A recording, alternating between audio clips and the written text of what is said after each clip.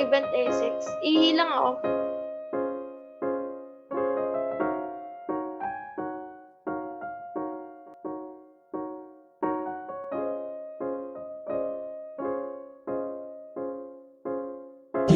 Of this event properly with an opening prayer to announcements.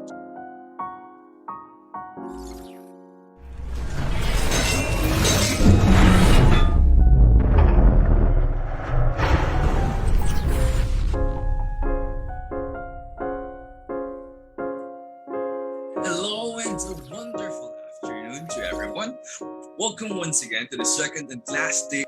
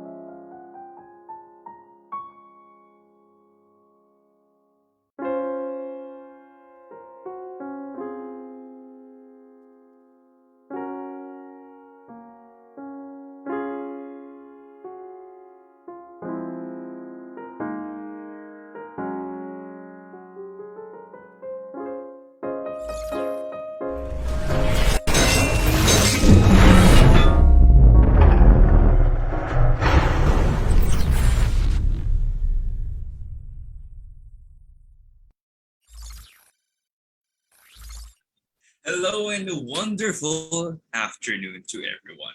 Welcome once again to the second and last day of the research colloquium hosted by the Philippine Institute of Civil Engineers Mapua University Student Chapter. I'm your resident MC, Michael Oliveros, here to guide and introduce you to our speakers on this profound day. So, last week we had the three different specializations of structural, construction engineering and management, and the transportation engineering. Today we have yet another amazing sets of speakers, but this time for the specializations of water resources, geotechnical, and environmental engineering. Hopefully, you as much as I will be educated with the cutting-edge research works that our speakers has provided for us today.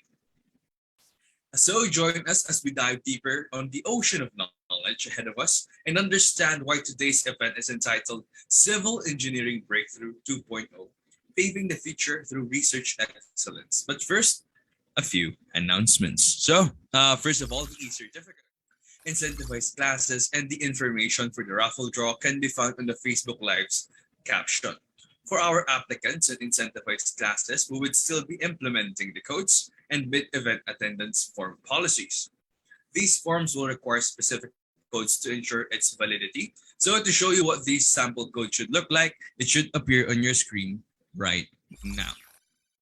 Make sure to take note of or take screenshots of the codes present on your screen, as an incorrect code will not be accepted. Again, this is only a sample code.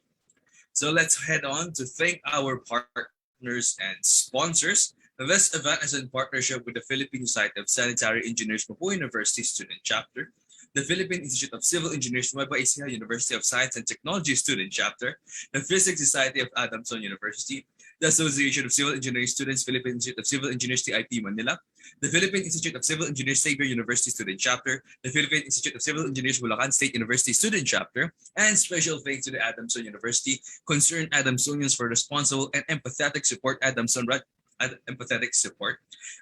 Red Cross Youth Council, Mathematical Society of Mapua. This event is sponsored by Retroculture, Motivo Philippines. Oh, wait, 1 second. Cleo Active. Cleo Active Wear encourages women to stand out and be confident by offering stylish and comfortable multi-purpose fitness apparel. From sweat sessions to lazy days to night outs, Cleo will always be your perfect go-to brand. Lushly, Manalan Ko, Aesthetic, Cliche PH, Engineering Wins PH, Silvanas Las Piñas. If you're craving for some comfort food, Dumagueta's famous Silvanas Instance Rival might be the one you're looking for. Meticuloso grass-fed meats, wag lang maging juicy, maging meticuloso. Ask Lex PH Academy, Icy Souls, Something Right PH, and Cozy Zola. And once again, we extend our gratitude and appreciation to our partners and sponsors, and we will be right back after the PICE MUSC promotional video.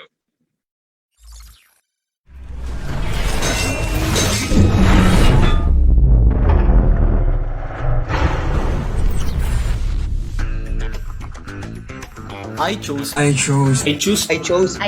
I chose PICE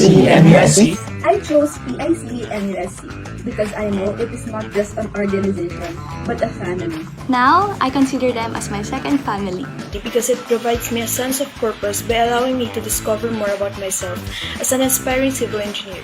Because I want to engage with people that shares the same goals as me. because I wanted to help the Sega community. Because it has helped me attain the leadership skills that are beneficial to my committee and our organization. Because of the leadership enhancement that it offers through the events, activities, and webinars that we are assigned to organize. Power. I know that this is the organization that would let me grow as an aspiring civil engineer and let me learn the skill set that I need in order to be of service as a student and as a future engineer. Peace. Because this is where I felt the most confident and courageous in bringing out the best in me. Because it will help me cement my engineering career, as it is also consistently listed as one of the best organizations. Because I wanted to grow outside of my comfort zone.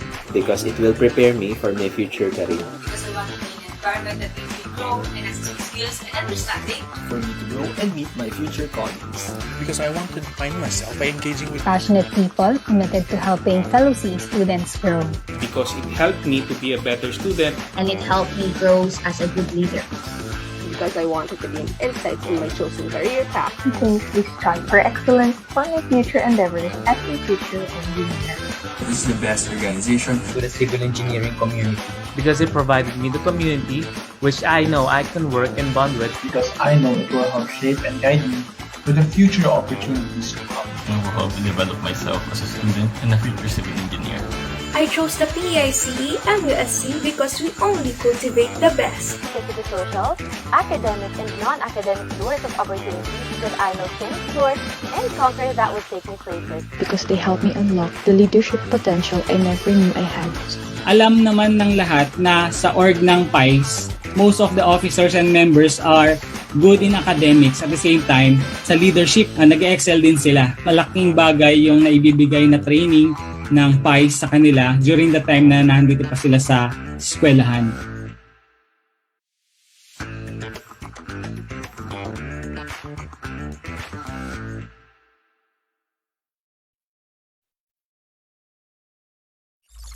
So let's start this event properly with an opening prayer to be led by our Assistant Commissioner on the Sports and Leisure Committee, Mr. Peter Quiming, to be followed by the Philippine National Anthem and the Patriotic Oath.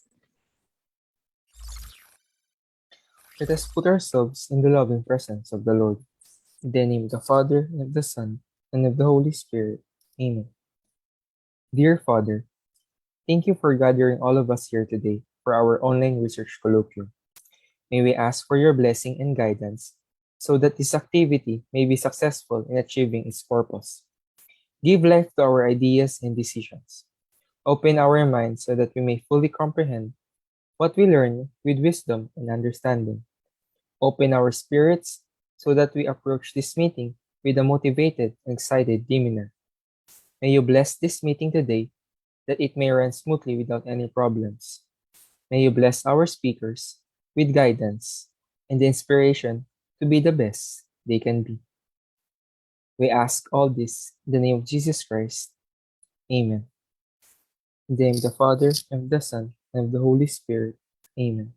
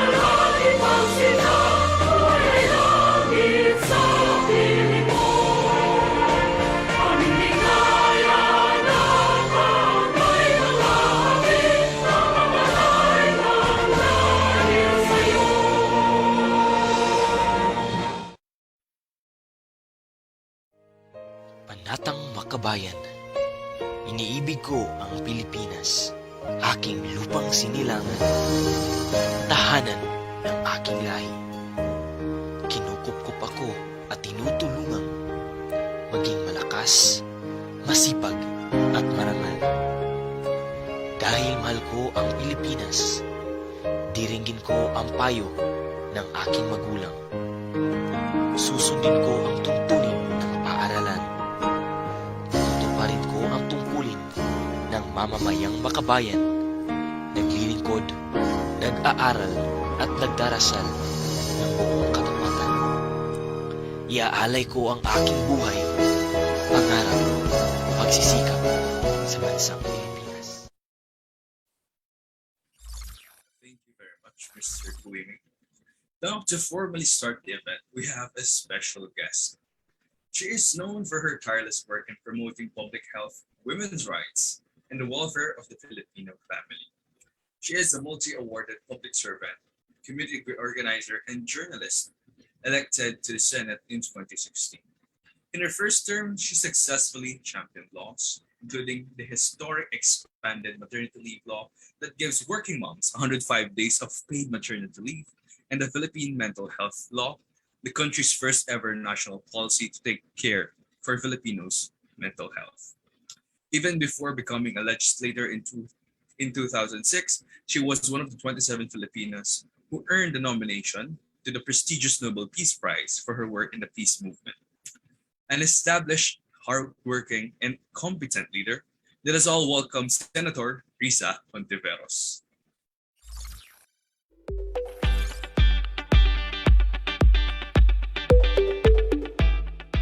Hello mga mahal!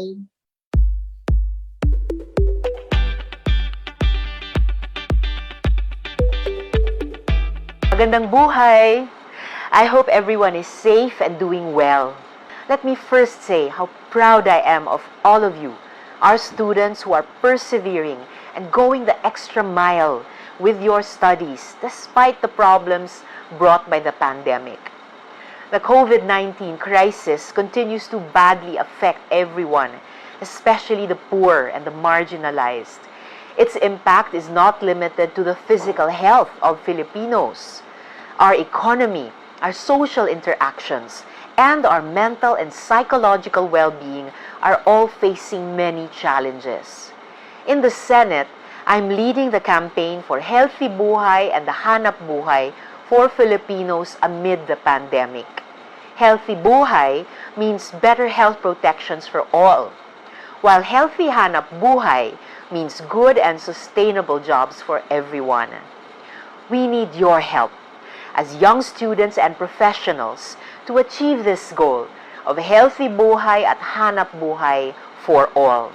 As civil engineers, your talents and expertise can help craft innovative solutions which can make the world we live in, our streets, our roads, our offices and buildings, a safer and healthier place for everyone. I encourage all of you to use the lessons and experiences to help transform our nation for the better and uplift the lives of our kababayan. You are all the future and our hope for a better Philippines. I wish you all the best. May this event make you not only better future civil engineers, but also better citizens. Salamat po, and healthy buhay at hanap buhay. Walang nerbiyos sa sakit at aray. Goodbye! Thank you very much, Senator Montiveros. It truly is an honor. Research work is no easy task. As a student that's currently taking my thesis, I am currently being overwhelmed and inspired to see the amount of work that has been put on the works that has been presented thus far. And honestly, I, for one, am interested to see more. As I have been taught, your research or thesis must be something that piques your interests and, more importantly, will benefit the general public upon completion. And today we will be completing our track of passing through all the specializations, starting with our water resources engineering and our first speaker. We couldn't deny that engineering is one of the professions where one never stops to discover. One of the brave people that faces this reality is our first speaker. Our first speaker for the water resources engineering is not only an engineer, but also an educator at the University of Southern Mindanao since 2018. He acquired his Master's of Engineering program, majoring in civil engineering from the University of Southeastern Mindanao, and he's currently taking his doctorate of philosophy in civil engineering, specializing in hydraulics and water resources engineering. He has participated in various international and local publications and has been an advisor and a co-author to multiple undergraduate research that has proven his interest in rendering his skills and expertise. So, to present his discovery on his paper, an optimization algorithm using fuzzy logic and Weibull distribution for bioretention systems, we have Engineer J. Manzano Lavaluna. Magandang hapon po, Engineer. Good afternoon, sir. Good afternoon, Michael. Yes. I will start my presentation. So good. It's clear. My voice is clear. Okay.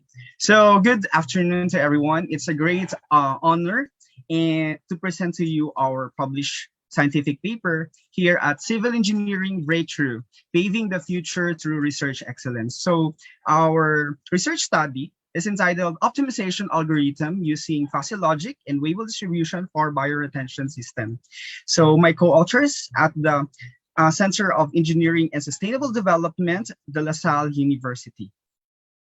So here, our research paper was published in 2021 IEEE 13th International Conference for Humanoid Nanotechnology, Information Technology, Communication, and Control, Environment and Management, or HCNISM. So it is dated, the conference in November 28 to 30, 2021. So the authors are namely J. Manzano Navaluna, John Christian Herrera, Dr. Marla Maniquis Rodillas, who is Asian science diplomat and award-winning Outstanding Young Scientist awardee, and Dr. Aaron Don Africa, also an Asian science diplomat, with Dr. Mark Christian Philippe Rodillas, who is a formerly worked in Eco Bioscience Technology and Seoul National University, and Dr. Aristotle Obando, also a Asian science diplomat and outstanding young scientist awardee, and most of all, our mentor, academician Alvin Colaba. So my work experience, 7 years in working in a government water utilities and 4 years working in academia and research. I'm a civil engineering board exam passer with an educational attainment. I graduated at Bachelor of Science in Civil Engineering at the University of Southern Mindanao and Master's in Engineering program, major in Civil Engineering at the University of Southeastern Philippines in Davao City. And also my title of my research title is Hydraulic Performance of Water Distribution Networks for Small Water District in North Cotabato Province using EPANET. And also currently, I'm PhD student at La Salle University, taking a PhD in Civil Engineering, specialized in Hydraulics and Water Resource Engineering with a complete academic requirements. And currently, I'm proposing my dissertation title, Development of Tropical Climate-Sensitive Stormwater Technology using Spatial Decision Support Systems and Machine Learning. So here's are my publications, international publications and local publications. So let's start with the impact of urban development. Let's compare about natural ground cover and also impervious surfaces. We have different impervious surfaces, 50% impervious surfaces and 100% impervious surfaces. These 100% impervious surfaces are those with a high urbanized areas. So since as we observe that high urbanized areas has a 50% runoff according to the study, and also it has a ground which has a 10% runoff and 50% infiltrations.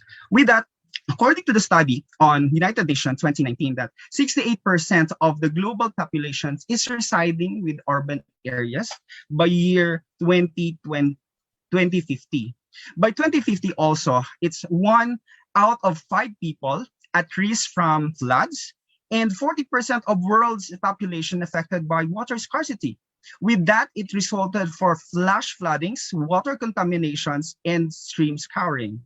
So stormwater runoff is considered as a major source of non-point source and non-point source pollutions that degrades water quality in urban areas. So let's take a look for the existing water management approaches. Our existing water management approaches incorporates pipes and catch basin, which transform pollution to another side, which is direct, fast, and to drain. But in developing countries, they uses new water management approaches, which they delays, distribute, harvest, and infiltrates, which we called soft engineering. So this soft engineering incorporates evaporations, harvestings, treatments, filtration, infiltrations, and also towards detention reservoir. So with this, a low impact development starts with flow regulations. The flow intercepts and regulates stormwater runoff flow rates. Then runoff detentions provides temporary storage for stormwater runoff for the reductions of runoff volumes and flow rates.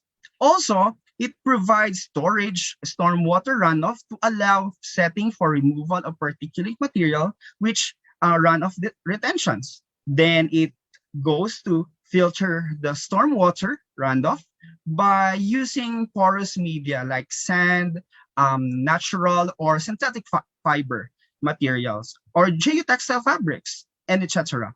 It's pertain treatment for stormwater runoff, then infiltrations and ground recharge, which infiltrates stormwater runoff to underground by enhancing our water recharge. And lastly, we have water quality control. It utilizes chemical and biological processes by means of plants, soil, and microorganisms for treatments of pollutants. So this is LID, or low impact development. It is an ecological based stormwater management approach favoring soft engineering to manage rainfall to site through vegetated treatment networks. So one example of LID is the bioretention, which focuses our study. This bioretention improves outer water circulations, reduce runoff volumes and peak flow time, and treat or reduce runoff pollutant concentrations. So as you see here, it's an example of a bioretention cells, a typical bioretention cells, and the actual bioretention cells in the right side of my screens. So here are constructed bioretentions at South Korea. So our study also focuses to pertain or to address sustainable development goals. So these sustainable development goals are, first, the clean water and sanitation. Another is number 9 is industry innovations and infrastructure. 11, sustainable cities and communities. Number 13, climate actions, and life below water, which is number 14. So what is our objective of the studies? So the objective of our study is to establish a classified rainfall that can justify using distribution models, apply the falsified data and existing bioretention designs, observe and verify major findings, and verify the validity. Here, the graph of 31-year rainfall data starting from 1990 to 2020. So this one is the precipitation data is collected in Shonan City Weather Station. So our study site is at Hongju National University campus with 5 bioretentions. These 5 bioretentions are namely Eco Biofilter, Green Eco Tree Filter or GEF1, and Green Eco Tree Filter GF2, and small constructed wetlands SW1, and small constructed wetlands 2, which is SW2, with different characterizations, particularly for the land use or runoff source, infiltration capabilities, vegetations, catchment areas, ground slope, aspect ratio, surface area, total volume, storage volume, and lastly, the total cost of the constructions of these bioretentions. So another is we observe the storm event monitoring, which is manually grab sampling in inflow and outflow of each bioretention. Sampling of frequency matched by hydrograph and short interval time during the first hour. 0 to 5, 5 minutes to 10, 10 to 15, 30, and so on. So more samples are thereafter. Then hydrological data gathered for event rain, rainfall and runoff duration, rainfall intensity, time before the runoff, and antecedent dry days or ADD. So the concentration of our study is only on the rainfall data. Then another is the flow measurement using a 5 to 10 minutes interval. So our methods, materials and methods are, first, we collect data from rainfall data from Shonan City, so the 30-year data of rainfall from 1990 to 2020, and the water retention rainfall data from Gwangju National University, Korea. So with this, the rainfall data we gathered, we analyze this using Weibull distribution. We classify the data set, then we assign those fuzzy values for each of bioretention rainfall data. Then we get the flat frequency and falsified bioretention frequency, rainfall frequency. So one example of the constructions bioretentions are shown in the figure, which this one is a parking lot.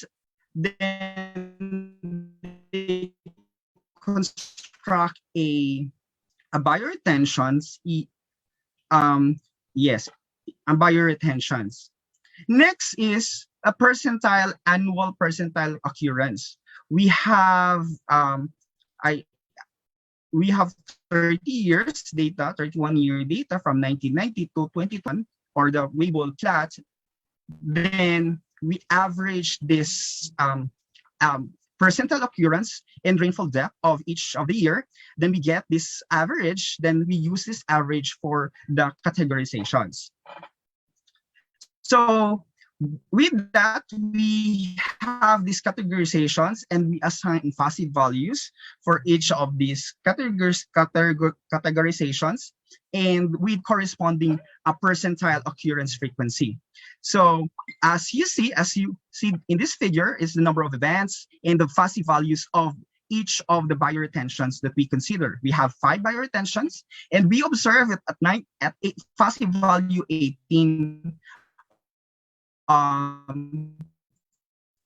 Some of those rainfall events from bioretentions belongs to fuzzy value 18. Then we need to consider also the relationship of percentage of total rainfall events for bioretention. So the total rainfall events, as you see to the from 0 to 50 to 18, which 18 is a 90th percentile. Okay, so as a conclusion and recommendation, a fuzzy value of 18 is significant in analysis as it is a 19th percentile of cumulative rainfall events. So corresponding with the finding that the LID design that captures 90th percentile of the total annual rainfall events capture and treats the major volume of stormwater throughout the year. And the classification of rainfall data was feasible and can find application in a fuzzy rock set and other modeling for bioretention like ANN. And methods may be applied to other factors like runoff, volume, and water quality. So what was the prior motivation to pursue this study? One thing is the problem. And the problem is climate change. We experience that. And urbanizations and extreme storm events, not only storm events, but also the antecedent dry days, a long period of antecedent dry days. And to address these problems, we need to use research and development to develop new technologies. So it does not only solve a single problem, it is a single solution for multiple problems. So every micro effort that we do, we will have a macro effects. So I would like to say thank you to DOST or Department of Science and Technology, the ERDT, the La Salle University, Manila, the Gokongwei College of Engineering, Department of Civil Engineering, and the University of Southern Mindanao, and most of all, the PICE, my colleagues at De La Salle University, De La Salle Water, which we pioneer LID in the Philippines. And for more inquiries, you can ask, I have my email there, j_navaluna@dlsu.edu.ph. So thank you so much. Hello, Engineer Jay. Currently, we're experiencing some technical difficulties. So okay lang po ba kung mag-usap muna tayo sandali? Yes, sir. Engineer, First of all, sir, thank you very much for your presentation. Very innovative, I must say, and very interesting. Has this paper been published on common sites such as Mendeley and Elsevier? Again? Has your paper been published on sites that are accessible to us students? Yes, I've shown my second slide, the IEE. So you can download my paper and you can cite our paper. It was published last March 16 in IEE Explore. So you can download and you cite those paper. Amazing. Okay, sir. Last question, sir. Kasi naayos daw po lang issue. What's your advice for students who are taking water resources engineering specialization kung anong magandang thesis ang i-pursue nila as of current? Yes, actually we have previously I discussed about climate change and another is yung extreme rainfall events. So we experience floods, we experience those calamities because Philippines are prone for calamities. So with that extreme events, we need to develop more technologies because one thing that we all know the problems already. And because we know the problem, we just find the solutions with our lessons in hydraulics or hydrology. Even it's a simple topics, we can use that to help our environment. I think that's the key for doing a research, helping yourself, helping your community, and helping for our country. Well said, Engineer Nabaluna. Maraming salamat po ulit. Sir, you have a wonderful day. Thank you. Everyone, once again, that was Engineer Nabaluna. Hopefully that information from our first speaker has not been overwhelming for everyone, because we will now be moving on to our second speaker of the day. And as you can see, he provided his information. So if you have any questions or you want to download his paper, you can do so. Our second speaker is a licensed engineer and a master plumber. He graduated from Pamantasan ng Lungsod ng Maynila and is now a candidate for a Master of Science in Civil Engineering graduate from De La Salle University with numerous awards and experiences at a young age. The former concreting engineer of the Manila Bay project is now ready to introduce his study on modeling the applicability of low-impact development technologies in a university campus in the Philippines using stormwater management model. So what are we waiting for? Let us all welcome Engineer Ray Angelo G. Frias. Magandang hapon po, Engineer. I think nakamit po kayo.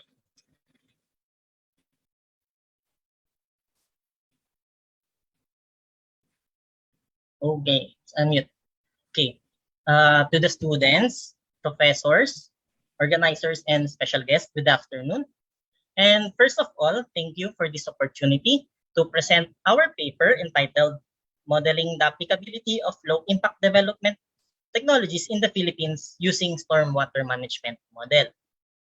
As a short background, this paper was published last year in the IOP conference series, Material Science and Engineering, by yours truly, Engineer Angelo G. Frias, and under the supervision of our advisor, Dr. Marla Maniquis Redillas. And this can be downloaded for free, which I submitted to the organizers.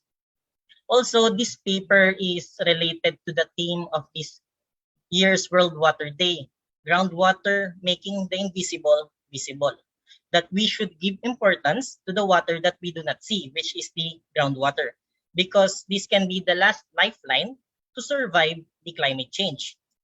Also, this paper is a response to the Sustainable Development Goals 6, 9, and 11, clean water and sanitation, infrastructures, and sustainable communities. So now, let us start with the natural water cycle. So the water balance is composed of four main parts, namely precipitation, runoff, infiltration, and evapotranspiration. This cycle is affected by ecological and anthropogenic factors.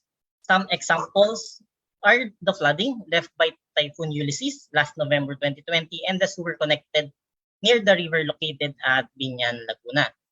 Okay, so these examples worsen due to the demand arises from the rapid population growth and the progressive urbanization.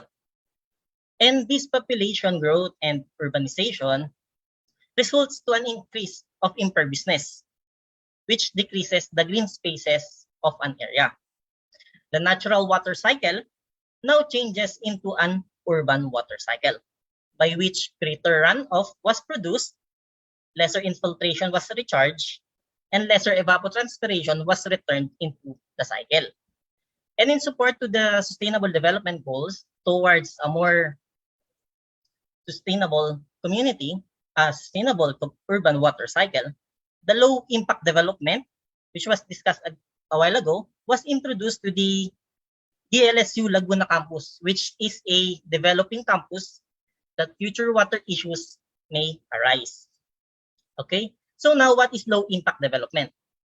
Low impact development is an innovative stormwater management approach that mimics a site pre-development hydrology by using design techniques that infiltrate, filter, store, evaporate, and detain runoff close to its source. It can actually be integrated to the conventional stormwater management approach or the use of pipes. The main difference of LID to the conventional approach is that the LID capture and treat the runoff at the source before discharging it to the conveyance system and final discharge. In a developed area based on studies, it can be seen that LID actually reduce the runoff. Also, LID follow the 3S, which is slow, spread, and soak. Water was slowed down using flow control devices, such as pipes, and spread it through different filter and trenches, and soak it using wetlands or swale. But not all processes for a specific LID is applicable to all sites. LID is site sensitive.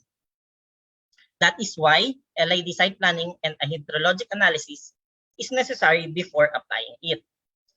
LID can also be categorized into two types, the infiltration type and the retention type. The bioretention, infiltration trench, rain garden, permeable pavement, rooftop disconnection, and vegetative swale are examples of infiltration type of LID, while green roof, rain barrel, and rooftop disconnection are examples of retention types of LID. Actually, these LIDs were already existing around the world, especially in developed countries like China, Korea, US, Australia, UK, which has different names, which is sponge cities, smart cities, WSUDs, and SUDs, or sustainable urban drainage. And this LID was modeled using the stormwater management model, which is a dynamic rainfall runoff simulation modeled used for single event or long-term continuous simulation runoff quantity and quality from primarily urban areas. Okay, so what is the objectives? The main objectives of this study is to determine the applicability of low-impact development technology in the LSU Laguna campus using the stormwater management model. So with 4 specific objectives. First is to characterize the rainfall. Different size has different intensity and frequency of rainfall. So it is important to design the LID with its localized rainfall. Second is to determine the water balance with and without the use of LID to know the current state of the site. Third is to investigate the hydrologic performance of the LID technologies available in SWMM with varying percent imperviousness, different rainfall percentile, different subcatchments, using the scenario with no LID applied considered as the point of comparison. Last and fourth and last is to assess the optimum green-gray ratio at LSU Laguna produced from the varying percent imperviousness and different rainfall percentile and different subcatchments. Okay, so this will be achieved through the 5 parts of the methodology: data gathering, processing of data, modeling and simulations, results of SWM, and the analysis of results. So for in the data gathering shown on the left side is the DLSU Laguna campus, which is a 50-hectare campus located in the southwestern part of Laguna Lake. It is also surrounded by 3 rivers, Binyan, Carmona, and Sorosoro River with climate type 1, dry from November to April and wet the rest of the year. Currently, DLSU is a pre-developed area wherein more than 50% are pervious surfaces. Recent and ongoing construction in the campus were the St. Matthew Gymnasium and the Shrine of St. John Baptist de La Salle, located in front of the main gate. Aside from that, the subdivisions and different commercial establishments are currently being built around the vicinity of La Salle. So as you can see, here, the land use of DLSU Laguna from 1985 to 2001, that from an area with almost no impervious surfaces, now occupied by different buildings, roads, and other infrastructures. The soil in the site, based from the short interview conducted, falls under hydrologic soil group B, which have high runoff potential when thoroughly wet, and it is near the Carmona River that may affect the Laguna. Okay? Oh, wait. Other data gathered were the 30 and 28 daily rainfall data from Ambulong and MUSC PLB, provided by Pag-asa, and the 10-meter resolution DTM data provided by NAMPIA. Okay. Next. For next part is the processing of data. The site was delineated using ArcMap and produced 17 subcatchments.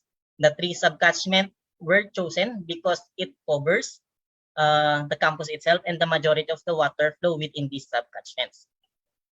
Since localized rainfall data is unavailable, the inverse distance weighting method was used to produce an estimated rainfall data for the DLSU Laguna.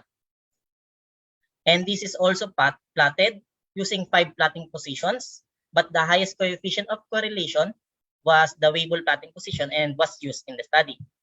The estimated rainfall data were also used to create cumulative frequency for estimating large events and their probability of occurrence. The mean monthly rainfall data were also produced to know the months with high intensity rainfall and how frequent they occur. The return period was also calculated for the comparison to the rainfall percentile because the design here in the Philippines is mostly based on the return period. Another method used is the triangle method, mainly for the purpose of disaggregating the daily rainfall data to an hourly rainfall data, which is applicable to the stormwater management model. So for the third part, for the modeling and simulation, the 3 subcatchments here, S1, S2, and S3, were used, shown on the left side, with an area of 21.13, 10.17, and 4.34 hectares, and their imperviousness were based on the image presented on the Google Earth Pro. Other values used were based on the SWM hydrology manual. And for the assumed drainage plan, the node were placed on the road and linked together with the concrete pipes and discharged to the lowest point of the site.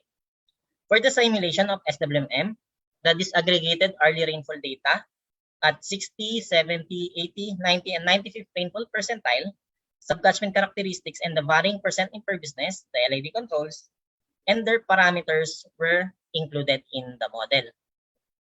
Okay, just to show you the parameters I used, these are parameters for these: surface, soil, pavement, storage, drain, and drainage mat. Okay, so for these scenarios, I actually created total of 810 scenarios, 135 scenarios for the water balance part, and for the green pay ratio part is 675. Also, please take note on the legend I used in the scenarios: fire retention cell, BC, infiltration trench, IT, rain garden, RG, green roof, GR, permeable pavement, PP, rain barrel, RD, rooftop disconnection, RD, vegetative swale, VS, no LID, and L. So also, please note that the 5% SACA ratio was used in this simulation. This SACA ratio is the ratio of the area of the LID facility to the total area of the subcatchment. It is based on the studies in Korea and other developed countries that optimum SACA ratio ranges from 1 to 10%. 5% was used as a mean value for SACA ratio. Okay.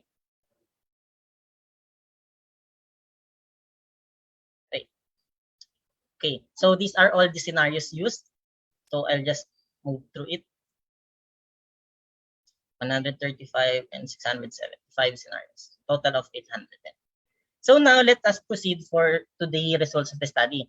For the first specific objective, here is the rainfall characteristics in the LSU Laguna campus. So first, in the figure of the mean and cumulative monthly rainfall data, x-axis is the months from January to December, and the y-axis is the mean monthly rainfall data. As you can see here, more than 100 mm of rainfall occurred from May to December, and relatively small amount of rainfall with less than 50 mm occurred from January to April. LID can capture the excess rainfall during the months from May to December because of the large rainfall. Okay, so now let's proceed to the frequency distribution figure, and it shows here that even there are a large of rainfall that occurs from May to December, majority of the daily rainfall data is less than 5 mm. And designing a large LID facility for a very few events is unnecessary. So now let's proceed to the probability of occurrence. The change in slope starts at around 0.6 and becomes nearly flat around 0.95. That's why I use 60, 70, 80, 90, and 95th rainfall percentile. Okay, so these are the values. So now, since in the Philippines, the use of return period is more common, a probability of occurrence with respect to return period was produced, and it was found out that the 5 rainfall percentile falls under the 1-year return period. So last is the hourly time series. This one, produced from the cumulative distribution frequency at different percentile, as you can see here. The higher the percentile, the higher the rainfall. It was used as input in the SWM scenarios. Okay. So next is the effect of LID on the LSU water balance. So with and without the use of LID at different subcatchment and different rainfall percentile. So now let us first proceed to the subcatchment 1. So as you can see here, these are all the scenarios in subcatchment 1 with the different LID and different rainfall percentile on its x-axis. NL as the no LID serves as the baseline scenario, and on the y-axis is the water balance elements. Okay, so the dotted line is the total infiltration, the solid black is the total runoff, and the hollow white is represents the storage. And as you can see here, among the 8 LID technologies, the bioretention cell exhibits the greatest amount of decrease of total runoff, the black one. So now let's see for the total runoff and total infiltration for the infiltration trench. The highest increase in total infiltration. And for the storage is the rain garden, a greater increase in storage for the rain garden.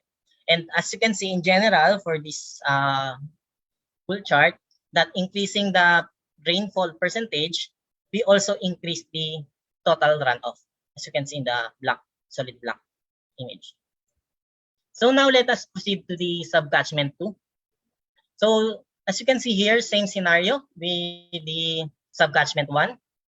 Baseline scenario of no LID and same results, same LID technologies. BC for total runoff.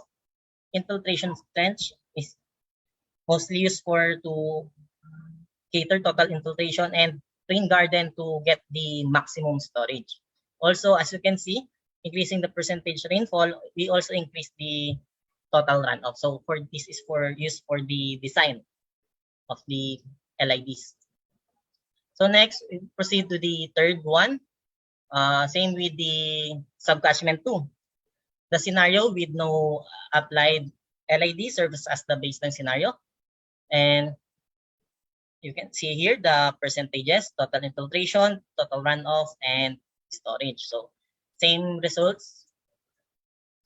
Yeah. And increasing the percent rainfall also increase the total runoff. So let's summarize this one. So for the 3 subcatchments, as we increase the subcatchment area, you decrease the percent runoff reduction. And as we increase subcatchment area, we decrease the total infiltration. So increase rainfall percentile, we increase percent total runoff and decrease total infiltration. So now let us proceed to the third results, the LID hydrologic performance. As you can see here, this is the summary of all the charts. Actually, this is a total of 81 charts for subcatchment 1, 2, and 3 with the specific results on total runoff, total infiltration, and total storage. Okay, so to give you an example for subcatchment 1 and total runoff, as you can see here, the x-axis represents the percent imperviousness of the area in subcatchment 1. The y-axis is the total runoff. And the lines here are the projections, the results of total runoff on no LID from 60, 70, 80, 90, and 95th rainfall percentile. And all of these are the 8 LID technologies: bioretention cell, rain barrel, infiltration trench, rain garden, rooftop disconnection, green roof, permeable pavement, and vegetative swale. And as you can see here in all charts, as we increase the percent of imperviousness, we also the total runoff is increasing. Also, as you can see here, the higher the rainfall percentile, the higher the total runoff. Okay, so let's look at to the subcatchment 2. So it is almost the same with subcatchment 1. We will run to this one, all the charts. Yeah. Overall, 90% of the total runoff were reduced, and the best performance were noticed on the bioretention cell, the discussion of the first speaker, and infiltration trench at the 60th percentile rainfall. So at the bottom, usually yung 60th percentile. Okay. So now let us proceed to the total infiltration. Okay. So for the total infiltration, the same design of the charts as in the total runoff. And as you can see here, same chart, same format. And as you can see, the percent of imperviousness is increasing, the total infiltration is decreasing. So opposite, inverse siya ng total runoff. So, and the higher rainfall percentile, the higher total infiltration. Okay, I'll just look at it for subcatchment 2 and for subcatchment 3.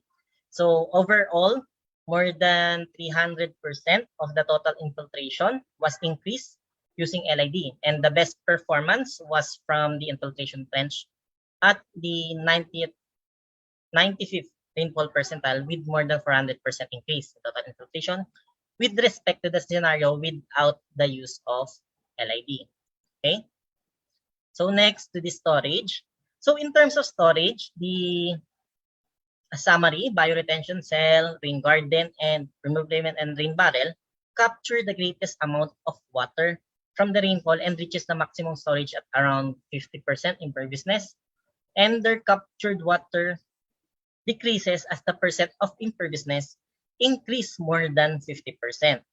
In this part, infiltration trench does not contribute in retaining the runoff at higher intensities, 95 rainfall percent, and its captured water decreases. In terms of the trend, increasing the rainfall percentile here and percent imperviousness, it decreases the amount of water stored in the LID facilities. Okay. So we'll run for the subcatchment 2 for the subcatchment 3. Okay. So now, actually, I created a total of 135 figures from the 675 scenarios for the green-gray ratio, but I summarized it here for using a box Twister plot method. So now, fourth part is about the LID performance at the optimum green-gray ratio. Shown here is a summary. Okay. So now, what is the green-gray ratio? Green-gray ratio is the ratio of pervious surfaces to impervious surfaces. It is the point where the runoff is significantly decreasing and infiltration is significantly increasing. Okay? The difference to the optimum green ratio, it is the point wherein increasing the GG ratio or green-gray ratio does not contribute to the reduction of total runoff and increase in total infiltration. And based on our study, it is the point where the line started to flatten. And the point in DLSU Laguna is at around 2.2 green-gray ratio or 11:5. This was summarized from a total of 135 charts. So as you can see here, for the total runoff, the maximum total runoff is 82% with a mean of at least 10%. So in this figure, as you can see, the asterisk one is the scenario with no LID, and on its right side is the scenarios of the 8 LID technologies, the mean, maximum, median, the minimum. Okay. Okay, so that is the at least maximum of 82% and at least 10%. So for the total infiltration plus storage at 2.2 GG ratio, the maximum storage is more than the increase is more than 100% and the mean is around 10%. So here is the summary. So for the conclusions, suggest this one: design the LID based on the lightest and heaviest rainfall which occurs in February and July. Okay, designing large LID is unnecessary because more frequent daily rainfall was less than 5 mm, which comprises 80% of the total accumulated rainfall. LID can feasibly capture a 1-year return period in DLSU Laguna and let the conventional system address the remaining excess runoff, which is designed to capture 25, 50, and 100-year flood. Bioretention cell and infiltration trench can be used to effectively reduce the total runoff by 20 to 90%. Infiltration trench and permeable pavement can be used effectively to increase the total infiltration up to 42% with a maximum rainfall of 27.01. Okay, smaller subcatchments produce greater reduction in runoff and greater increase in infiltration. In this study, the 68th percentile rainfall showed the most significant decrease in runoff and 95th percentile rainfall for the increase in infiltration in the 3 subcatchments. Imperviousness is positively correlated to the total runoff and negatively correlated to infiltration. So the optimum GG ratio for DLSU Laguna is 11:5 and can be used in designing after calculation. So my suggestion for the recommendation for the students who are will doing their thesis, so you can continue our paper if you want to use infiltration trench in the DLSU Laguna campus, or you may choose a specific location near to you as an initial study because it both increases infiltration and decreases runoff better than the available LID technologies in SWM. Also, compare the effect of LID technologies on a relatively small subcatchments or around less than 10 hectares. Also, use the smallest possible subcatchments. Next one is use only 80, 90, and 95 rainfall percentile in the DLSU Laguna campus in the simulation. So next one is to quantify the amount of evapotranspiration. And next is to calibrate through modeling rainfall runoff simulation. So thank you for your attention. These are the conferences I joined in the previous years. One is the IWA DeepCon held in Jeju, South Korea. One is the First National Scientific Conference held in UPLB, Laguna. Another one is the RCC SDGE. SDG at Malaysia. Okay, so these are the figures. So if you have any questions or concerns, you can email us at prias_prias@dlsu.edu.ph and my advisor Marla Rodriguez@dlsu.edu.ph. Okay. Thank you very much, Engineer Frias, for that very illuminating information. Very interesting as well. So, this long afternoon is not yet done as we are welcoming the trio for the Water Resources Engineering. They are Mapuan graduates with a Bachelor of Science degree in Civil Engineering. They have been a part of the Philippine Institute of Civil Engineering Mapua University Student Chapter, or PICE MUSC, for a very long time. So, Mr. Kala, Mr. Po, and Mr. C are here to present their discoveries during their conduction on their study of the flood risk assessment considering the effect of COVID-19 pandemic in the municipality of Balayan, Batangas. Together with their research advisor, Engineer Edward Monjardin, this study was presented under the 5th International Conference on Water Resources held from November 23rd to 25th, 2021, virtually organized by University Technology Malaysia. So once again, let us give our applause to Mr. Fernando Andre Cala, Mr. Donald Cedric Po, and Mr. Andrea C. Recording. Game. Good day, my name is Donald Cedric Po, and I am here together with my colleagues Fernando Andre Cala and Mike Andrian C. Today, we'll be presenting our undergraduate paper entitled Flood Risk Assessment Considering the Effects of COVID-19 Pandemic in the Municipality of Balayan, Batangas, with guidance from our advisor, Engineer Chris Edward Monjardin. To start off the presentation, I will briefly discuss the background of our topic for the research. This research revolves around conducting a flood risk assessment with the considerations of COVID-19 pandemic within the municipality of Balayan, Batangas. Flooding during the pandemic. Amidst this pandemic, the Philippines is seen to have suffered several strong typhoons, notably including Typhoon Rolly and Typhoon Ulysses. With large-scale flooding stemming from these events, evacuees not only have had to face the threats of a typhoon, but deal with the risks brought upon by this COVID-19 pandemic as well. In the occurrence of a natural hazard, accommodating high volumes of displaced people under a given set of circumstances commonly raises several health concerns, especially with the highly transmissible disease rampant. As such, the local and regional government units are tasked to take command and prevent any unnecessary escalations and disorder, provide appropriate accommodation, and alleviate medical emergencies. It can be observed, however, that the country consistently struggled to respond to such said needs even before the pandemic had struck.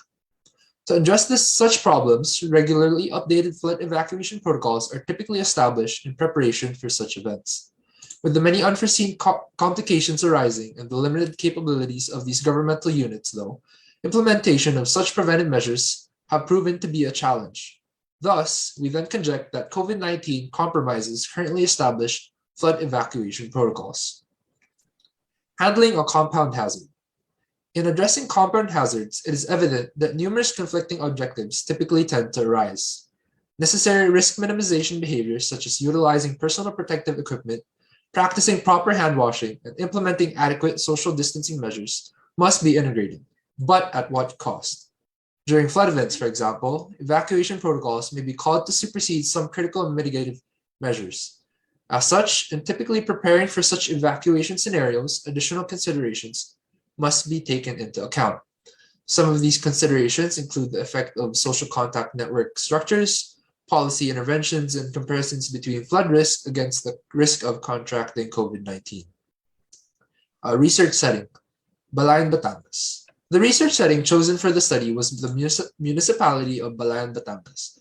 In characterizing the research setting, it has been identified that Balayan is classified as a first-class coastal municipality belonging to Batangas. The geographical location of Balayan also places the municipality partially bounded by Balayan Bay and thus frequently exposes it to flooding.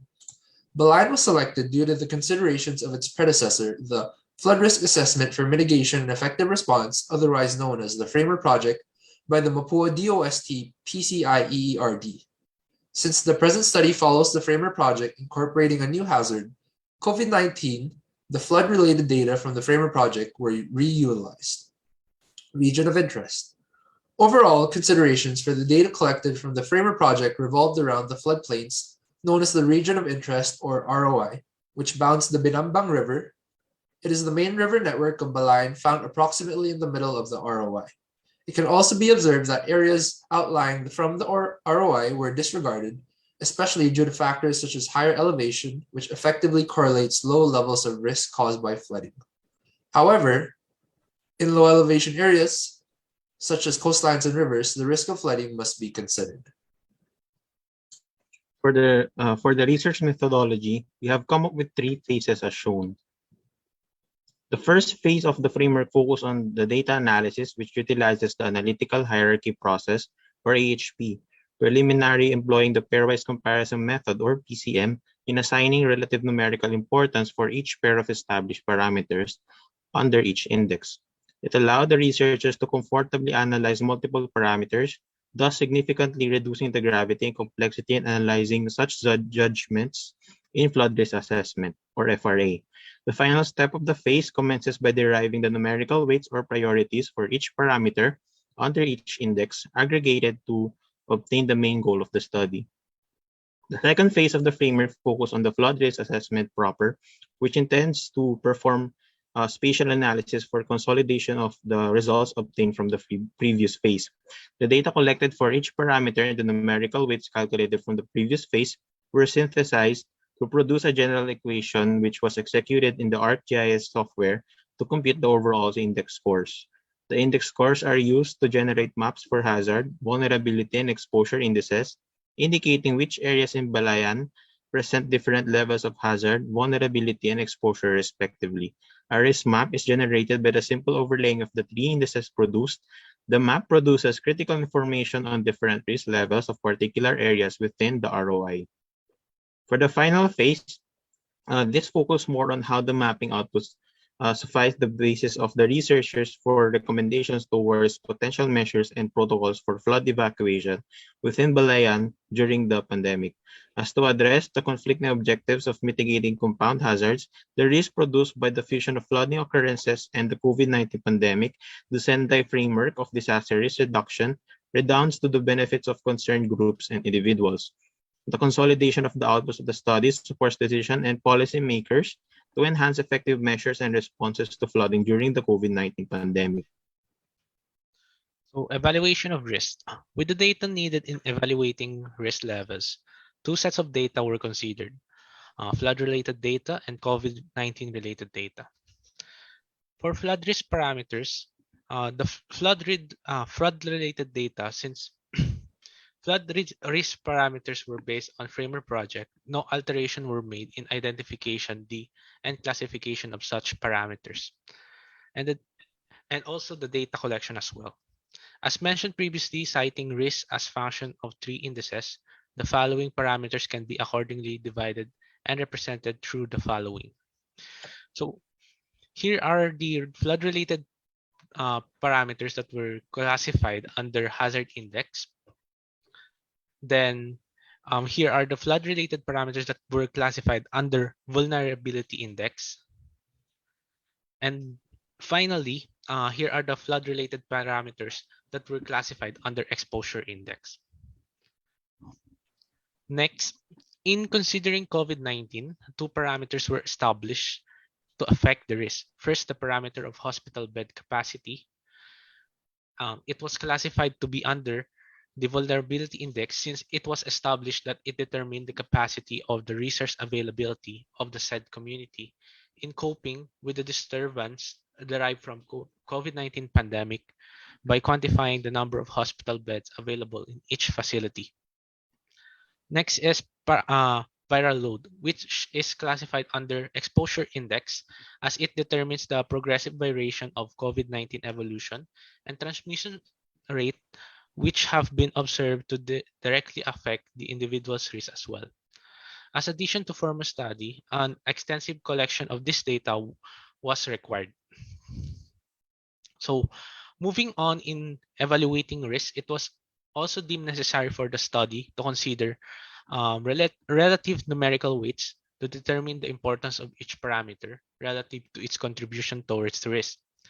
The utilization of relative numerical weights is a concept derived from the accomplished with AHP, with the aim to provide accurate and appropriate results. The respondents chosen for the study comprise of professionals and experts affiliated to disaster risk reduction and management. Moreover, intensity scales of importance was employed to translate individual qualitative judgments into quantitative outputs for further analysis. To ensure the results gathered are accurate and consistent, the researchers employed a consistency ratio as part of the consideration process in further validating the responses.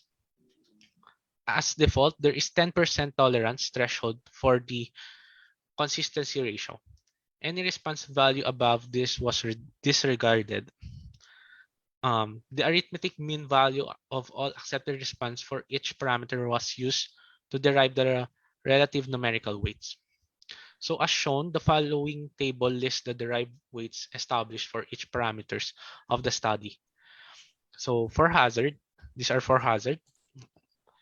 So as shown, arrival of time flood and flood height were most significant factor to affect the hazard index. Next, for vulnerability. So as shown, emergency preparedness, physical health of individual, and hospital bed capacity were most significant factors which affect vulnerability index. And lastly, for exposure, it can be seen that the viral loads and type of building or occupancy were most significant factors which affect exposure index. Results and discussion. The overall results, by consolidating the data scores and numerical weights for each parameter under each index, presents the following maps for hazard, vulnerability, and exposure. For hazard, as observed, only the numerical weights had caused a variation from the preceding study, since the parameters utilized for the hazard index were identical to the Framer project. By observing the results of the data, it can be noted that the map reflects very high hazard levels for areas near the Binambang River and Balayan Bay. For vulnerability, the results for the indices map presents an altered result in comparison to the preceding study. The addition of the COVID-19 parameters, HBC, has played a significant contribution to the overall index. This was observed to be caused by the shift of numerical weights with the addition of a new parameter, HBC, in which was the highest amongst its index. As a result, the overall vulnerability index map yielded higher vulnerability levels to the outlying areas due to the effect of the proximity radius of the health centers. For exposure, similar to the vulnerability index, the exposure index was also significantly affected by the additional COVID-19 parameter, viral load, with a numerical weight of 40.647%. As a result, the index map reflects high exposure levels for the areas of Barangay Caloocan and Palikpikan due to the influence of the viral load parameter. For the overall risk index, the hazard index was observed to be the governing index. From this, it can be cited that the study remained to address its main objective of conducting FRA because the hazard index is highly influenced by flooding hazards. The following barangays represent the highest risk levels. Effects of COVID-19. Therefore, with additional considerations from the effects of COVID-19, it was observed that the COVID-19 related parameters significantly outweighed most of the other flood-related parameters. Lastly, the effect of the COVID-19 related parameters reflected more prominent results, mostly in parts further from flood-prone areas. Recommendation. With the findings gathered in the study, further research is warranted for the citation of the SFDRR principles towards FRA while considering the COVID-19 pandemic. The intersection of community health and DRR has emerged through the years as a major concern, such that health is commonly recognized as both an objective and an outcome of DRR. Thus, the SFDRR aims to address community health resilience, and the integration of health and DRR ensures that the concept of SFDRR are implemented in the study. That concludes our presentation entitled Flood Risk Assessment Considering the Effect of COVID-19 Pandemic in the Municipality of Balayan, Batangas. Thank you for listening. We would also like to thank PICE, Mapua University Student Chapter, for giving us this opportunity to present our paper as well.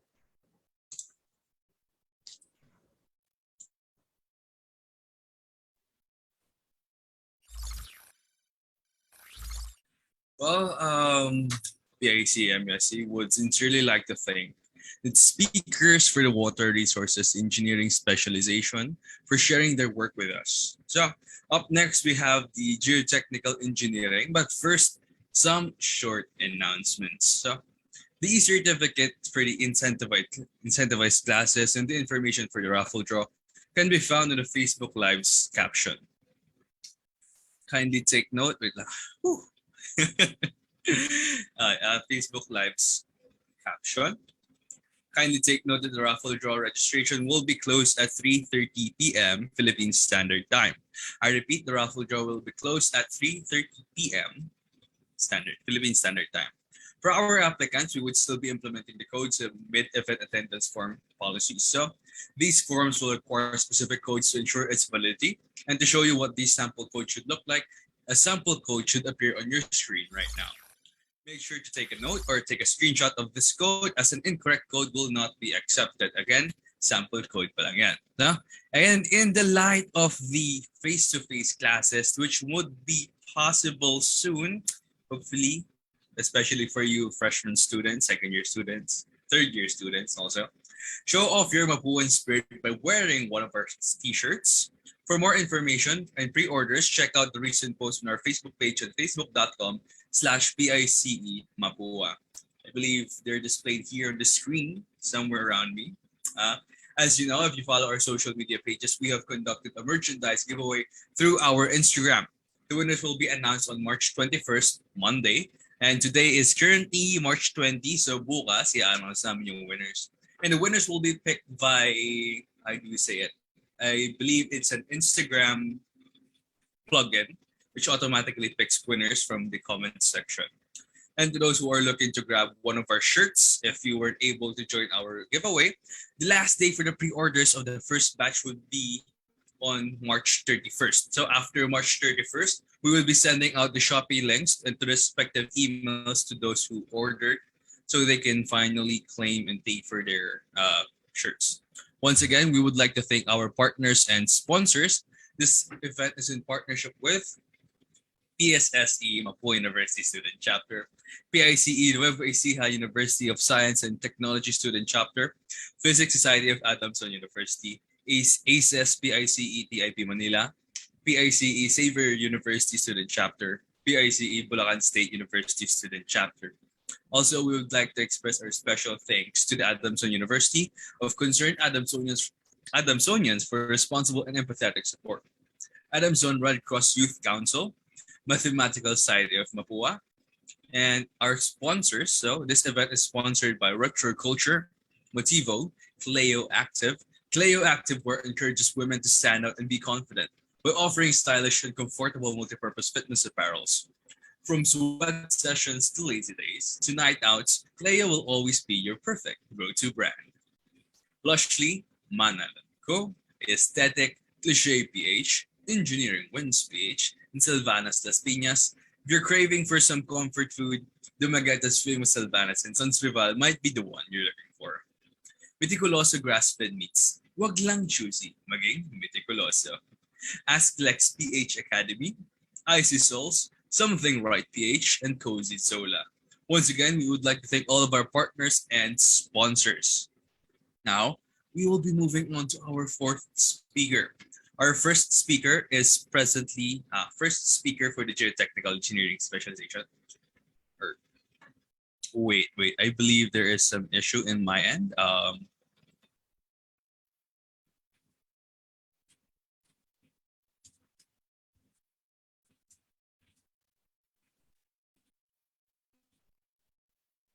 Okay, so sorry, the dog was here. I'm sorry, really sorry. The first speaker for this geotechnical engineering specialization is presently the chair of the Department of Civil Engineering of DLSU, Gokongwei College of Engineering. She is also a full-time professor of De La Salle University and has worked as a faculty member in the academy since June of 2001 up to the present. Besides her academic experience, she has professional experience for more than 16 years in structural design, construction management, and supervision of both horizontal and vertical structures, which she gained from distinguishing consulting companies with private private practice. Our speaker also has outstanding academic background, graduating magna cum laude, Bachelor of Science in Civil Engineering in Central Philippine University in 1987. She is a Master of Science in Civil Engineering, majoring in Structural Engineering, and taken in DLSU, and a Doctor of Philosophy in Civil Engineering with specialization in Geotechnical Engineering, taken in the University of the Philippines, Diliman, acquired in 2012. She is here today to talk about her research of optimization of strength properties of explosive soil stabilized with agricultural waste. So please join me in welcoming our first speaker for the Geotechnical Engineering specialization, Dr. Mary Ann Q. Adjel. Good day, everyone. I am Mary Ann Adahar, and allow me to share with you our research studies on stabilizing expansive soil with the use of agricultural waste. Our interest on expansive soil started as early as 2018 with a study on investigating the effectiveness of rice husk ash as stabilizing agent of expansive soil. So this research study was published in an international journal of GeoMate. Let me start with a discussion about expansive soil. Clay soils with high plasticity are known as expansive and are noted to undergo extreme volume change when exposed to water fluctuations. This type of soil is abundant in tropical countries with volcanic activities like the Philippines. Tropical climate conditions can trigger the shrinking during extremely hot weather and swelling during heavy rainfall.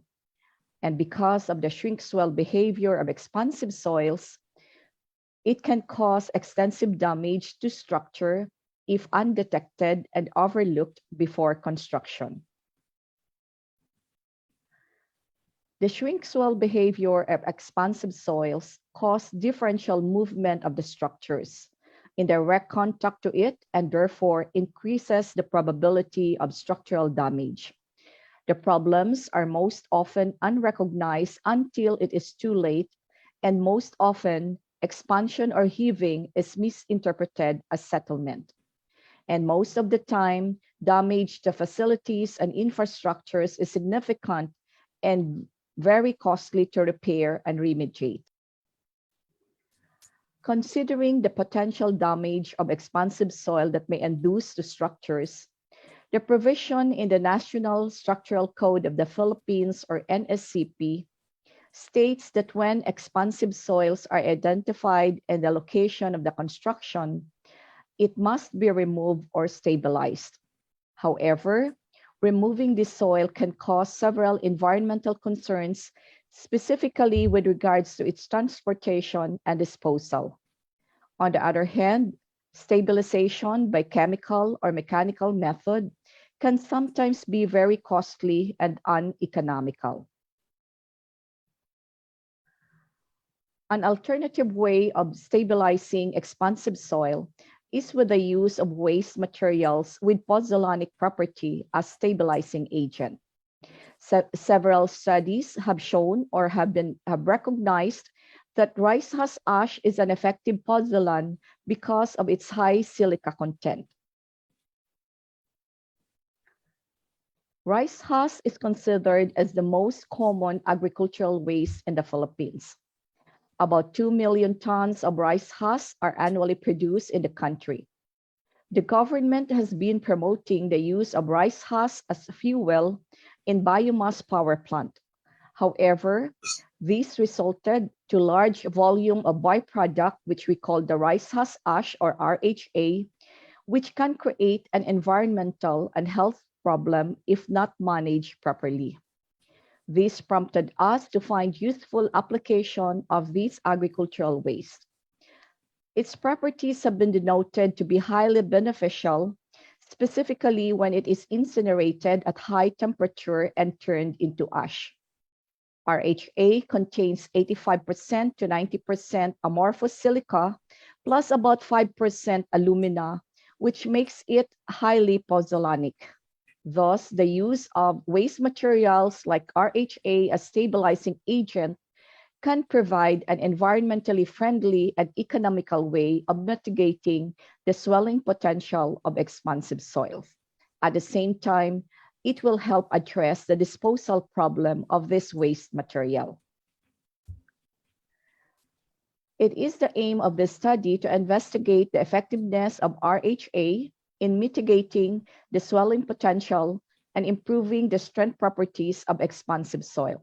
Further, it is aimed to determine the best proportion of RHA as stabilizing agent of expansive soil that will yield the best result in controlling the swelling potential and improving the unconfined compressive strength. The RHA used in this study was obtained from a biomass power plant located in Muntinlupa City. Initially, the rice husks were delivered from rice plantations in Central Luzon and incinerated in the plant at a constant high temperature to produce biomass energy. Through this process, RHA is generated as a byproduct. This is the sample of the RHA that was obtained from the biomass power plant. The soil used in this study was obtained from Pulanglupa, Las Piñas City. Based from the soil map provided by the National Mapping and Resource Information Authority, it was revealed that soils located along Pulanglupa, Las Piñas City, Metro Manila contained Guadalupe clay, a type of clay which is known to exhibit a high shrink swell behavior. The samples were collected from an ongoing construction site at a depth of more than 5 meters to ensure that it is free from organic materials. This is the moist soil sample. The soil sample exhibited a sticky texture when touched, which signifies that it is cohesive when exposed to moisture. The consistency varied from very soft to soft, and the soil is penetrable for more than 1 inch, and it can easily be rolled and formed. When dry, the soil samples exhibited significant amount of cracking and its volume significantly decreased, an indication of high shrinking and swelling potential. Prior to testing the effects of RHA on various soil properties, the extracted soil samples must be classified as expansive. This was done in accordance to the provision set by NSCP Section 303.5. The table here presents the required parameters to classify the soil as expansive. So the liquid limit should be greater than 50, the plasticity index should be greater than 15, and more than 10% should pass the number 200 sieve, more than 10% are less than 5 micrometers in the particles, and the expansion index should be greater than 20. In addition to the requirements of NSCP, based on the Unified Soil Classification System criteria, soils which are classified as CH with liquid limit greater than 50 or more and PI plots on or above the A line of the plasticity chart are usually considered as potentially expansive. Laboratory tests on pure soil, like the Atterberg limits test, grain size analysis, and expansion index tests conforming to ASTM standards were performed to check if the soil sample is indeed expansive. The table presents the summary of the obtained results. It can be observed that the expansion index is greater than 20. It is classified as fat clay, an indication that the soil is expansive. Though the criterion for the percentage of particles greater than 5 micrometer was not satisfied, however, as per NSCP, the resulting EI value greater than 20 still governs, thus classifying the soil as expansive. After classifying the soil as expansive, the samples were blended with RHA through dry mixing. Soil mixtures were formed by replacing a percentage of the soil's volume with rice husk ash and the RHA was added at varying amounts ranging from 5% to 25% at 5% intervals. The mixture was allowed to cure for at least 16 hours before subjecting to a series of tests. The succeeding slides will explain the standard tests done on soil RHA mixtures. To evaluate the effectiveness of RHA as an admixture, the soil mixture must be tested as prescribed by ASTM D4609 or the standard guide for evaluating the effectiveness of admixture for soil stabilization. And the criteria that must be met are summarized here in table. There should be a significant reduction in the liquid limit and the plasticity index, a decrease in the optimum moisture content of greater than 15%, an increase in the maximum dry density of 80 kilogram per cubic meter, and an increase in the unconfined compressive strength of 345 kilopascal. To check if RHA is effective to control the swelling potential, the expansion index test was performed on the soil RHA mixture. Soil consists of passing the number 200 sieved. It is mixed with varying amount of RHA at moisture content close to its optimum. It was cured for more than 16 hours prior to dumping into the consolidometer. A vertical confining pressure of 6.9 kilopascal is applied to the specimen, and the specimen is then inundated with distilled water. The deformation of the specimen is recorded for 24 hours, and the expansion index was computed using this equation. The RHA will only be deemed as effective if the resulting EI value of the soil mixture is below 20. Standard Proctor test was performed to determine the moisture density relationship of the soil mixture. The unconfined compressive strength test is widely performed test to obtain a quick value of the UCS of the cohesive soil. The soil RHA mixture was placed into a cylindrical mold at a relative compaction of 95%. It was cured for 7, 14, 21, 28, and 35 days, then subjected to compressive axial loads until failure. A curing period of 35 days was considered in order to analyze the soil's long-term strength development. These are the test results. The index properties for RHA is shown in the table. The RHA's specific gravity has a lower than the typical soil, indicating that its mass is lighter than soil. It is a non-plastic material. The elemental composition of RHA was determined by EDX test.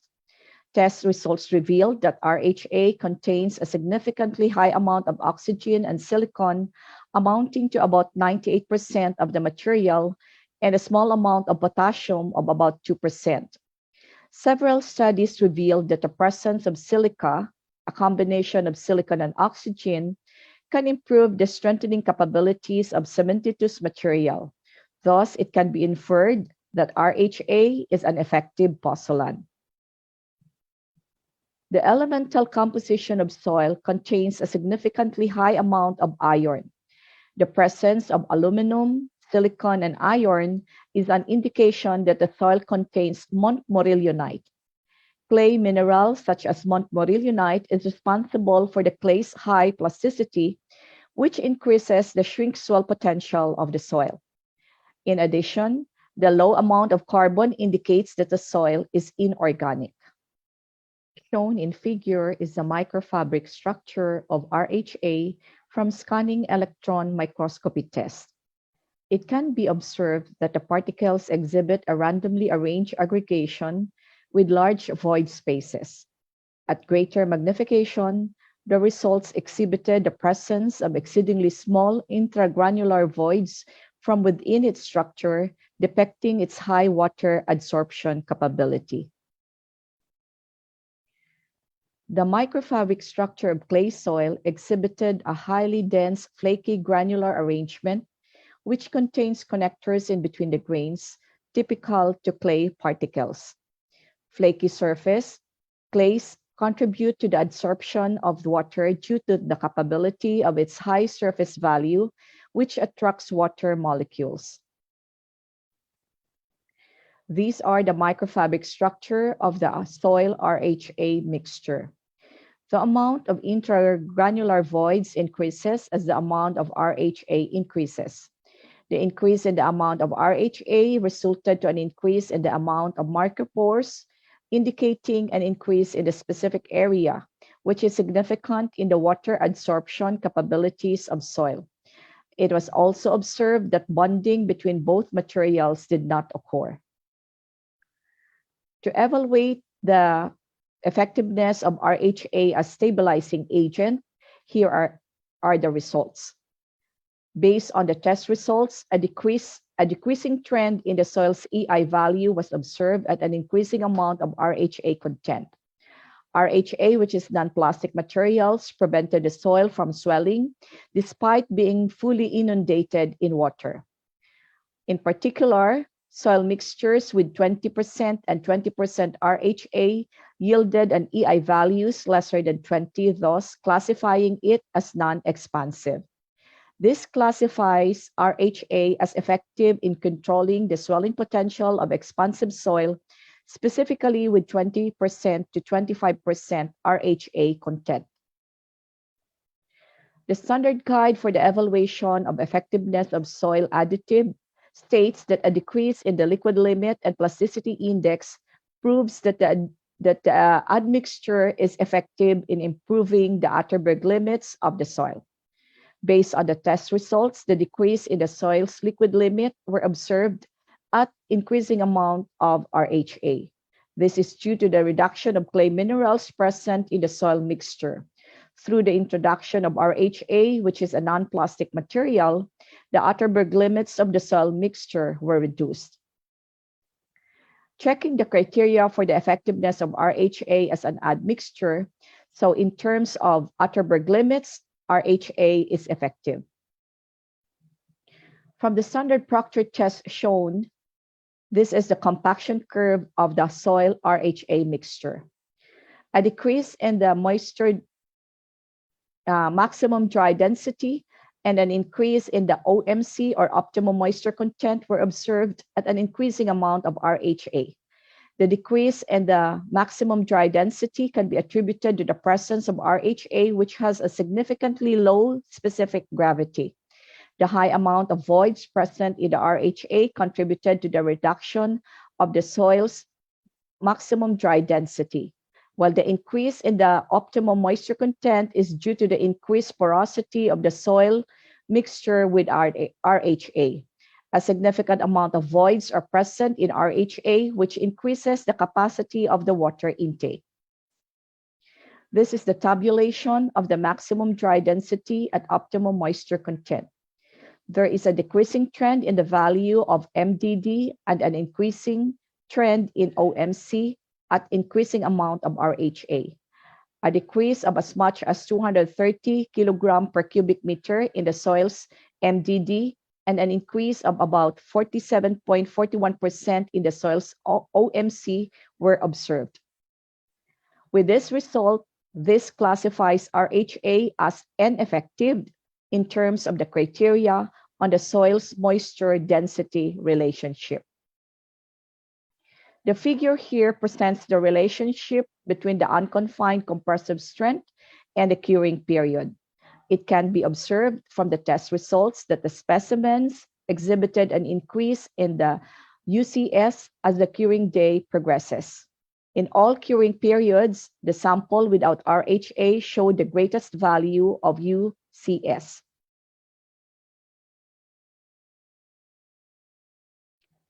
Verifying the effect of RHA content in the UCS, it can be observed that the introduction of RHA led to the decrease in the soil's unconfined compressive strength. The presence of RHA prevented the soil's strength to develop over time. Though RHA contains pozzolanic property, its content is not enough to produce cementitious mixture preventing the soil RHA mixture from developing a strong chemical bond. From the normalized plot of unconfined compressive strength against the varying RHA content, an equation was generated as shown. This can be used to predict the unconfined compressive strength of the soil at the varying RHA content. With the use of the formulated equation, the maximum attainable strength of 25% RHA at 35-day curing period is around 104.97 kilopascal, which shows a significant drop from the control specimen's 333.25 kilopascal strength at 35-day curing period. From test results, it can be observed that the soil's UCS decreases at increasing amount of RHA added. This classifies RHA as again ineffective in terms of improving the soil's unconfined compressive strength test. To summarize the results, the addition of RHA reduced the expansion index value of the soil of as low as 0 or no expansion, and the mixtures with 20% and 25% showed an EI value of 12 and 0 respectively, classifying it as non-expansive based on NSCP criteria.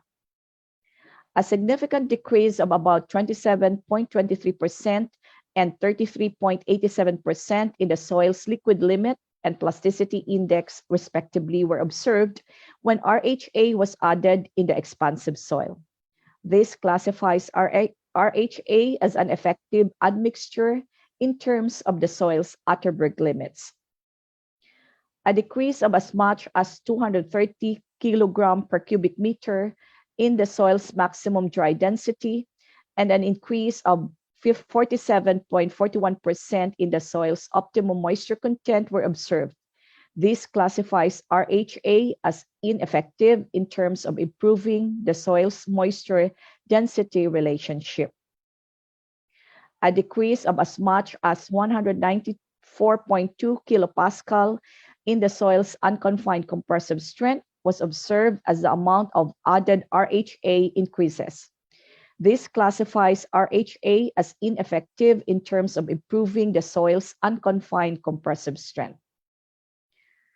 The addition of 20% to 25% RHA can effectively reduce the swelling potential of expansive soil, but it does not enhance the strength.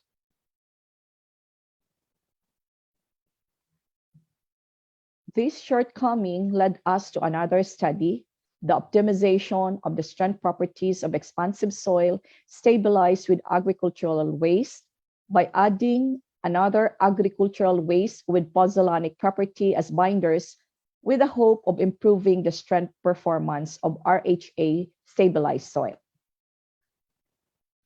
So this research aims to determine the optimum amount of admixture composed of agricultural waste that will effectively reduce the swelling potential and at the same time will increase the strength of expansive soil.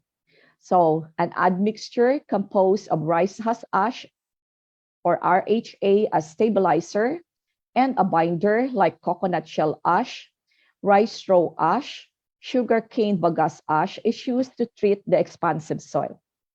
The Philippines, being an agricultural producing country, produce millions of metric tons of agricultural waste each year. Coconut shells, rice straw, and sugarcane bagasse are just some of these waste materials.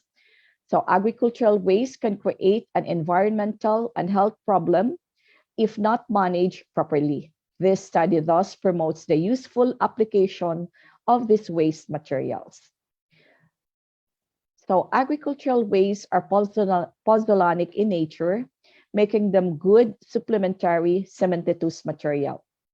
Coconut shells subjected to uncontrolled combustion to produce coconut shell ash were found to be a suitable partial replacement of cement in the production of concrete.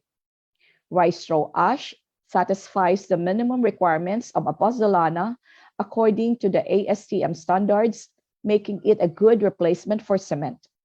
While sugarcane bagasse ash has a high percentage of silica, which allows it to have a binding property. So these three agricultural wastes were used as binders in this study. The materials were sourced from various locations in the Philippines. The expansive soil that we use in the study came from Causwagan, Lanao del Norte. The soil classified as clay is also being studied for possible use as landfill clay liner. RHA was provided by a biomass power plant, which is the same source as our previous study, while CSA, RSA, and SCBA were sourced out from the various local farmers in the Philippines. Laboratory tests were conducted on the raw materials and the soil mixtures. The tests done in accordance with ASTM standards are shown here, and the soil mixture is composed of expansive soil with 20% RHA, with varying amount of binders ranging from 5% to 20% binders in an increment of 5%.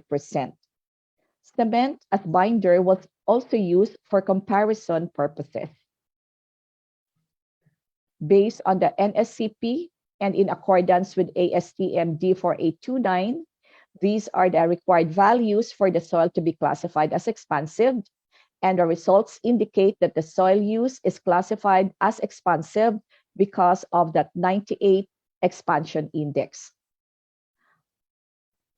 After mixing the soil with admixture, the EI of the mixture range from 0 to 2 only, which means their potential expansion became very low. The effectiveness of the admixture is evaluated still with the ASTM D4629, just like what we have done in our previous study. The summary of the test results for the Atterberg limits is shown in table. Only the RSA and cement mixtures experience a decrease in the liquid limit and the plasticity index in comparison to the untreated soil. The succeeding figures will show us the compaction characteristics of soil mixture.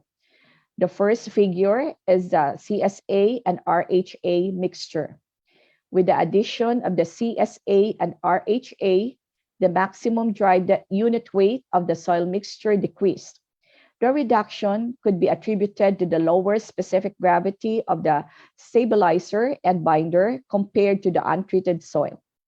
The presence of 20% RHA, which is a non-cohesive material, greatly affected the results as it renders the mixture less compactable and leads to an increase in OMC because of its high porosity.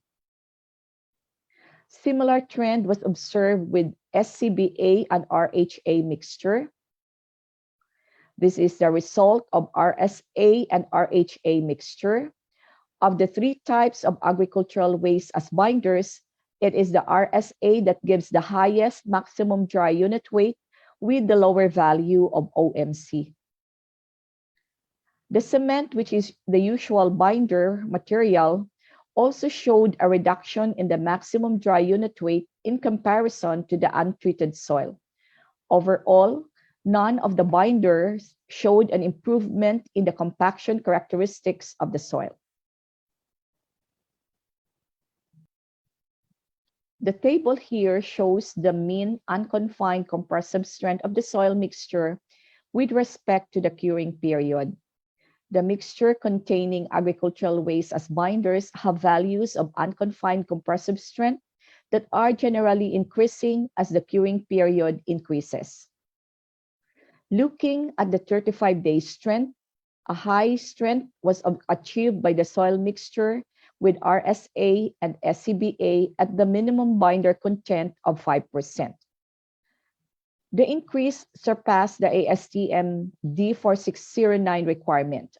The results prove that the agricultural waste used as binder in this study can improve the strength of the treated soil. The figure here shows the comparison of the unconfined compressive strength of the soil mixture after the 35 days curing period with respect to the percentage of the binder content. The 5% binder mixture showed the greatest strength with SCBA and RSA as binder.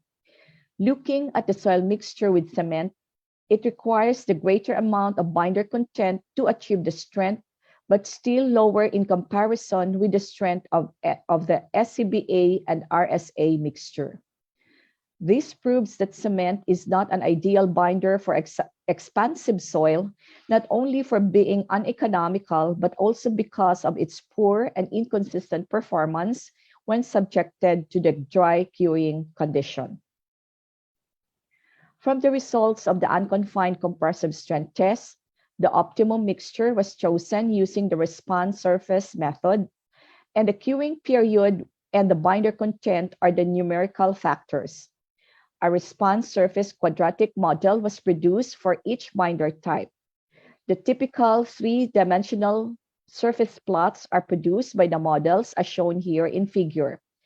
The highest strength is always achieved in the upper left portion of the surface, which means that the optimum strength is at the highest curing period, which is 35 days, and the lowest binder content, which is 5% content for all the binder types.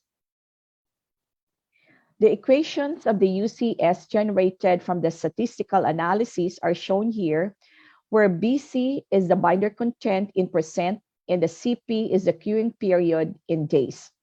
The values used for the factors are those that would produce the maximum, which is 5% for the binder content and 35 days for the curing period. Using the developed model, the unconfined compressive strength can be predicted, and the binder type that has the highest maximum value for the predicted response is the RSA. Therefore, the optimum mixture is the soil with 5% RSA mixed with RHA. So to summarize the results, the soil used in the study is classified as expansive, exhibiting an expansion index of 98, indicating a high potential expansion. With the addition of the 20% RHA as stabilizer and a binder, the potential expansion of the mixture was reduced to very low. The treated soil with rice straw ash or RSA as binder showed a significant reduction in Atterberg limits, which is one of the indications that the admixture is effective. The compaction characteristics was not improved by the addition of the admixtures. The treated specimen showed an improvement in the unconfined compressive strength and satisfies the requirement for the admixture to be effective. So contour plots and response surface plots show that the optimum strength for each binder is obtained at the lowest binder content, which is 5%, and that the strength increases with the curing period. The binder type that has the highest maximum value for the predicted response is the rice straw ash or RSA, and the optimum soil mixture is the soil with 5% RSA as binder combined with the 20% RHA. That concludes my presentation. If you wish to have a copy of the research papers, you can download it from the website of the International Journal of GeoMate. Thank you very much. Thank you very much, Dr. Adhar, for educating us with the strength properties of expansive soil and how to utilize these. So let us now move on to our next speaker.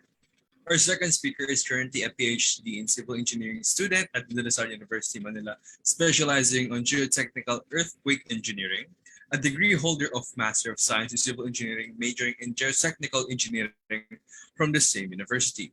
He graduated as a Dean's Lister in a BS Civil Engineering in Bulacan State University. Our guest speaker is currently engaged as Science Research Specialist 2 at De La Salle University. He is a researcher in a DOST-funded project monitored by DOST PCIERT GEMMS, also known as Geotechnical Mapping of Metro Manila Subsoil, which is a 2-year project under the 3D Philippines program headed by the DOST Philbox.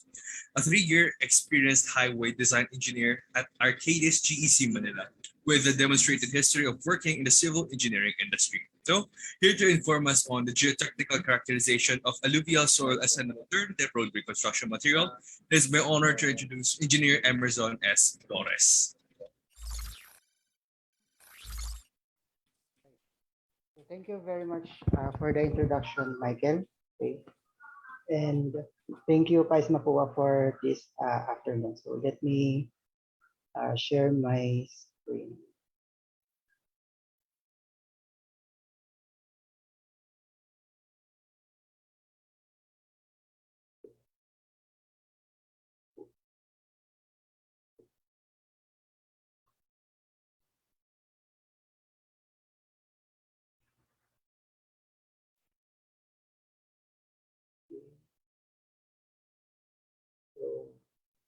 So let me know if you are seeing my screen now. Okay. So yeah, so good afternoon, everyone. So I am Engineer Amazon Torres from De La Salle University, and I'll be sharing with you my research output, which is part of my master's degree thesis in the LSU. But before I proceed, let me acknowledge my master's thesis advisor, the very generous and very kind Professor Dr. Marianne Adahar. She's the first presenter in the geotechnical engineering field in this conference. And I would like also to acknowledge the students of University of Rizal System, Morong Campus. So shout out sa inyo guys. Yeah. Some background about me. So I am currently a science research specialist at the LSU under the project Geotechnical Mapping of Metro Manila South Solar Gems. So it is a DOST shared funded project under the 3D Philippines program of PIVOX. Also, I'm a Doctor of Philosophy in Civil Engineering student at De La Salle University working on my dissertation. So I worked for 3 years in a consulting company before I became a full-time graduate student. So I finished my BSc degree at Bulacan State University. So before I proceed with my talk, may I also take this opportunity to invite you to visit our GEMS FB page. You can also see what we are doing in our project. So you can actually be part of this project by donating borehole data. And please see this post in the page, and I'll be happy to assist you if you have borehole data and you want to share it with us. Okay. So here are some of the research articles produced from my master's thesis that we were able to present and publish in some local and international conferences. So today I'll be discussing this one. Okay, and the other two papers are geotechnical characterization of quarry waste limestone as an alternative road-based coarse material. And the other one is predicting the stress strain behavior of alluvial soil using hyperbolic Weibull constitutive model. Okay, so for the outline of this presentation, introduction, objectives, materials and methods, results and discussion, conclusion, recommendations, and some takeaways and references. So the Build program of the Department of Public Works and Highways, or the DPWH of the Philippines, promises a significant construction development. Report shows that strong growth in the construction and infrastructure industry was predicted to occur over the next 5 years. The report shows that the real growth will reach 12.5% between 2017 and 2021, while an annual average growth will reach 11.2% for the construction sector. The plan aims to change the Philippine income trend as an upper middle income country by 2022. Because of this growth in infrastructure development, it follows high demand in embankment materials. There is a need to search for economically but sustainable alternative suitable materials. Alluvial soil is one of the most abundant soil present in the Philippines because of its archipelagic geography. So the problem is that there is a strong growth in infrastructure projects in the Philippines. Road construction costs can be very high because of the limited opportunity of locating suitable road-based material within economic haul distances. There is a need to search for economical and sustainable alternative embankment materials. So the main objective of this study was to characterize and assess the potential of the naturally occurring alluvial soils when used as a road subgrade, subbase course, and embankment materials. So the alluvial soils were gathered from a vacant land in Barangay Laog in the municipality of Angat, province of Bulacan. The soils are located along the river banks. So these are the oven-dried soils and the moist condition of the alluvial soil. So this is the location where I collected the soil samples. This is the conceptual framework of my study. Input, process, output design was followed. Input is the sustainable alternative roadway construction material, which is the alluvial soil. Processes include the standard test procedures from ASTM, the classification systems such as USCS and AASHTO, the principles of soil mechanics and geology. The outputs were the material properties, strength properties, geologic properties, and microfabric properties. Assessment and recommendations were the ultimate outputs of this study. The experimental program as well as the standard methods used are shown in this table.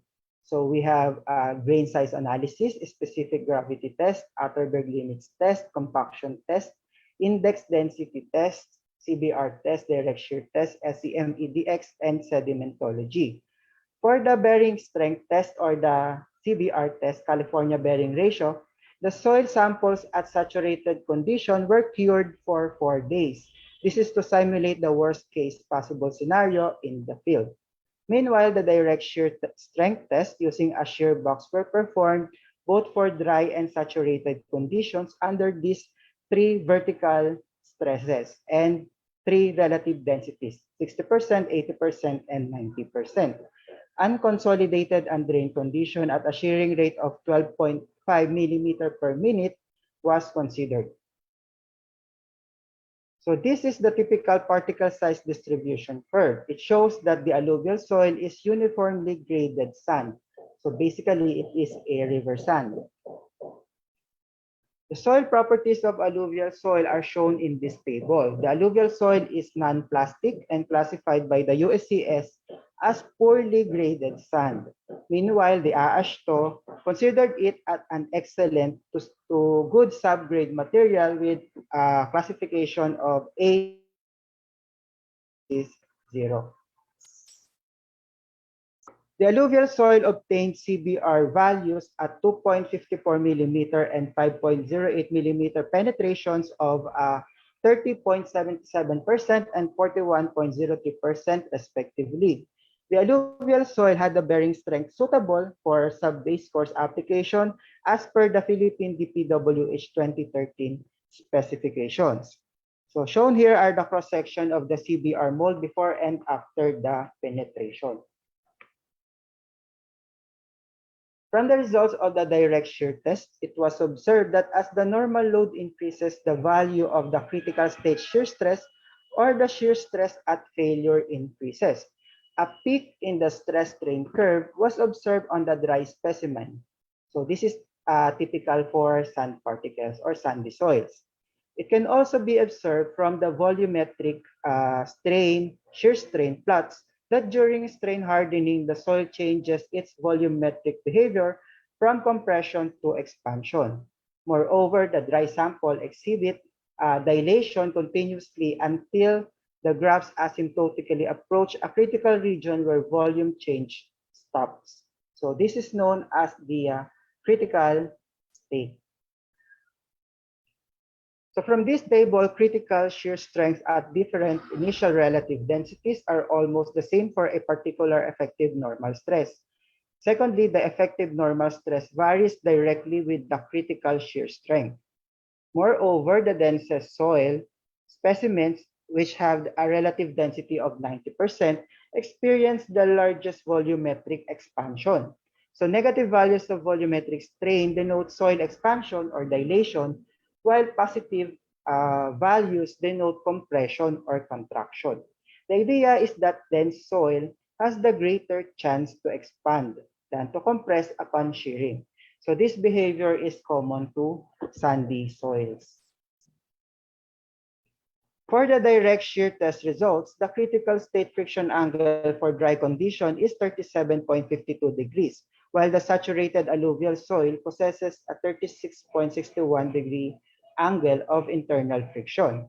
From the DPWH 2013 standards, the soil sample used in this study is a suitable select granular backfill material. So in the construction of reinforced earth structures and mechanically stabilized earth or MSE walls, as you can see in this figure, select granular backfill are used to fill the volume between the wall and the existing grade. So in the microfabric assessment using SEM, the soil contains many components such as blocks of minerals, clay accessory minerals, and organic materials. So there are highly varied shapes and size ranges as shown in this figure. So this may signify that the soil is immature in texture and still young in terms of its geologic age. So the photographs from the SEM were validated by the results of the sedimentology and the energy dispersive X-ray analysis or EDX. The following are the results of the sedimentology and EDX for the material composition of the alluvial soil. So the alluvial soil is texturally and compositionally immature. Number two, altered fragments are composed mainly of silicified quartz and chloritized fragments. So lithic fragments are basaltic in composition. And number four, there are sparsely distributed chips of plagioclase with quartz, augite, epidote, and hornblende. From the EDX, the soil is made up mainly of oxygen, carbon, silicon, aluminum, iron, and magnesium with small amounts of calcium and titanium. So this result is consistent with the sedimentology and the SEM.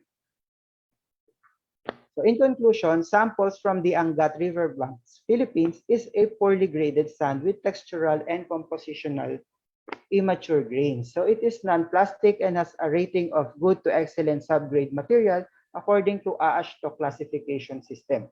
The bearing strength based on the CBR value at 5.08 millimeter penetration of 41.03% revealed that the alluvial soil is a suitable sub-base course aggregate. From the slope of the failure lines, critical state friction angle for dry condition is 37 degrees, while the saturated alluvial possesses a 36.61 degree angle of internal friction. So it is a suitable select granular backfill material. Okay, further work on this research is recommended to focus on blending the alluvial soil with coarser aggregates to comply with the gradation requirements and to possibly promote its application from sub-base course to base course. So for our takeaways, let us learn or hear from what Carl Terzaghi, the father of geotechnical engineering, tells about soils. So he said, unfortunately, soils are made by nature and not by man, and the products of nature are always complex. So soil is a very complex material, too many uncertainties and considerations that should be taken into account in the design of geotechnical structures. Soil investigation is analogous to the parable of the six blind men and the elephant. You need to walk around the elephant and feel it from different angles to really conclude that it is indeed an elephant, not a rope, not a wall, or whatsoever. A good soils engineer should characterize the soil from its various properties depending on the project, from the index properties, Atterberg limits, soil classification, geologic properties, soil's permeability to shear strength, bearing strength, etc. So Professor Marolo Alfaro, a Filipino geotechnical engineer who is based in Canada, always reminds his students, soil properties are measured, not prescribed. In soil mechanics, there are so many empirical formulas and models available in estimating soil properties. Applying these formulas and models applying these models or formulas is inevitable. However, we need to be careful in using empirical formulas or tables. We need to understand the validity and limitations of these formulas. Even the more column failure criterions in soils is sometimes a very conservative principle. That is why it is very important to conduct tests on the soil, especially to large geotechnical projects such as dams. This is to ensure that uncertainties, approximations, and errors are minimized. After all, Safe and economical designs are what we civil engineers are tasked to do. With that, thank you for your attention and please have a nice day. Well, definitely very interesting. Maraming salamat po, Engineer Torres, for enlightening us on the geotechnical characterizations of alluvial soil as an alternative roadway construction material. Okay. For our last speaker for the geotechnical engineering specialization is they're going to be enlightening us on the role of geomorphology, rainfall, and soil moisture in the occurrence of landslides triggered by 2018 Typhoon Mangkut in the Philippines. So he is a faculty member of Papua University and has served as a professor of Papua School of Civil, Environmental, and Geological Engineering since 2009. He holds the following designations and positions within Mapua University, such as project leader, lead researcher for the hydrologist and hydraulics engineer, and hydrologist and GIS expert. Our speaker is a graduate of Bachelor of Science in Civil Engineering in the University of the Philippines, Diliman, and obtained his professional license in 2002. He is a Master of Science in Environmental Engineering taken in the same university and is currently taking his Doctor of Philosophy in Civil Engineering, majoring in water resources, also in UP Diliman. So, without further ado, let's all welcome Engineer Fibor J. Tan. Hi, good day. I'm Fiber Jaitan and I'm presenting our research paper entitled Slope Stability Analysis as Applied to Rainfall Triggered Landslide in Itogon, Benguet Province in the Philippines. And my co-authors are Kim. Hi, good day. I'm Fiber Jaitan and I'm presenting our research paper entitled Slope Stability Analysis as Applied to Rainfall Triggered Landslide in Itogon, Benguet Province in the Philippines. And my co-authors are Kim Gerard Oliver Alcala, Joy Emmanuel Angeles, Paul Kevin Lim, and Jocelyn Buluran.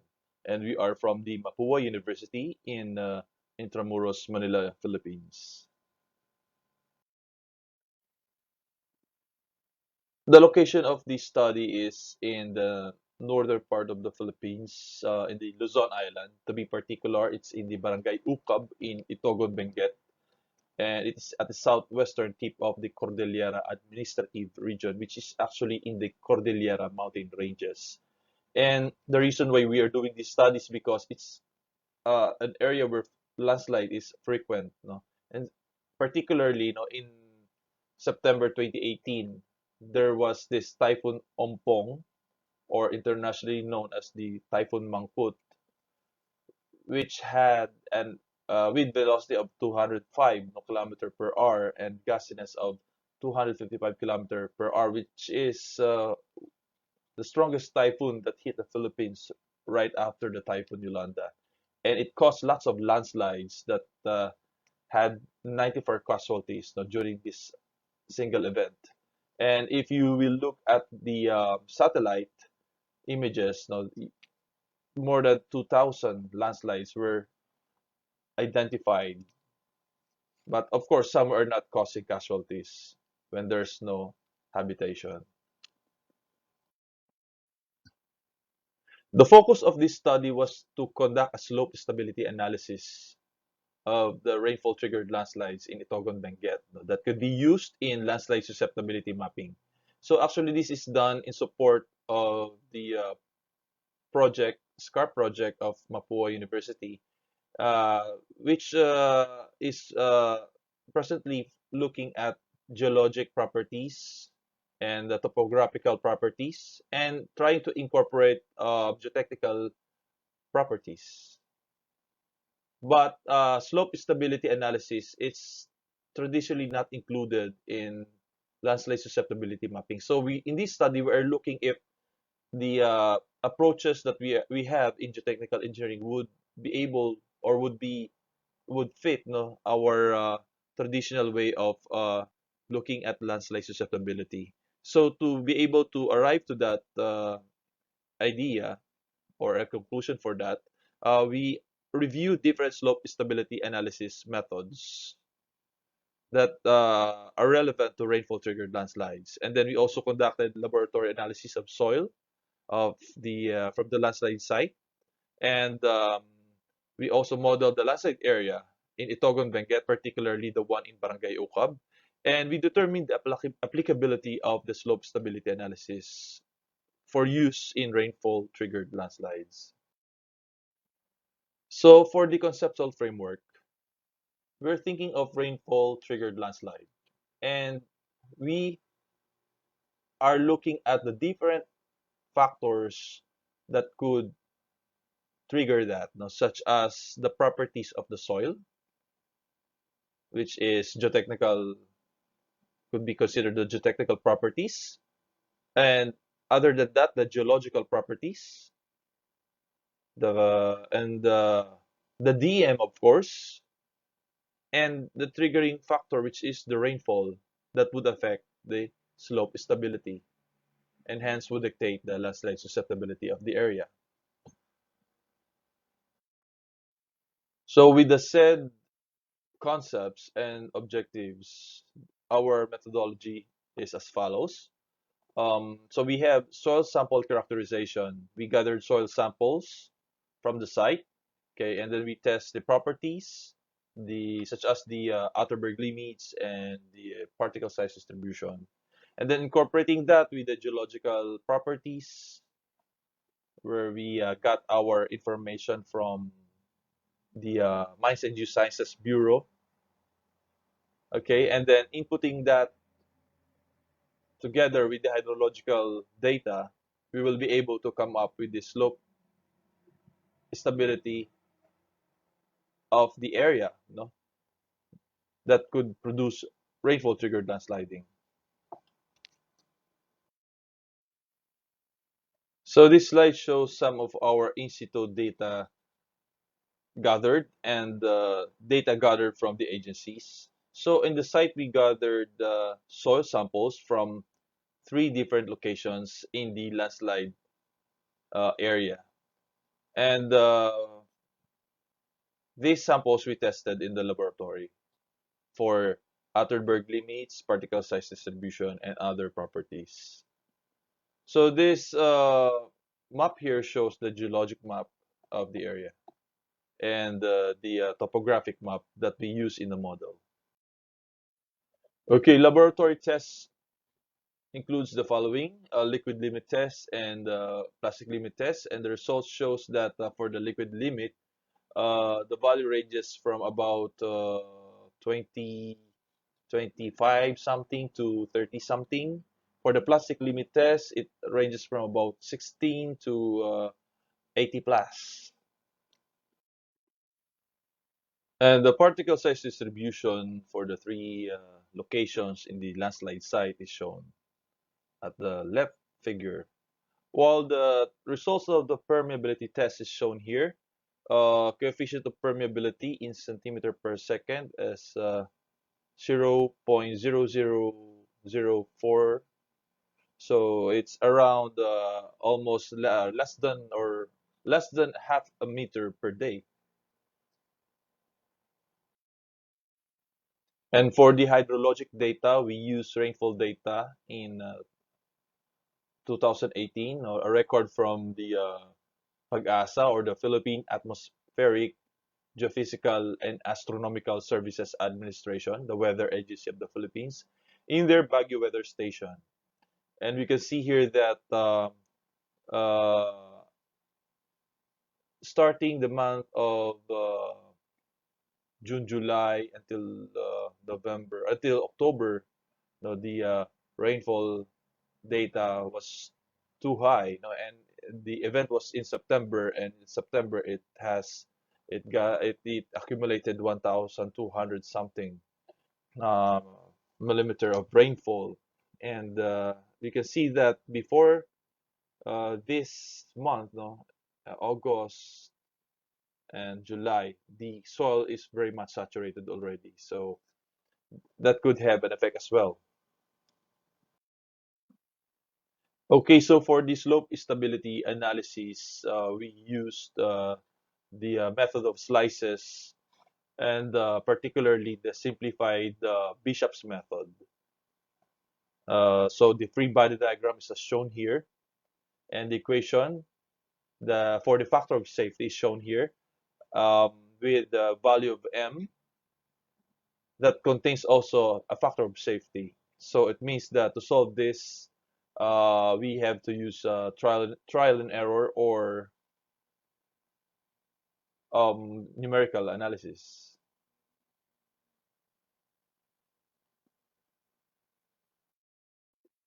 So the figure here shows the 3D view of the slope model, which is the model of the landslide that happened in Barangay Ukab in Itogon, Benguet. And this is modeled in Geo5 2020 software. And sample model run is shown here. And in the analytical method, the factor of safety that we got is 0.53, while in the Geo5 2020, the average factor of safety is around 0.75. So both of this could be translated to a failure in the slope, which agrees with what happened in the real world. So from the experiments and from the model runs that we did, these are the conclusions that we are able to derive, that after reviewing different slope stability methods that are applicable to rainfall triggered landslides, such as the Bishop, the Felenius, the Spencer, Yanbu, Morgan, Stern, Price methods, it was found out that the most applicable or compatible is the simplified Bishop method, since it is the most compatible with the collected parameters that we had. And we were able to perform the several experiments needed to be able to determine the geotechnical properties as input to the models, both analytical and numerical. And yeah, in general, the result leads to a conclusion that the area is more on clay type. And the geological and the hydrological characteristics were included in the models, and these are factors that are considered in landsliding. In the analytical computation, which is a simplified Bishop method, and in the JO5, the factor of safety that was produced or that were produced are both less than 1. So it means that they will fail or they will landslide, and that agrees with what happened in the actual event.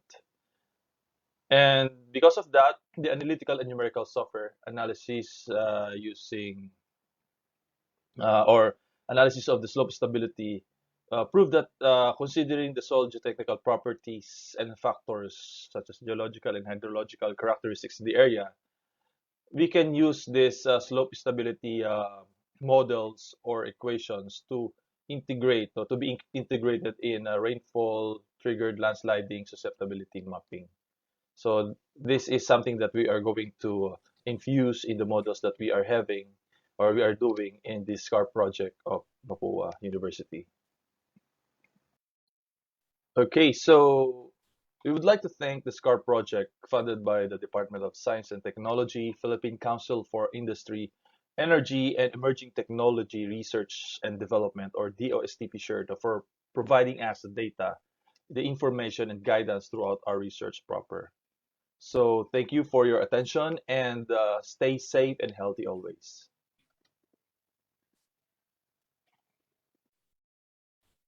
And thank you so much, sir, for giving us an idea on how geomorphology, rainfall, and soil moisture could affect landslide occurrences.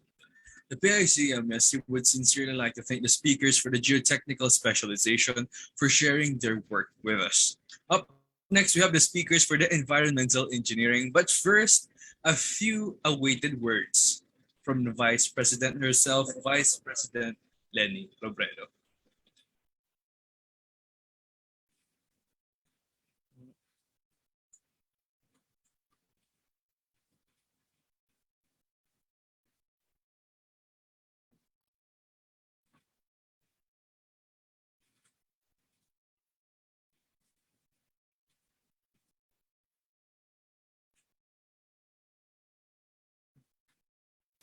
Well, uh, we're currently having some technical difficulties, but In 1986, she graduated from the University of Philippines in Diliman with a bachelor's degree in economics and went to the University of Nueva Cesares to study law, graduating in 1992.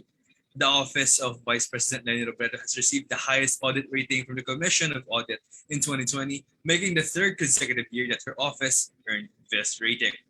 She has proven a service track record of integrity, transparency, and accountability. The Office of the Vice President has been outstanding to audit with its numerous innovative COVID-19 programs such as the Bayan e-Consulta, Vaccine Express, and many other projects for our frontliners, COVID patients, and all other sectors affected by the pandemic. With that, I ask everyone to give our full attention to the Honorable Lenny Robredo.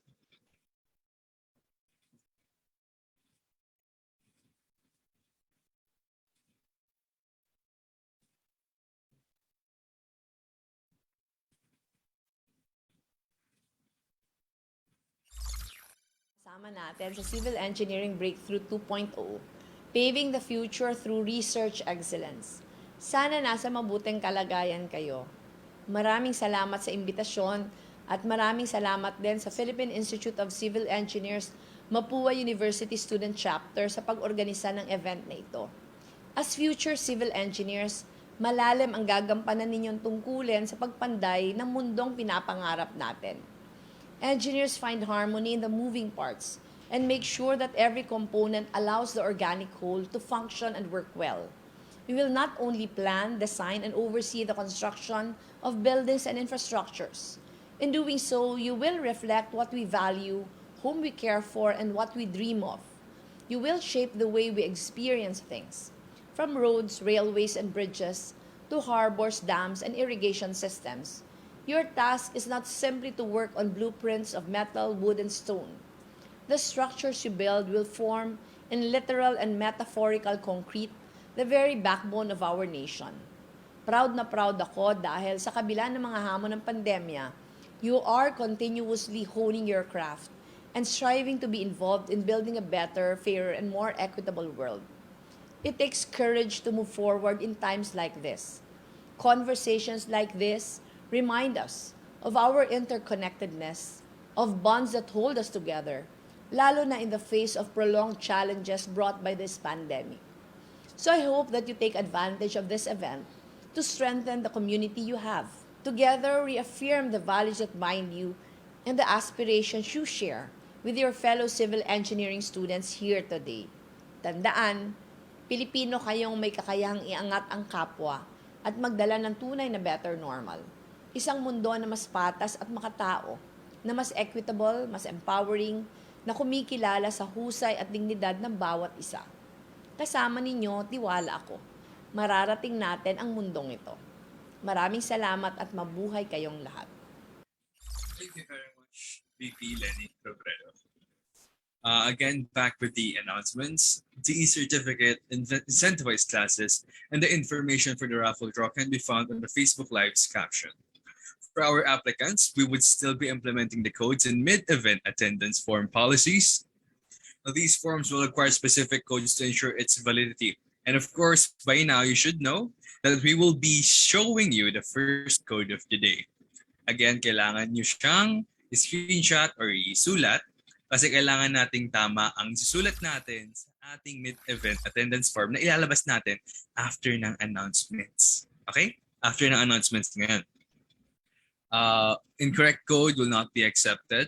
In the light of the face-to-face classes, which might be possible soon, we're hoping, very much hoping, show off your Mapuan spirit by wearing one of our t-shirts. For more information and pre-orders, check out the recent post on our Facebook page at facebook.com/PICE Mapua.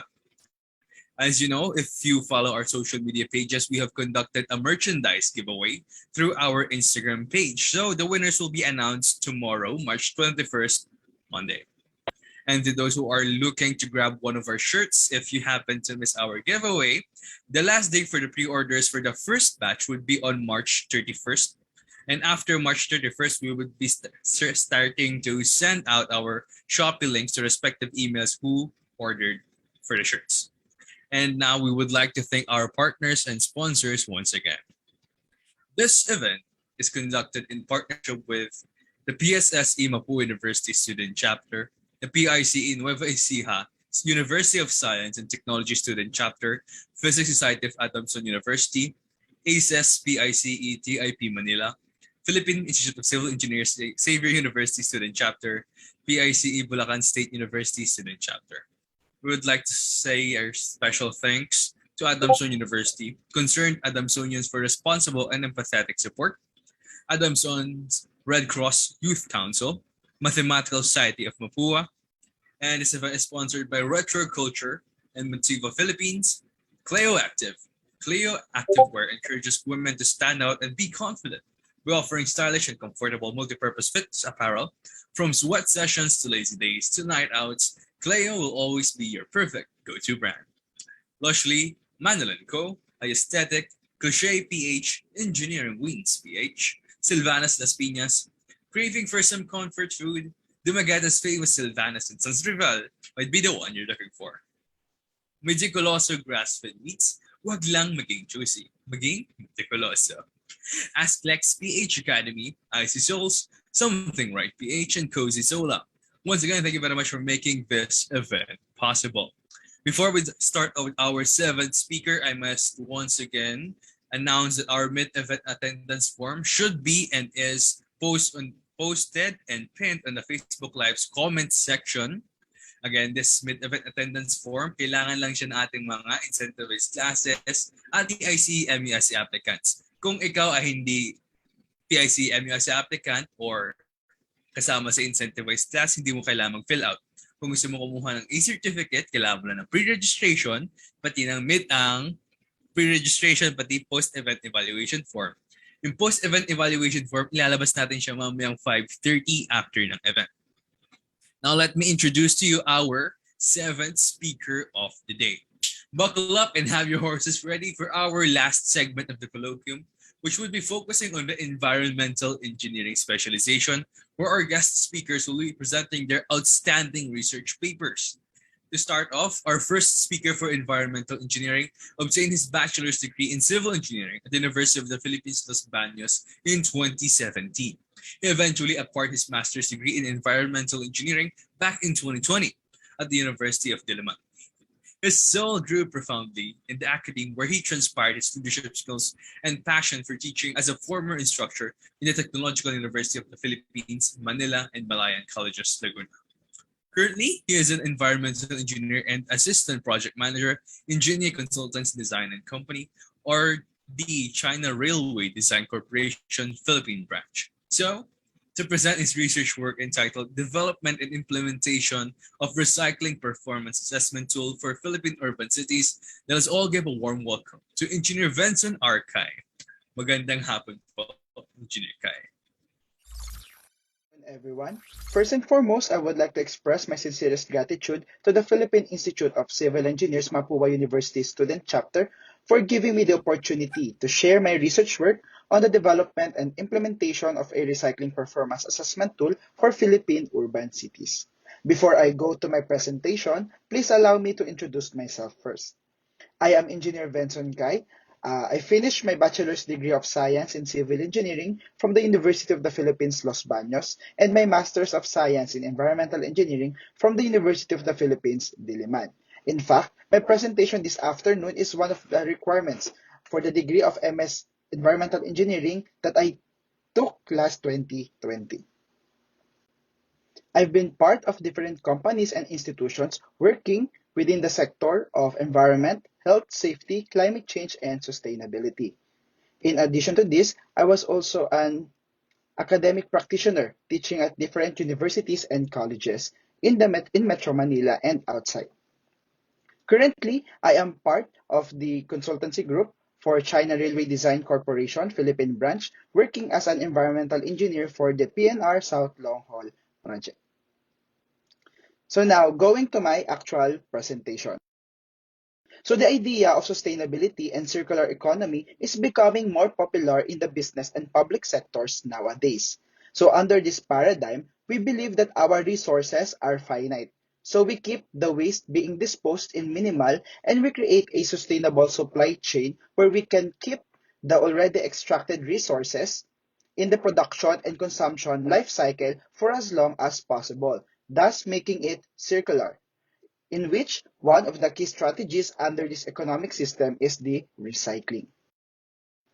In fact, the international collaborations in the promotion and achievement of the circular economy was made through the United Nations Sustainable Development Goal number 12, responsible consumption and production, wherein one of its key targets is the reduction of waste through recycling. Waste management options is being followed, showing the most and least preferred strategies in waste management. So among the available options, recycling has the widest participation and involvement of stakeholders involved, as shown by the arrows in the left part of the figure. So recycling is being undertaken from the household level up to the local government level, making it the most viable strategies in addressing waste management at different levels. As defined by US EPA as any activity that involves the collection, processing, manufacturing to end user consumption of discarded waste that can be turned to new products or material. Most of this discarded waste with potential metal, plastics, and glass. By doing so, we will be able to reduce human ecological footprint by reducing the demand for the extraction of virgin raw materials, provide additional revenues through buy and sell schemes of recyclable waste, save public funds by saving landfill spaces and its operational costs, reduce carbon dioxide and other greenhouse gases released in the environment, and put value-added importance to our waste. So recycling is being eyed as one of the most feasible solutions to waste problems of developing countries. However, even though there are lots of existing programs available to promote recycling, the outputs or expected outcomes cannot be met. This is because the problem is systemic. It cannot be addressed or it cannot be resolved by addressing specific components only. We should tackle the issues in a broader perspective. Studies were done to identify the different physical and socio-economic environmental factors affecting recycling effectiveness. Among these studies is Troshinets and Mihelki, where they were able to identify 12 most influential recycling factors relevant to developing countries by analyzing 23 case studies from different countries, including the Philippines. Factors were considered influential if they were mentioned at least 6 times in different subjects. So these factors are shown in your screen. However, despite of already identifying and knowing these factors in developing country. First is the lack of a deliberate evaluation process to assess the overall impacts or effects of the recycling efforts considering all the mentioned factors. Second is the lack of intermunicipality performance benchmarking system to encourage continuous performance improvements. And lastly is the non-accounting of the interrelational effects of these recycling factors with the different stakeholders. With my study, we were able to develop a recycling performance assessment tool applicable to Philippine urban cities, considering the 12 previously mentioned factors. With this study, we will be able to develop new ways of assessing the overall waste management practices and its impacts, determine influential factors relevant to the Philippine context, and establish intermunicipality performance benchmarking system to identify performance gaps and potential improvements to the current recycling practices. Study aimed to develop and deploy a recycling performance assessment tool relevant to Philippine urban cities. Specifically, this aims to determine the degree of influence and the relationship among the different influential recycling factors mentioned earlier. Second, we want to develop a recycling performance assessment tool that is suitable for Philippine urban cities, and we want to assess the current recycling practices of selected Metro Manila City by deploying our performance assessment tool. So the first three objectives are more on the technological component or perspective of the study. The last objective covers the social aspect of the study. This is to identify the major household uh, factors affecting their participation in at-source recycling and segregation.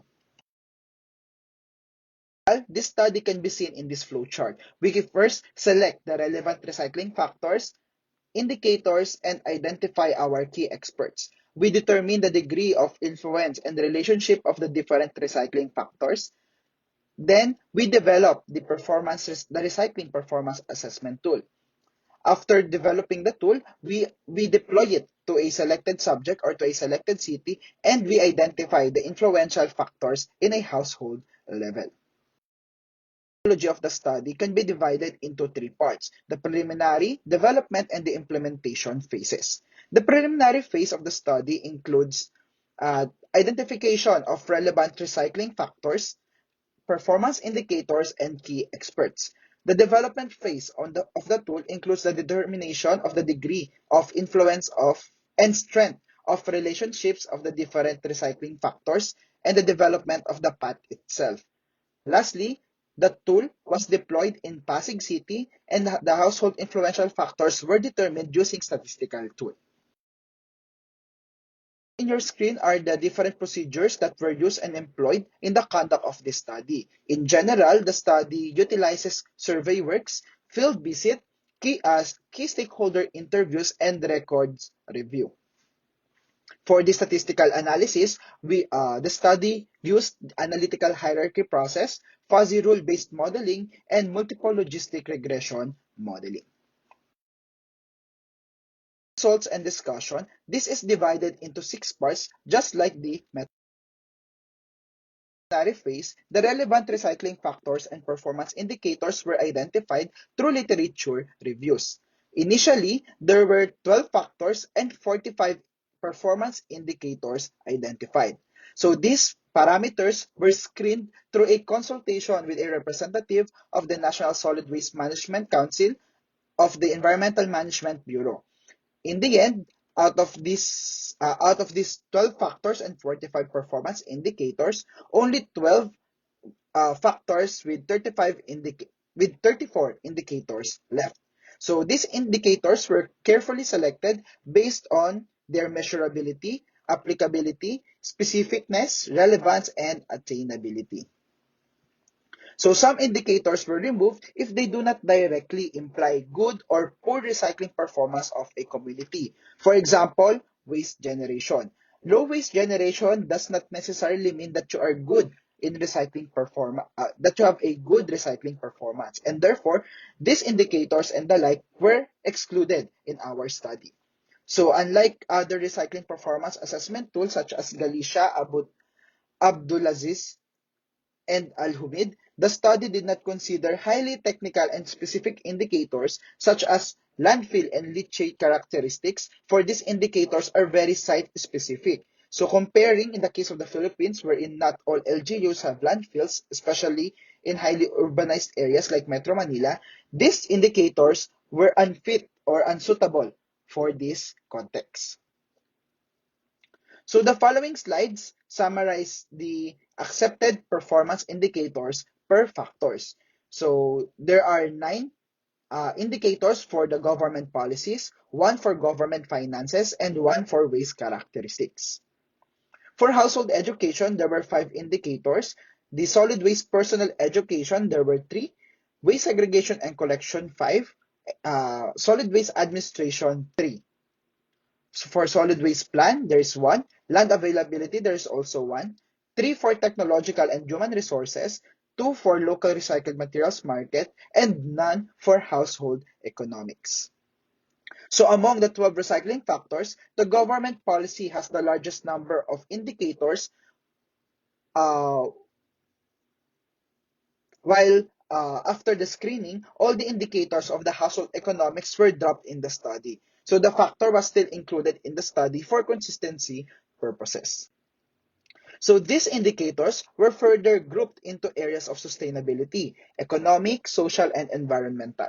4 of the 12 factors encompass the 3 areas of sustainability through its indicators, and thus imposing a higher range of influence to Earth systems. So these factors are the government policy, solid waste management plan, local recycled materials market, and the land availability. So for the next part of the preliminary phase is the identification of experts that are relevant to the succeeding parts of the study. There were 32 total survey invitations sent with 75% response rate, or approximately 24. So these 24 were haphazardly identified experts. Most of the participating experts are female, aged less than 30 years old, with at least bachelor's degree relevant to the field, who majority works in the government or other regulatory body.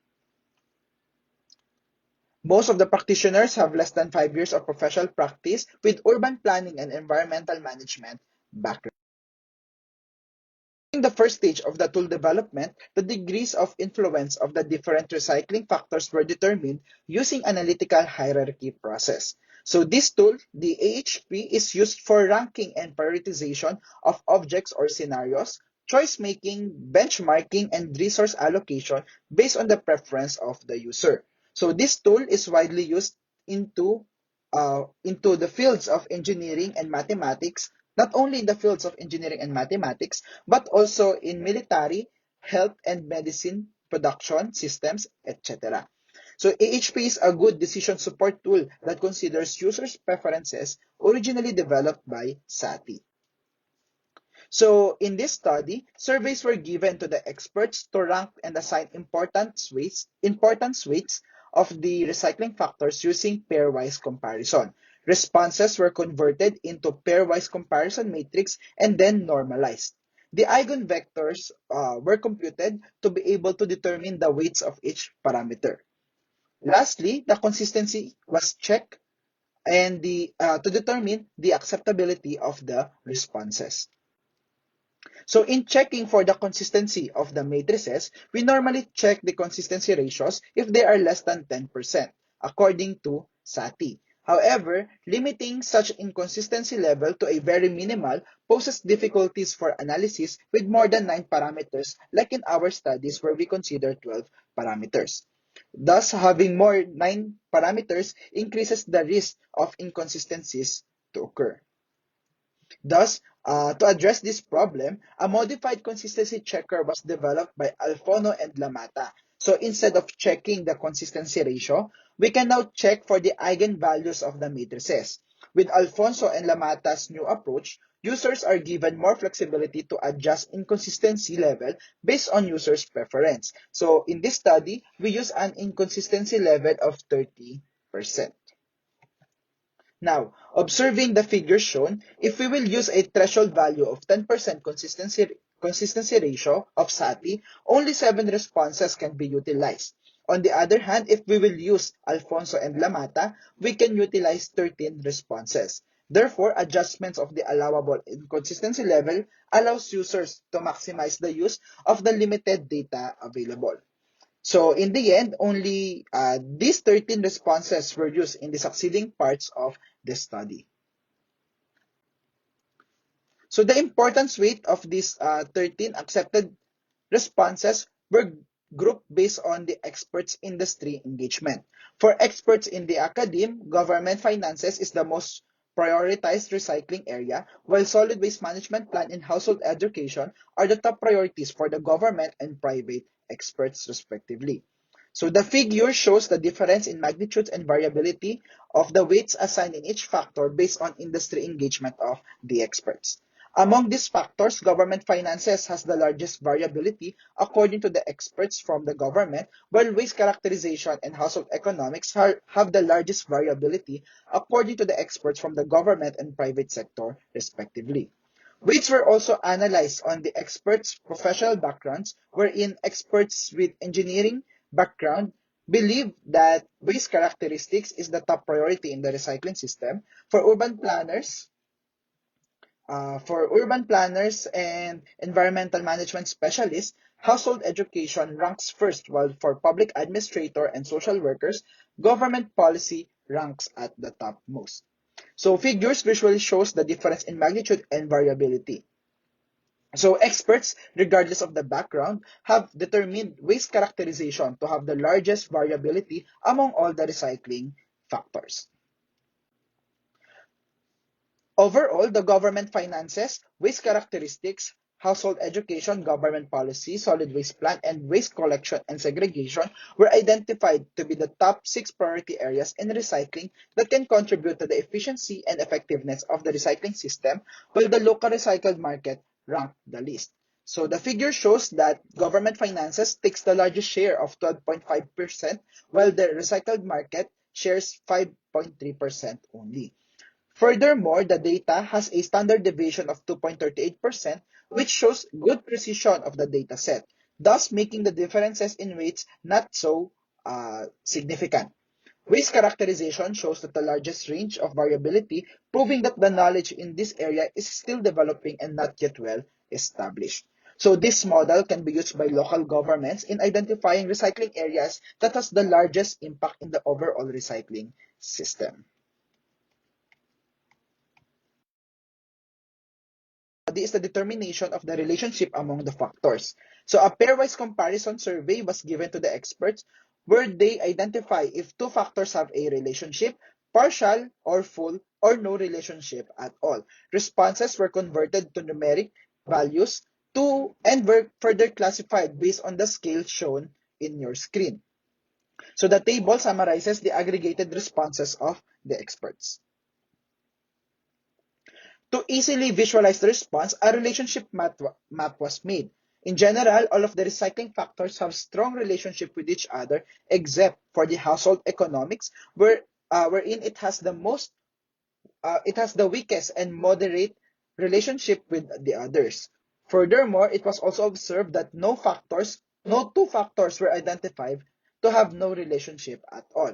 So comparing this with the original study of Troshinets and Mihalkic's relationship model of recycling factors in developing countries, the generated model shows more interdependencies among each other. So this model can be used by governments in assessing potential domino effect of recycling programs and efforts to other key.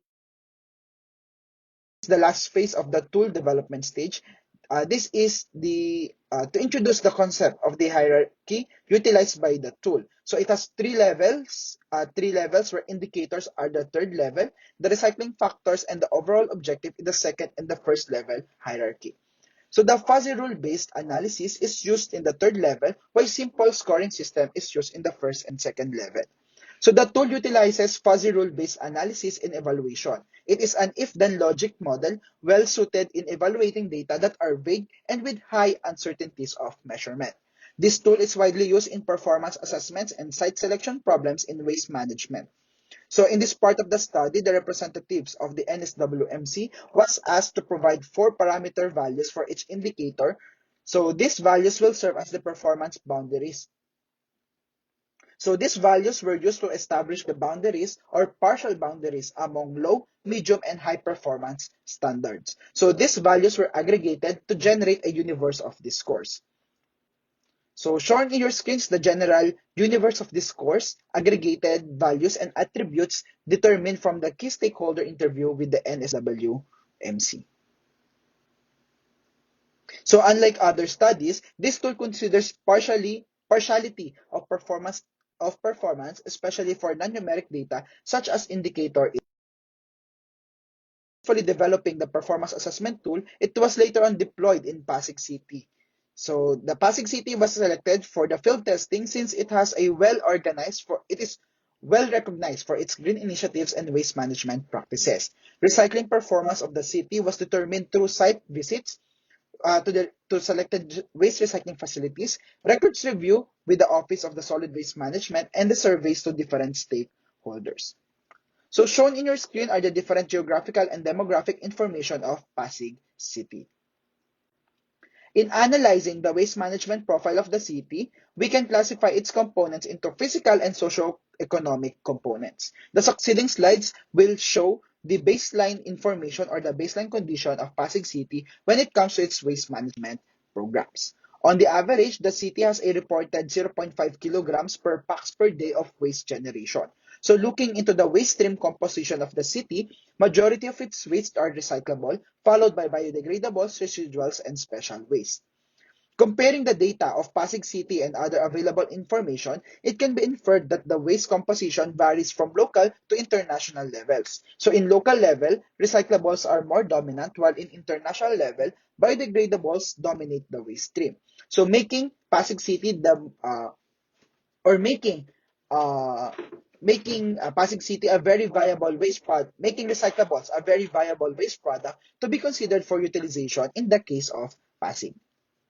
In terms of waste collection, the city has reported a 100% waste collection rate. It is comparable to the reported collection rate of other high-income cities such as Osaka and Toyama in Japan. It is also comparable to the rate of Quezon City and Cebu City. In terms of recycling, all barangays of the city are covered by 10 MRFs, 2 special recycling facilities, and a mobile truck. On the average, the city has 30 to 40% recycling rate, which is higher than the national recycling rate identified last 2018. And it's also comparable to the recycling rates of other high-income cities identified by UNEP in 2003. So here are some of the facilities for recycling in the city. Most of the facilities cater recyclable waste, but some has biodegradable facilities such as in Barangay San Jose. After collecting the waste, they are being disposed in Rizal Provincial Landfill. So in terms of socioeconomic components of waste management, the city spent around 390 million pesos last 2019 for its waste management operations, including the recycling activities. It's less than the 5% budget allocation for waste management that greatly differs from other cities. So multiple waste management and recycling programs and policies are available, as well as some incentive and information dissemination platforms for information campaign. In terms of administration, the Waste Management Office supervises the overall operations of the city with a reported 70% compliance rate on its 10-year solid waste management plan. Most of the workers participated in the study have high awareness on waste management and recycling benefits, but low in terms of incentive programs. For the household, almost the same observations were found in terms of perception, awareness, and practices. Now, gathering all the information, we assimilated it into the tool. Using the previously generated universe of discourse, each indicator is evaluated and further each recycling factors. So lastly, we will factor in the weights of each recycling factors.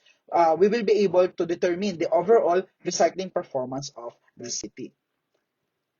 So the table shows the normalized output of the evaluation in terms of per factor. So the city performs best in terms of land availability and poorly in terms of government finances.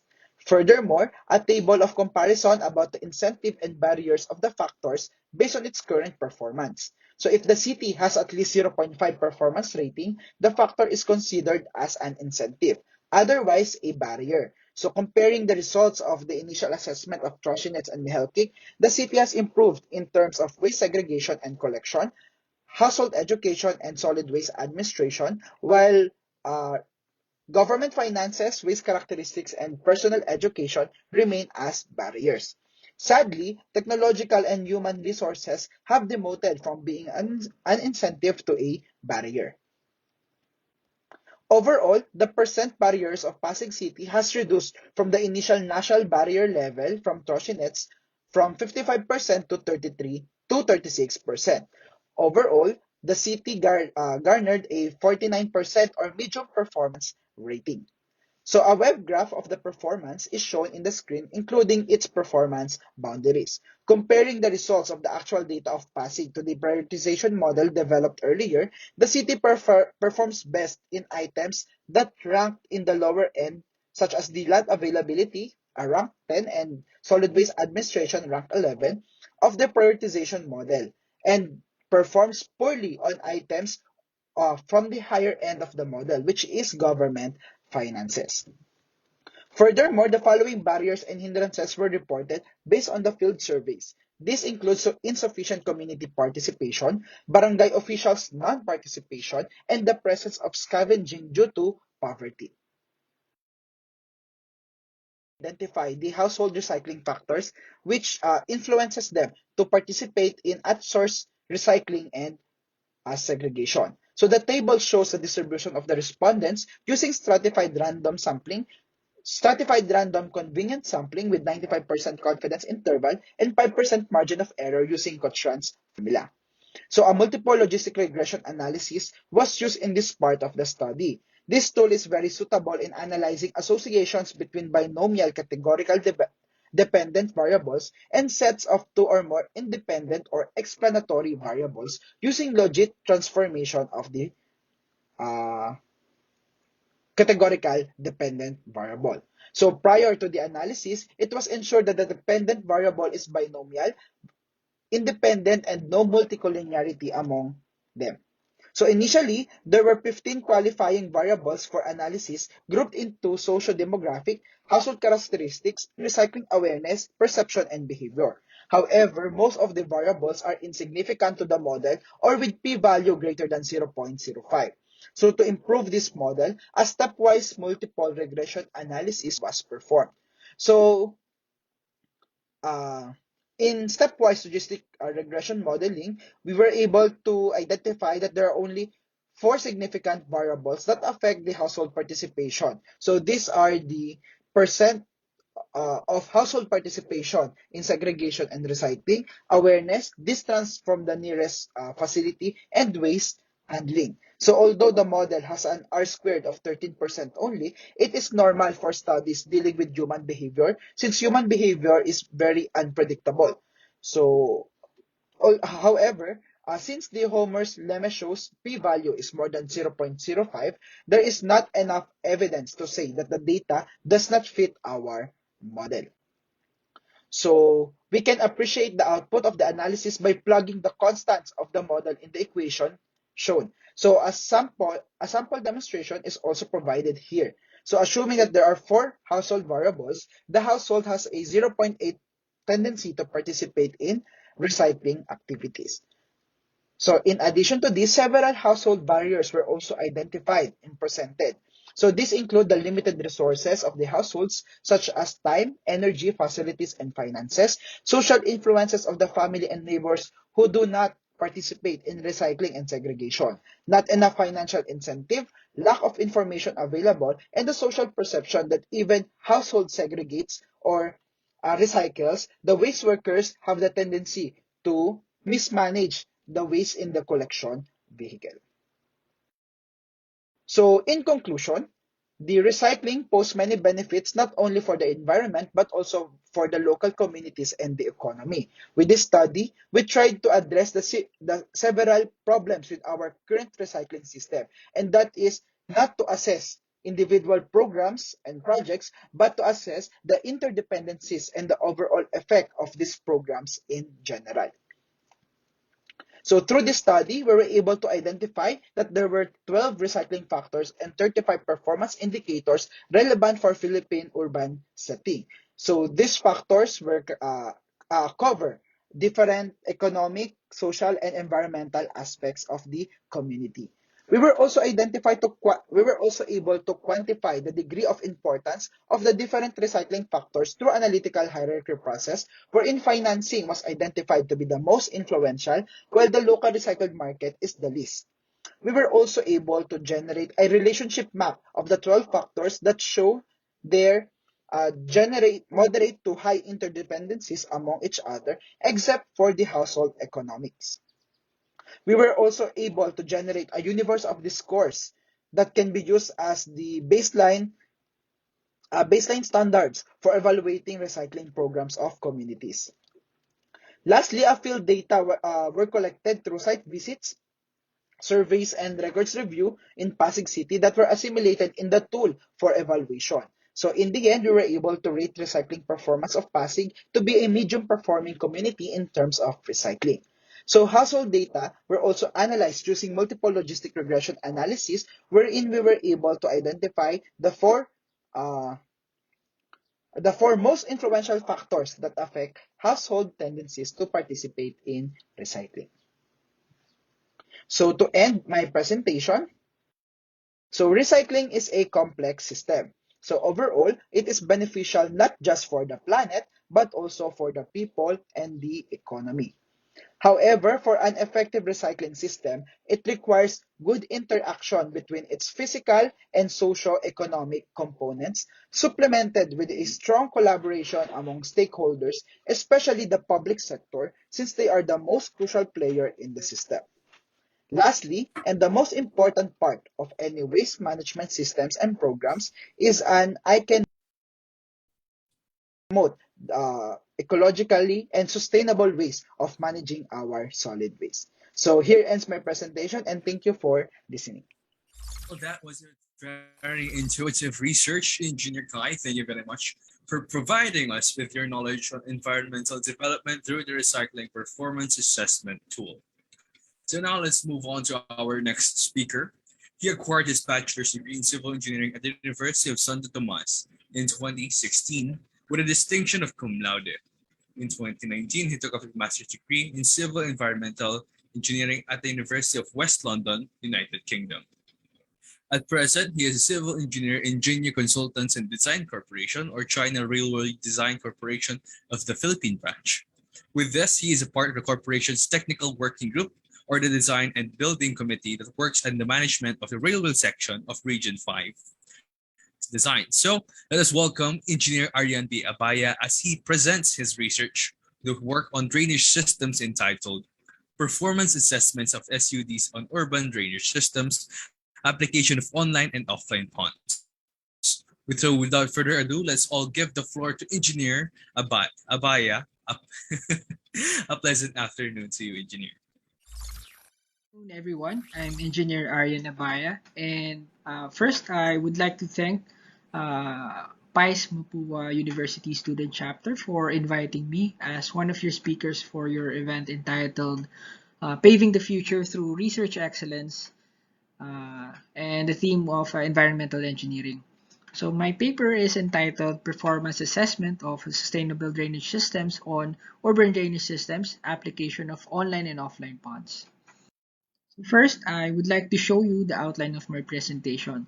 So I'll be giving you a brief background of myself, and then we'll proceed right ahead to our talk proper. So it will be mainly divided into 5 parts. So it includes the problem and its background, aims and objectives, methodology, results and discussion, and the conclusions and recommendations.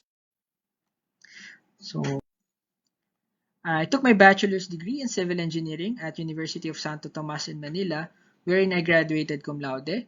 I also have a master's degree in civil and environmental engineering from University of West London, wherein I graduated with distinction. Currently, I work as a civil engineer for Jinyi Consultant and Design Company Limited Corporation in China Railway Design Corporation Philippine branch. Now, this is project management and design in nature. And just to give you an idea of what our project, we're working on the PNR South Long Haul project, or the PNR Bicol. So this is a railway line that will traverse Region 4A up until Region 5. And it's considered as one of the big ticket projects under the Build, Build, Build program of the current administration. Now, moving on to our talk proper, my paper is entitled again, Performance Assessment of Sustainable Drainage Systems, or SUDS, on Urban Drainage Systems, Application of Online and Offline Ponds. Now, to start, I would like to discuss first the problem and its background. So, flooding has become a recurring problem, creating destructive effects to the environment. So, to give you an idea, in 2015, around 6,500 weather-induced events were recorded, with nearly half are being linked to flooding alone. Now, an example, in 2017 in South Asia, around 1,200 people were killed and forced 18,000 schools to shut down due to heavy monsoon rains. Now, this could be accounted to several factors, such as extreme weather events, poorly maintained drainage systems, and lack of substantial planning. Now, most of these factors are associated with rapid urbanization. Now, because of this problem, several arrangements have already been taken in order to alleviate flooding, which involves the reform of the following. So, to start yung ating zoning, building codes, risk communications, and evacuation plans. On top of that, we also improve on the technology on our flood resisting structures. Now, in addition to that, in 2015, the Paris Agreement was signed, or also known as the Global Response to Climate Change, which aims to limit the continuous rise in global temperature below 2 degrees Celsius in an attempt to contain its adverse effects. So, one of which is flooding. Now, the agreement demonstrates the global shift to a more sustainable environment. Now, because of that, we now have what we call yung ating sustainable drainage systems or SUDS. Now, this is considered as the soft-engineered approach which aims to reduce the surface water runoff at its source by using various techniques. And one of which is our utilization of the online and offline ponds. Now, this was seen as a practical solution to the flooding problem by creating storage of water while maximizing the environment's natural features. So as you can see in the image below, we have here adding detention ponds.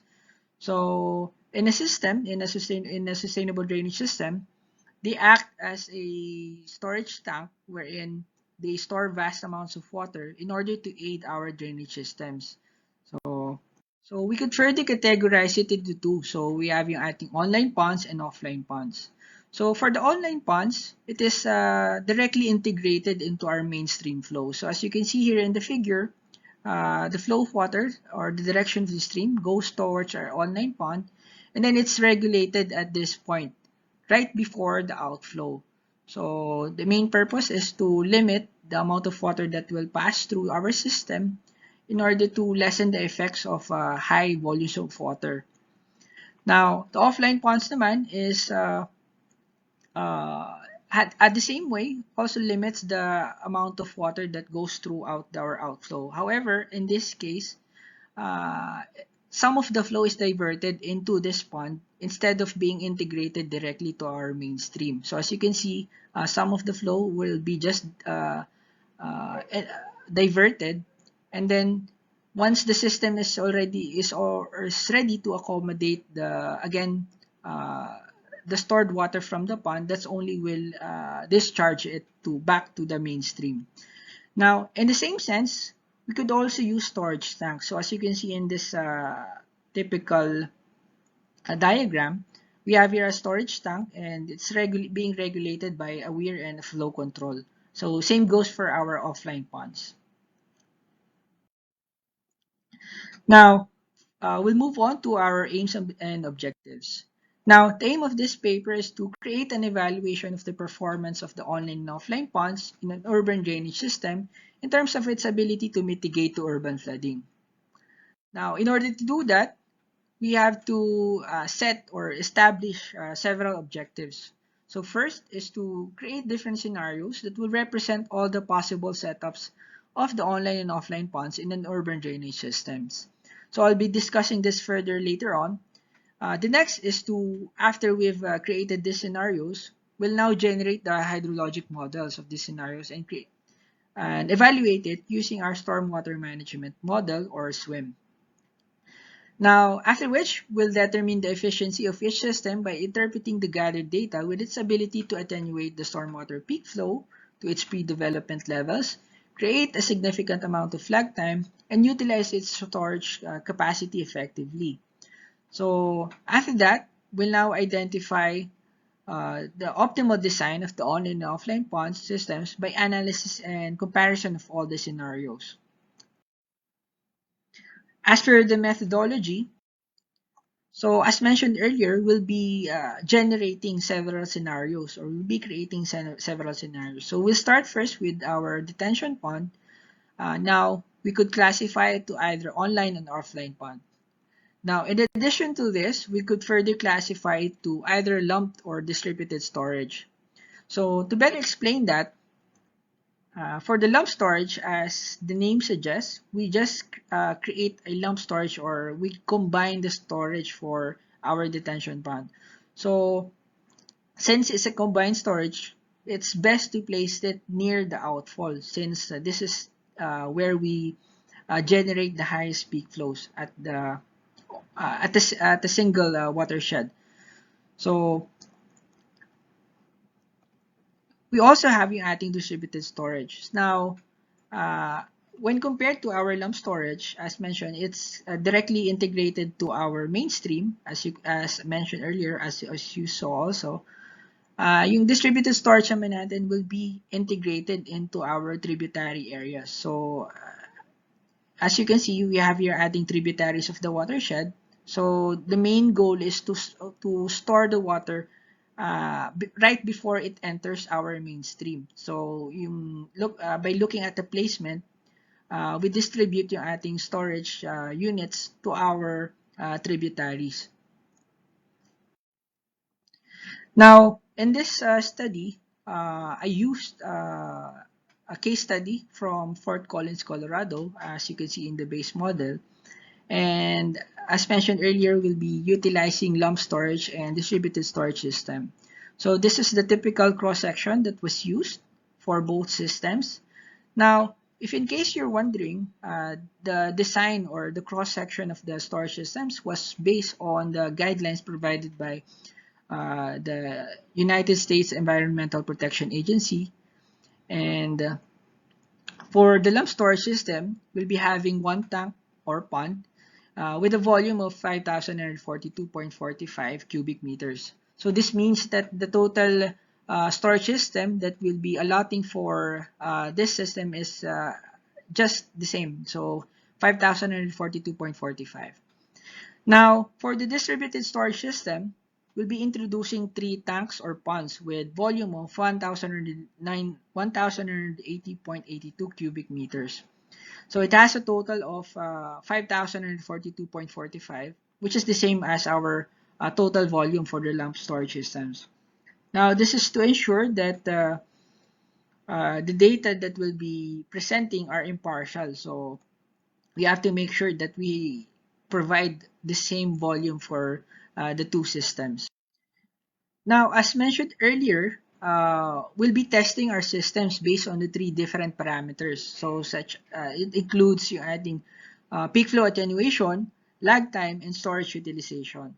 Now, before I go into detail into these 3, I would like to discuss first the parts of the typical hydrograph, flood hydrograph. So we have on the y-axis, we have our precipitation data and the discharge data of the outlet hydrograph. And on the x-axis, we have a common elapsed time. So the rainfall data, the first thing to do is to input our rainfall data, as you can see. And then once we've run the system, it will generate a outlet hydrograph, as you can see at this curve. Now, the first part of this outlet, the curve it generated is what we call yung ating rising limb. Now, this directly translates na it already generates or it already gathers a significant amount of flow until it reaches our peak discharge. So anything beyond this point is now what we call our falling limb. So it starts to recline our the flow for the outlet hydrograph. Now, the time it takes to reach our peak rainfall up until to the peak discharge is what we call our lag time. So the main goal of this study is to first attenuate the peak flow or reduce the peak discharge to manageable levels. Number 2 is to reduce the lag time, increase the lag time or create a significant amount of lag time throughout the system. And lastly is to utilize the storage effectively. So I would also like to show you the baseline data that we'll be using throughout the study. So here we have the simulations for the pre-development and post-development stages of the model. So during the pre-development stage, it generated a peak flow of around 894.91 liters per second. Now, as you can see in the post-development stage, it generated or had a significant increase. So it generated around 4,964.93 liters per second. And moving on to the rainfall hydrograph, given that it is independent from our system, it will remain constant. So we have 30 minutes. Then for the time to peak of outlet hydrograph, now this resulted from the simulations done. it generated 46 minutes and 36 minutes for the pre-development and post-development respectively. Now, the lag time is calculated by subtracting the time to peak of outlet to the time to peak of rainfall hydrograph. So as you can see, we have here 16 minutes and 6 minutes for the pre-development and post-development respectively. Now, we'll be having two parts or for the analysis of the data. So for the first part is the check for nodal flooding. We first define our initial solution and we evaluate it using our software or the stormwater management model. Now, we have to identify if there are any nodal flooding. Now, if it still has any nodal flooding, we modify the solution and then we evaluate it again using the software until there are no more nodal flooding. Once we've done that, we could now proceed to the next part, and that is to assess the maximum peak flow and attenuation, and lag time. Now here, we first identify or choose a candidate solution from the one we generated earlier. Now we assess it using the objective function that we'll be setting, and then we identify if it generated the highest peak flow attenuation and most significant lag time. Now, if not, we just keep on choosing, we'll just replace it with another candidate solution until we find the one that generated the highest peak flow attenuation and most significant lag time. Now, moving on to our results and discussion. Starting first with scenario 1, or the online pond with lump storage system. As you can see, when compared to our pre-development and post-development stages, it was successful in terms of the peak flow. As you can see, it was able to reduce it up to 790.29 liters per second. So, same goes for our lag time. It was able to generate 44 minutes. So, in this graph naman, our scenario 1 is the one with the yellow line. So, as you can see, the rising and falling limb of the graph is gentler when compared to both the pre-development and post-development stage. So, as you can see, scenario 1 was successful in both. Now, in scenario 2, while it was able to reduce the peak flow when compared to the post-development levels, it was unsuccessful in reaching the pre-development levels. So, as you can see, it generated a peak flow of 2,181.76 liters per second, and lag time is the same with our post-development stage. So at this graph, it's the yellow line. So as you can see, there's a big difference to what we had with scenario 1. Now, before I proceed with the discussion of scenarios 3 and 4, I would like to highlight first the response made by the online and offline pond based on the first two scenarios. So what we have here is yung ating flow from the mainstream, first yung ating online pond, which goes directly to this pond.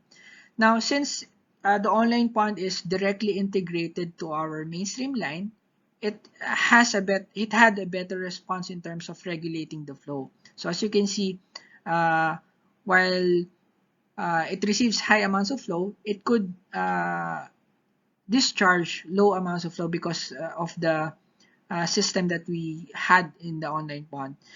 Now, in terms of the offline pond naman, same goes. We have high amounts of flow, and some of it are diverted into the offline pond. But as you notice, yung amount of flow natin is not that or was not reduced significantly when compared to our offline pond. While we must note that the offline pond was able to reduce the amount of flow or the discharge from the pond itself, but the mainstream line was had minimal or to no effect. So, which is why scenario 1 was more effective, or the online pond was more effective in regulating the overall flow. Now, we now have our scenario 3, which is online pond with distributed storage system. So when compared with the pre-development and post-development stage or models, you'll see that it was able to significantly reduce the peak flow. So as you can see, it only recorded around 688.35 liters per second. And at the same time, it generated a significant amount of lag time of 1 hour and 32 minutes. So as you can also notice, the rising and falling limb of the curve of generated in scenario 3 is gentler when compared to the other scenarios. So for the scenario 4 man, we have offline pond with distributed storage system. While it was effective in reducing the peak flow in terms of the post-development stage, it was not successful in attaining or reaching our main goal, which is to reduce it up to our pre-development model. So for the scenario 4, it recorded around 1071.99 liter per second. And it has it has also the same lag time compared to the post-development stage. Now, comparing the 4 scenarios, it is clear that scenario 3 had the best response in terms of the parameters that we've set earlier. So as you can see in scenario 3, it generated a peak flow of only 688.35 liters per second, and the most significant amount of lag time, which is 1 hour and 32 minutes. Now, I would also like to point out that scenarios 4 and 1 also had a good response in terms of storage utilization. Now, in terms of average volume, scenario 4 had a 1,000 cubic meter. Now, for scenario 1, in terms of maximum flow or volume during maximum flow, it generated yung ating 5,325 cubic meters. Now for the conclusion, looking back, the scenarios had different responses in reference to the parameters such as the peak flow attenuation, lag time, and storage utilization. Although it was evident that scenario 3 had the best. Now, transcending in most of the parameters, scenario 3 successfully attained the main objective of this study, which is to reduce the flood risk by attenuating the peak flow and creating a significant amount of lag time. Now, it is noteworthy though that scenarios 1 and 4 were effective in certain areas of the last parameter, and that is the storage utilization. On top of that, I've also made the comparison between the different systems that we use throughout the study. So first is the comparison between the online and offline pond. So in terms of the peak flow attenuation, creating a significant amount of lag time, and the storage utilization during max flow, the online pond had a better response. Whereas for the storage utilization, in terms of average volume, it was the offline pond. So another is the comparison between our lumped and distributed storage systems. So for the first 3 parameters, namely peak flow attenuation, lag time, and storage utilization in terms of average volume, the distributed storage system had a better response. While the storage utilization during max flow, the lumped storage system was more efficient. Now, these comparisons were essential in establishing both strengths and vulnerabilities of the online pond, offline pond, lump storage, and distributed storage.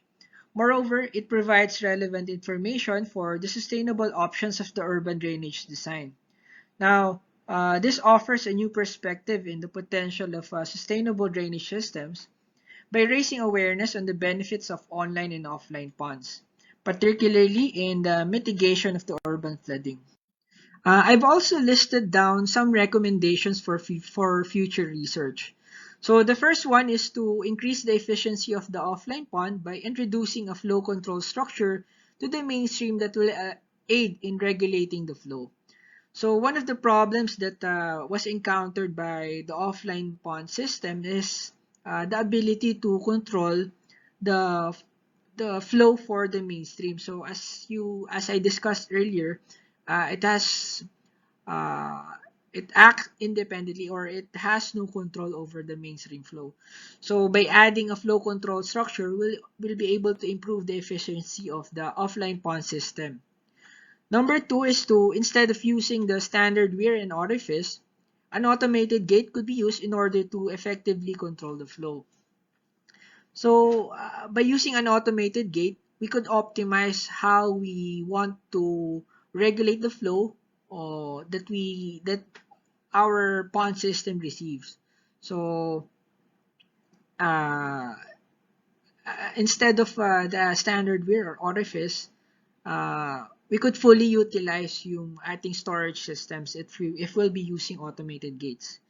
The next one is to manipulate the storage sizes. So what we did earlier is to use only a specific size for the two systems in one volume only. So by manipulating the storage sizes, we were able to optimize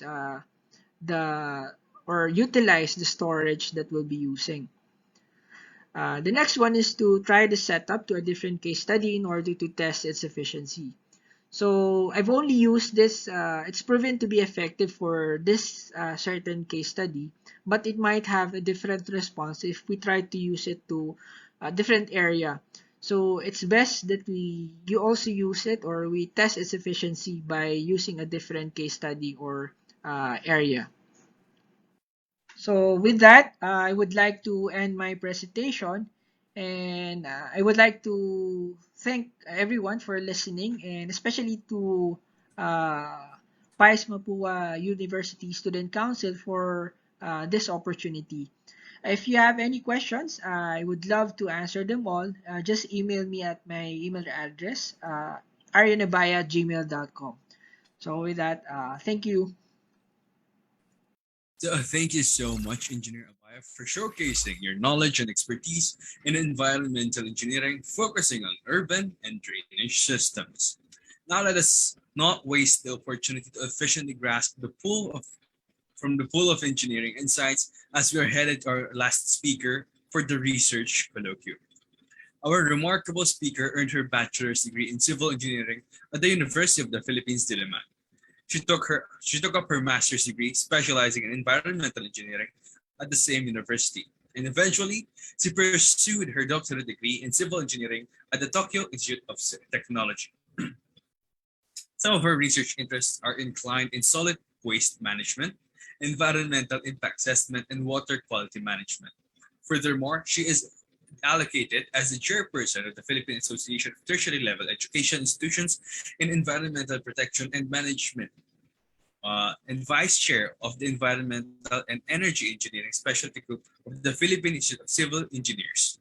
She is also the vice chairperson of TAO Pilipinas, an NGO that assists poor urban communities. So, currently, she is the professor at the University of the Philippines College of Engineering and president of the and and the present director of the Institute of Civil Engineering.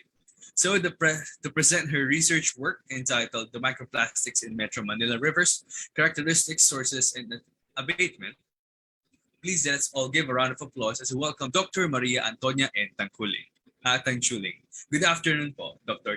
Tangchuling. Magandang hapon po sa inyong lahat.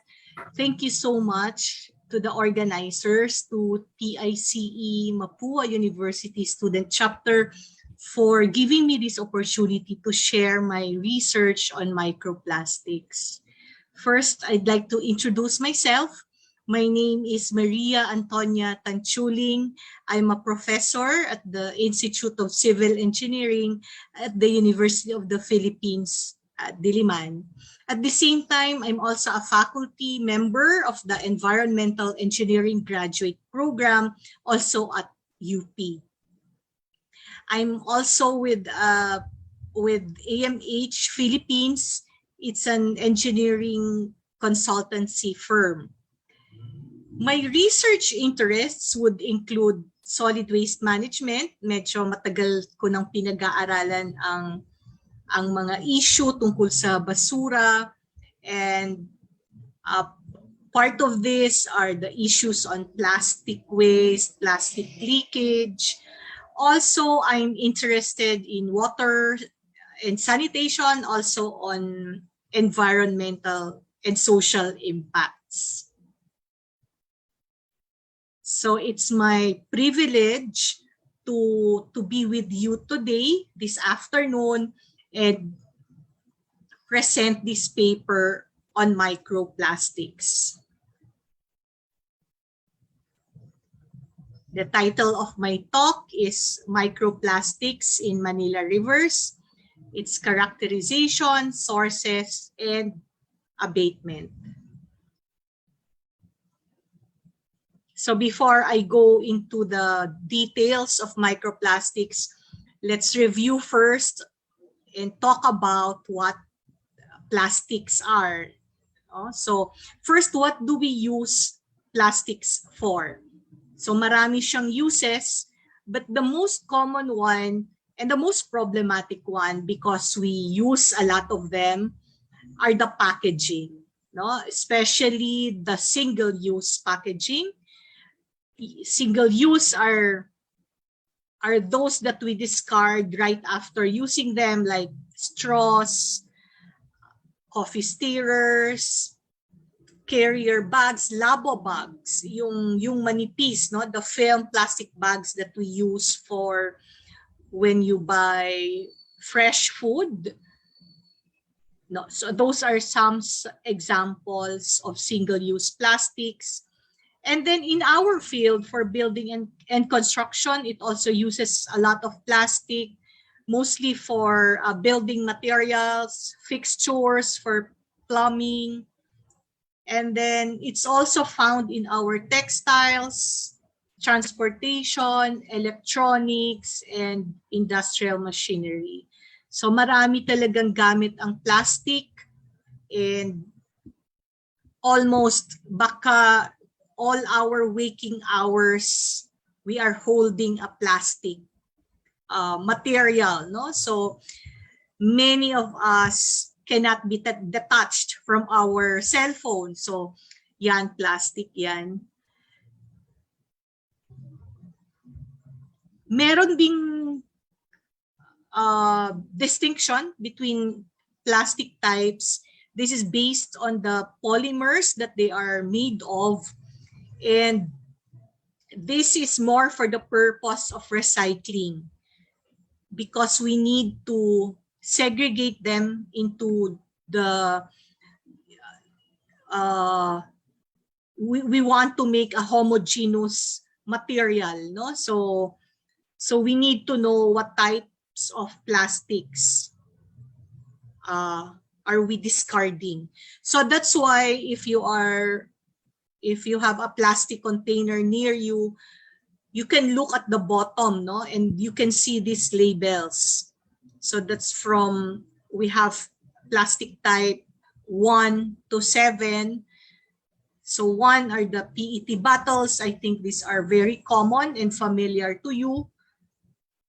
Most commonly used for beverage, no? Yung mga bottled water, these are contained in PET bottles. And then you also have HDPE, or the high density polyethylene. Siguro ang pinaka-common din na or familiar are the rigid plastic bottles for detergents, for shampoo, no, for other cleaning products. It's made of HDPE. And then you have PVC, polyvinyl chloride. So makikita natin sa ating mga tubo, no, sa pipes. And then we have the light density polyethylene. Ito yung mga plastic bags, cling films, garbage bags. Then you also have polypropylene for food packaging. And then polystyrene, or commonly called as styrofoam. Baka ito rin ang mas common sa atin na alam, mas familiar. And then yung mga hindi ma-classify into the other types are called type 7. So plastics are durable, no, they are very good materials because they're lightweight. So in terms of transportation, mas madali, we can transport more, no, in one trip. But then dahil dyan, hindi rin siya magde-degrade. So that's why it lasts for many years, no? For example, the rigid ones like plastic toothbrush or disposal diapers, matagal yan, mga 500 years, no? So maraming plastic na since they were manufactured, they are still with us. Hindi sila nawawala. So yung contributions ng plastic waste to oceans, there was a study in 2015 by Jambeck which was published, no? And pinag-aralan nila ano yung mga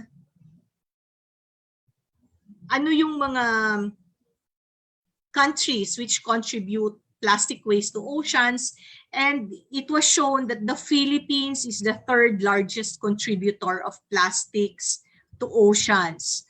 So because of this finding, we were alerted, no? The world was actually made aware of the problem of plastic waste, and specifically the countries that contribute a lot.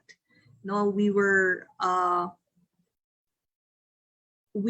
urged, no, to make some action. Pag-aralan ang issue na ito. That is the reason why some researchers, including me, started studying this topic. So in 2021, there's a more recent study looking at the share of rivers to the global ocean plastic pollution problem. Saan ba galing, no? Saan galing ang mga plastics na ito? And it showed that 7 of the top 10 rivers are coming from the Philippines, no? You have Agno River, Rio Grande de Mindanao, Libmanan in Bicol, Pampanga, May Kawayan River, Tulyahan River, and yung topping them all is Pasig River. No? So 7 out of the top 10 are found in the Philippines. So talagang malaki yung need that we have to address this. Then we looked at the plastic flow in the Philippines. So this is a study published in 2020 based on 2019 data on plastic consumption and yung the entire value chain of the plastic, no, from consumption up to disposal. So if you're interested with the study, it's available in the internet if you go to WWF Philippines, no, under their publications. So in that study, we estimated that there are 2.1 million tons of plastics that are being consumed in a year. Out of this, only 9% is being recycled, meaning recycled back to in the country, no? Ginagamit ulit sa ating plastic production at ma-introduce ulit sa market.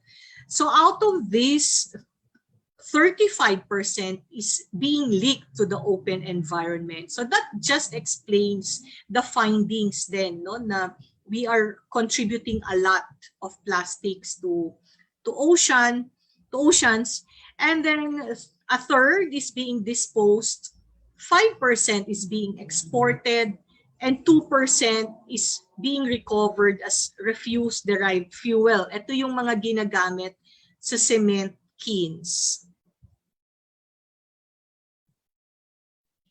Now, let's now go to microplastics. No, given that situation, we should be one negative impact.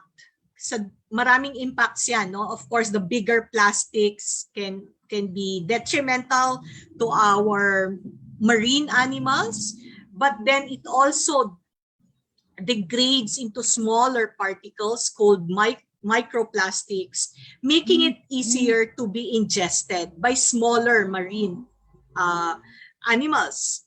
And then that's how it gets into our food chain. So pag sinabi nating microplastics, there are two types. No? Primary microplastics are those that were produced in that size already.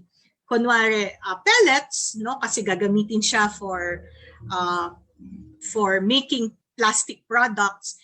We also produce primary microplastics. We use it in facial wash because we need abrasion, no, sa detergents. So maliliit na siyang plastics linalagay.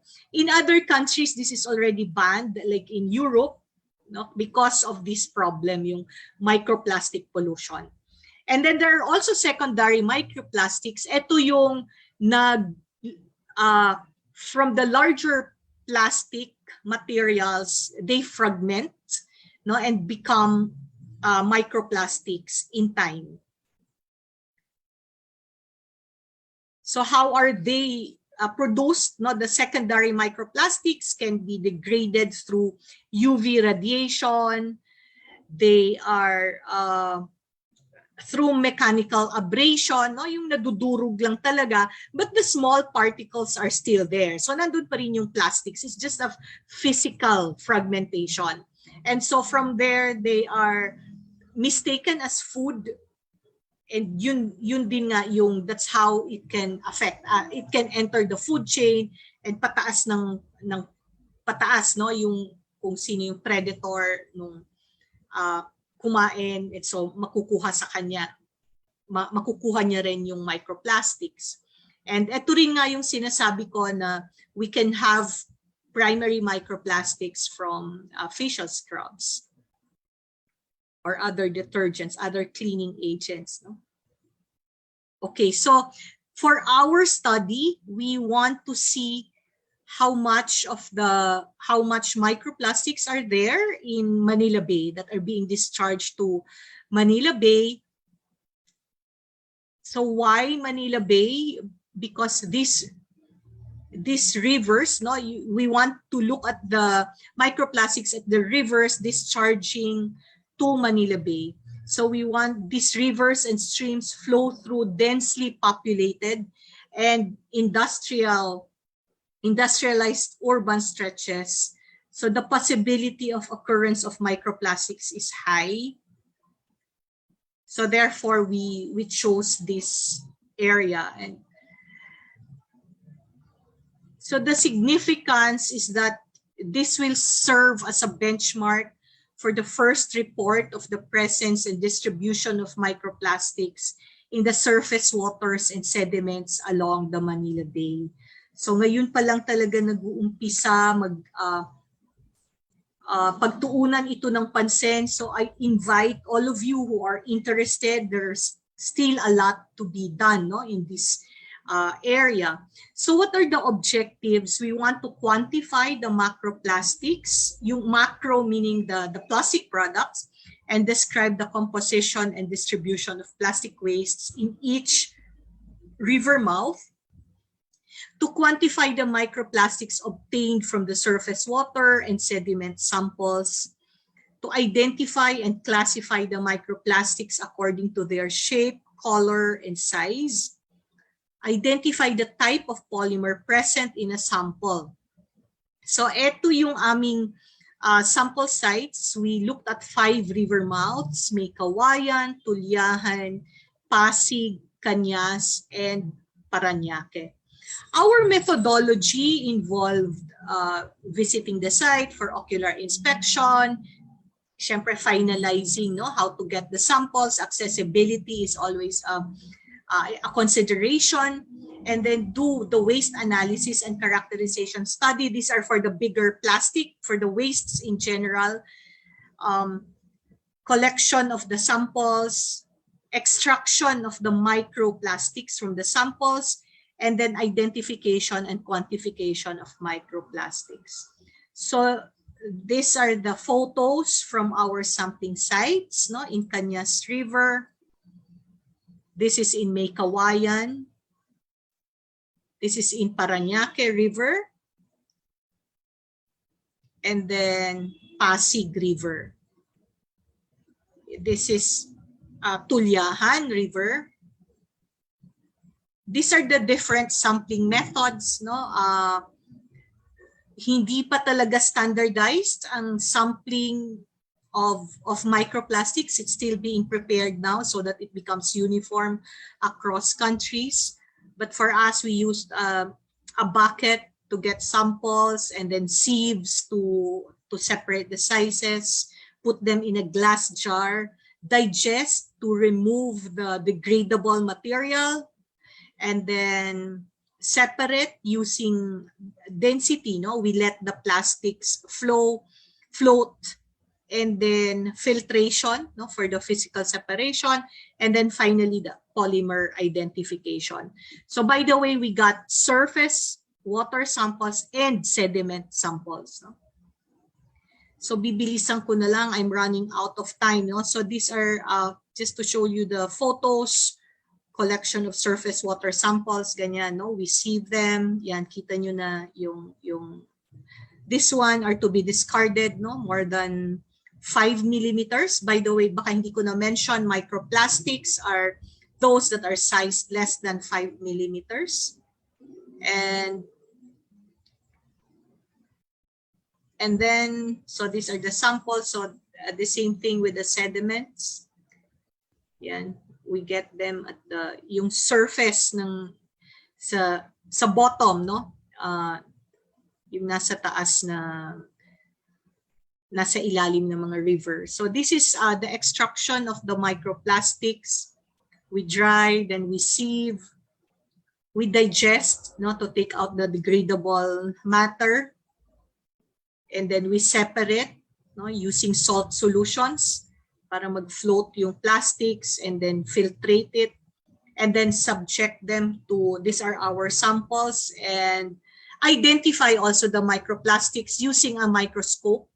So ito yung, this is how we distinguish the shape, the color. Okay, we try to distinguish them according to these characteristics so that we know the sources, no? If we need interventions or policy interventions, that will give us an idea where these plastics are coming from. So we want to characterize them by color, shape, size, and polymer type.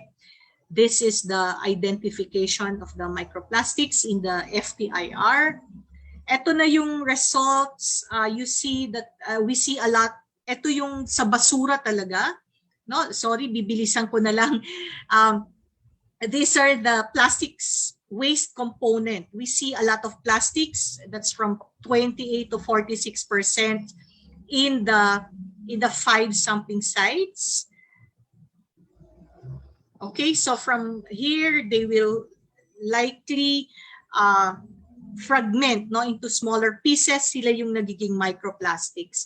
So ano yung pinakamadami dito? You have film plastics in the, sorry.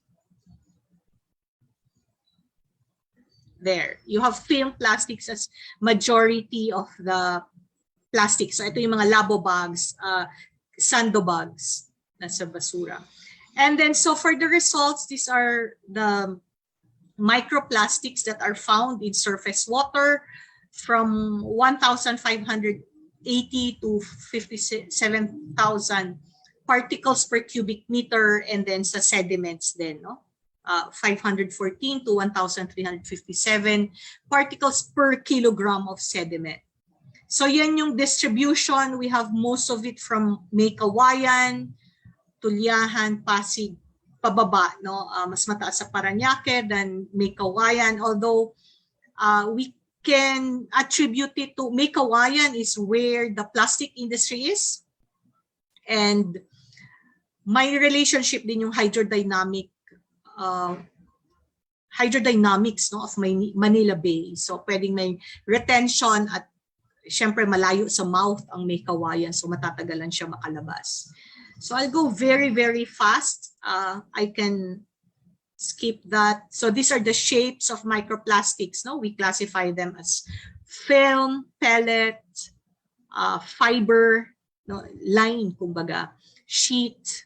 So dyan, for example, it's line, saan siya galing? It can be the fishing nets, it can be from our clothes, from washing our clothes, no, na kung hindi naman cotton ang ating clothes. So sa shape, the most common one is the fragment, no? Sorry, this is getting very fast. Okay, the most abundant type is fragments, meaning it just disintegrated from the bigger plastics. Okay, the color is white, no? White din yung napapagkamalan mostly na pagkain. It can also be dating colored, and because of UV radiation, pwedeng nag-discolor, no? And iba-iba rin ang you can also find the different colors. Okay, maybe I can skip that. So that the polymer types is also important, not to identify. PP is the most abundant, polypropylene, because it is also it has low UV resistance, so mabilis siya fragment. So we have to remember these are dynamic. No? In time, they will become smaller fragments, so we can see more numbers in the future. So you can see there are also different densities that also explains why we see a lot of PP, sila yung pinakamagaan. Also polyethylene, no? The plastic bags. Ang pinaka mabigat, mga PET, yung tela, no? Polyester. Yan. Sige, so we can say that the sources of microplastics are domestic and industrial discharge, municipal and garbage dumping, factory spillage, and surface runoff. So I can skip this, medyo na mention ko na, no? And yeah, the hydrodynamics is a factor.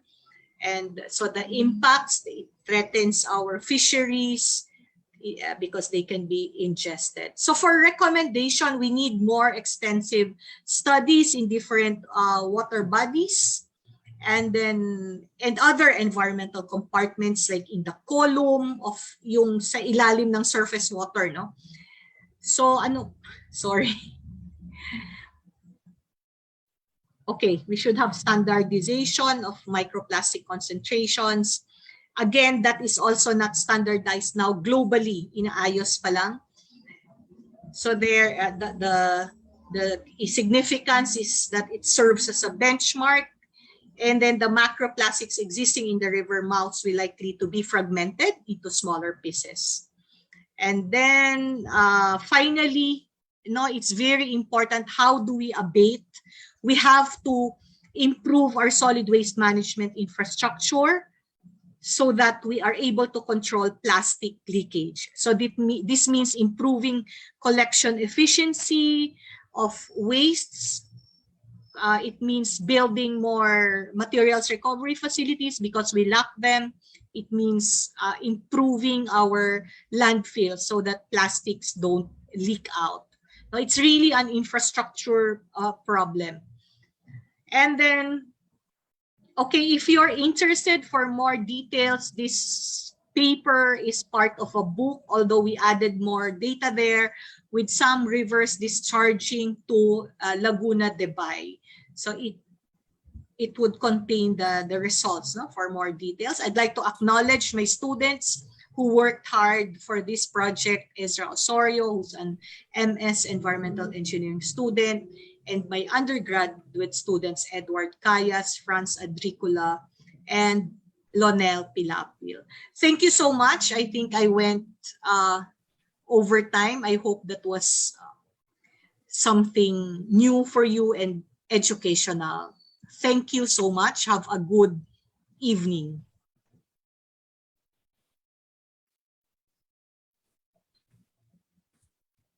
Thank you very much indeed. Engineer Juling for an in-depth and well-presented topic on the microplastics in Metro Manila rivers, characteristics, sources, and habitat. PIC MUSC would sincerely like to thank the speakers for their environmental engineering specialization for sharing their work with us. Our event is coming to an end, and to close it properly, we're going to be having our closing remarks, the final code, the final announcements, and the awaited raffle draw, so please don't leave yet. We have another very special guest who would be conducting our closing remarks for the event. She is the current representative of the Kabataan Party List in the lower house of Congress. She became the Philippines' youngest lawmaker when she entered the House of Representatives at 26 for her first term after the 2016 elections. Since then, she has advocated for the advancement of youth agenda and free education, free internet for all, and gender equality. She has also shown support to breast cancer warriors and survivors by donating her hair. She has received prestigious awards for her excellence in her work, one of which includes being the first Filipino to receive the Germany's One Young World Politician of the Year award. A remarkable and a driven person, let us all welcome the Honorable Sara Elago. This youth representation. First and foremost, our representation would like to extend our heartfelt congratulations to the Philippine Institute of Civil Engineers, Mapua University Student Chapter, for the success of this event, Civil Engineering Breakthrough 2.0, paving the future through research excellence. Cheers and our warmest congratulations to all the scholars, professors, researchers, and to all who led, organized, and presented their scholarly papers in their specializations of structural engineering, transportation engineering, construction management and engineering, water resources engineering, geotechnical engineering, and environmental engineering. Maraming salamat po sa inyong lahat. Thank you for all the work you do. Research and innovation in civil engineering have a key, essential role to play in building solutions and serving the needs of the people and communities, especially in these trying times. The COVID-19 pandemic that caused unprecedented social disruption and decimated the global economy has given us a taste of what is to come in the years ahead. More crises of a magnitude never imagined before. Experts predict an increased number of economic, health, and environmental crises globally throughout the 21st century, including the climate emergency, critical environmental degradation, and a rising number of serious epidemics. We all have seen how the COVID-19 pandemic and its subsequent economic recession revealed the fragility of our current economic system that prioritized profiteering interests over the well-being of people and the environment. It has thus far deepened inequalities and failed to protect the most vulnerable. Therefore, it is really crucial that we use measures aimed at economic recovery from the pandemic to break away from the past and instead shift towards a more just, sustainable, and resilient economy that protects the human rights of all. Shifting towards a greener economy that boosts decent employment, offers social protection to all, and sustainable food supplies will not only help the region to more rapidly absorb the immediate impact of the recession, but also to avoid and be more resilient to future similar shocks and crises. Civil engineering can play a significant role in ensuring that the creation, planning, and implementation of the measures aimed at economic recovery from the pandemic are really and truly promotes, protects, and respects the human rights of all. Our representation hopes and strongly urges you to further discuss and explore possible ways by which we can all work together for our commitment to advance a just and green recovery. First and foremost, we must advance an economy that keeps the increase in the world's temperatures to less than 1.5 degrees Celsius at the end of the century, where all, including future generations, are able to enjoy their human rights, without harm from climate change, without harm from pollution, without harm from deforestation, without harm from waste and environmental degradation. How can we accomplish all these? First, ensure that measures adopted to tackle the public health emergency and all the associated economic crisis do not weaken, but rather strengthen existing environmental protection measures and their implementation. Second, we must include in the economic stimulus package spending for heightened direct support and financial incentives to renewable energy systems and zero emissions infrastructures and technologies. Third, we must condition, shape economic relief to private sector entities to include their supply chains too, to immediately decrease the levels of pollution, emissions, waste, and other harmful environmental impacts in a manner that is compatible to international environmental and human rights standards. Second point in this pledge of commitment is to advance an economy in which all are afforded adequate social protection and access to public essential services. And this must include ensuring that the measures aimed at responding to and protecting persons from the impacts of the pandemic consider the differentiated impact of the crisis on those from the most marginalized and affected sectors, including indigenous persons, peasants, our workers, ethnic and other minorities, and also those working in the informal economy. Next is to adapt, extend, and scale up social protection schemes to those in the informal economy, refugees and migrant workers, and others who may not be currently included.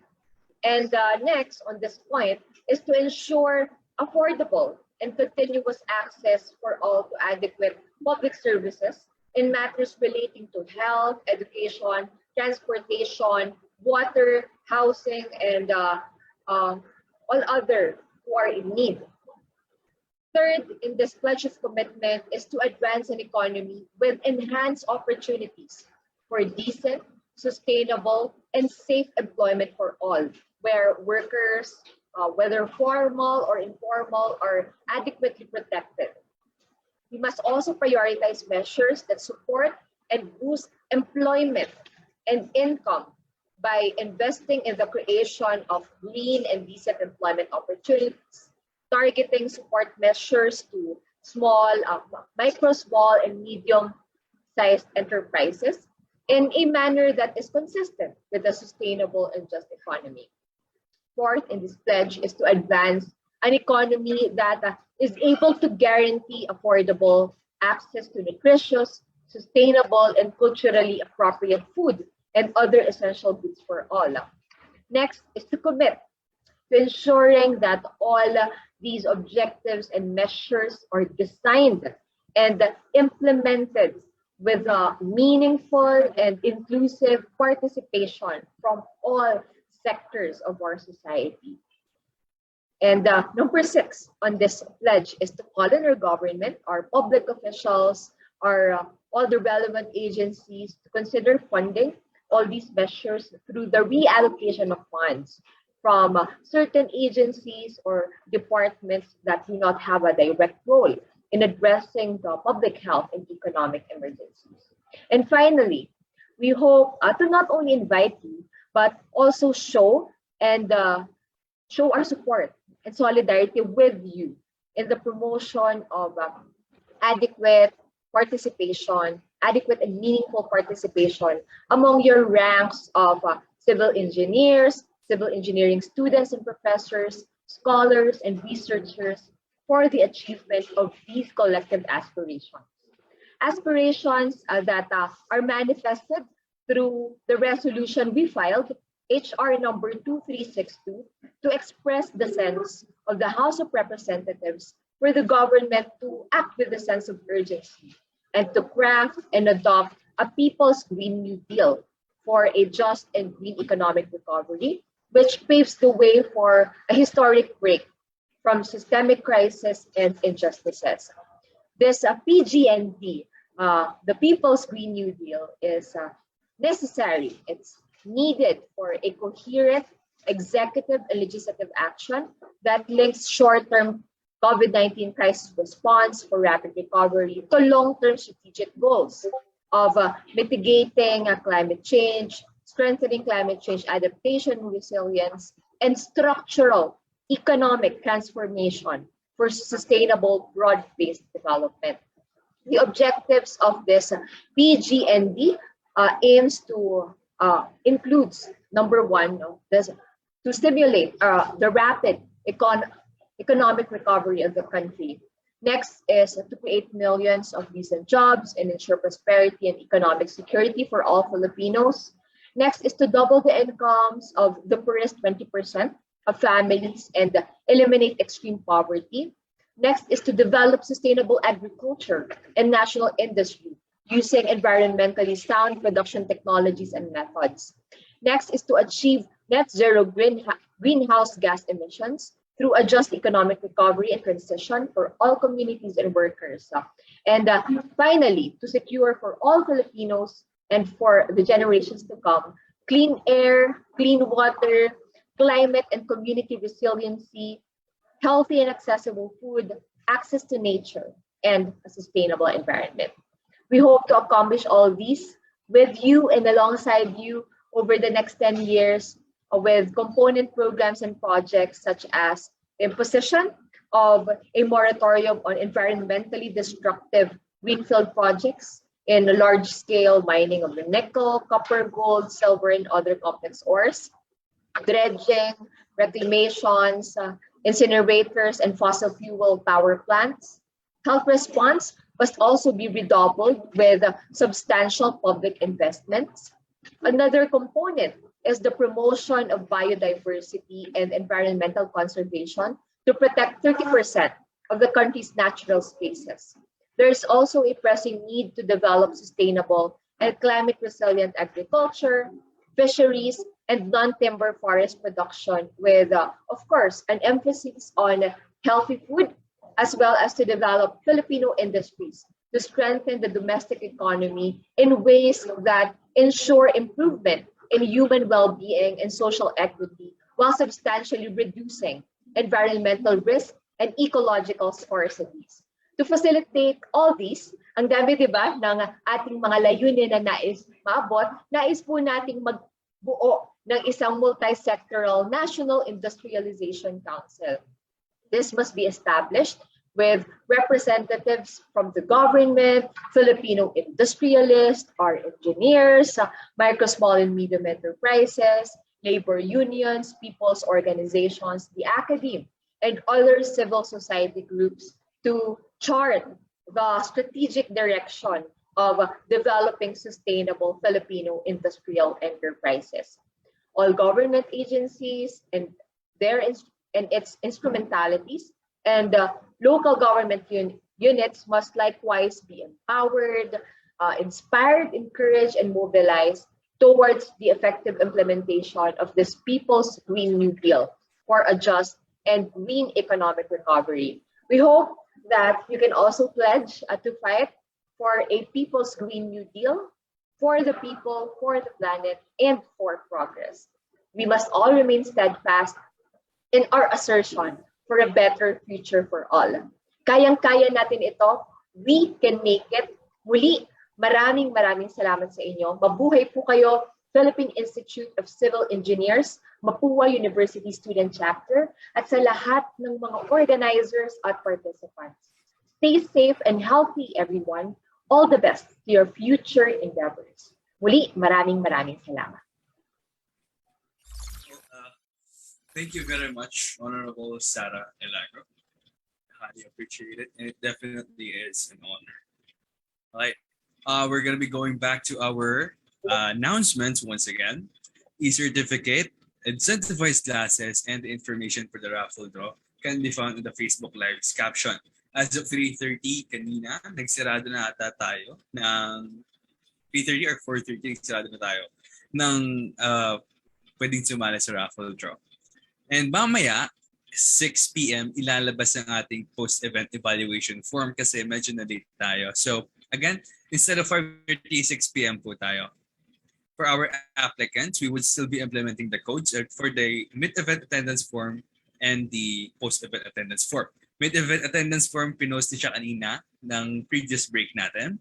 And ngayon, ilalabas natin yung pangalawang code of the day. Again, for this second code, gagamitin natin to sa ating post-event evaluation form. Nagamit lang nito ating mga applicants at ang ating mga galing sa incentivized classes. Whether magpasa ka nito or hindi bilang attendee, makakuha ka ng e-certificate. Okay? Actually, kung mid-event attendance form natin para lang sa mga Mapuan students or former Mapuan students and applicants. So, okay. Code on the screen, dapat natin siyang isulat or lagyan ng screenshot or kuha ng screenshot rather kasi kailangan natin tamang spelling niya. And if hindi yan tama, hindi namin siya i-accept, unfortunately. So before we go to our raffle draw, we're going to be announcing our lucky winners for the pre-raffle. All of the listed names here were taken from our registration form. As we announce the prizes, the name of the winners will be flashed on the screen. The prizes for the pre-raffle will be sent directly to your emails, regardless of your attendance today. So hindi mo na kailangan mag-comment down ng pangalan mo kung nanalo ka sa ating pre-raffle. Okay? First part is ang ating 20 winners of 100 pesos worth of free shipping vouchers with a minimum purchase of 500 pesos from Cleo Active. The name should be posted around here. So nakita mo pangalan mo dyan. Diba? Good luck. 10 winners for the premium webinar tickets worth of 200 pesos from Engineering Wins PH. Definitely something you should take if you're a civil engineering student or engineering. 8 winners of a 500 pesos discount on project management certification course from AskLex PH Academy. Voucher discount vouchers from Something Right PH, starting off with 6 discount vouchers of 50 pesos off for every minimum purchase of 300 pesos on all Something Right PH products.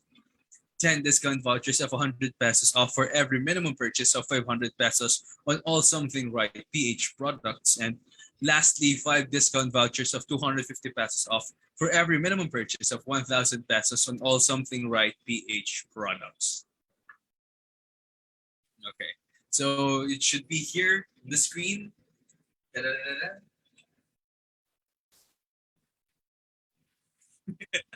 So if you see your name, check your emails kasi send namin yan sa inyo, okay? Now let's proceed to the awaited raffle draw. All of the participants that has completed the instructions are included in the raffle draw. When your name has been chosen from the wheel, when your name has been chosen from the wheel, you should comment down your full name so we can verify your attendance. You have 1 minute to comment your name on the comments section. In the chance that the participant isn't present, we would then be spinning the wheel once again to replace those who weren't able to claim their prize in time, of course.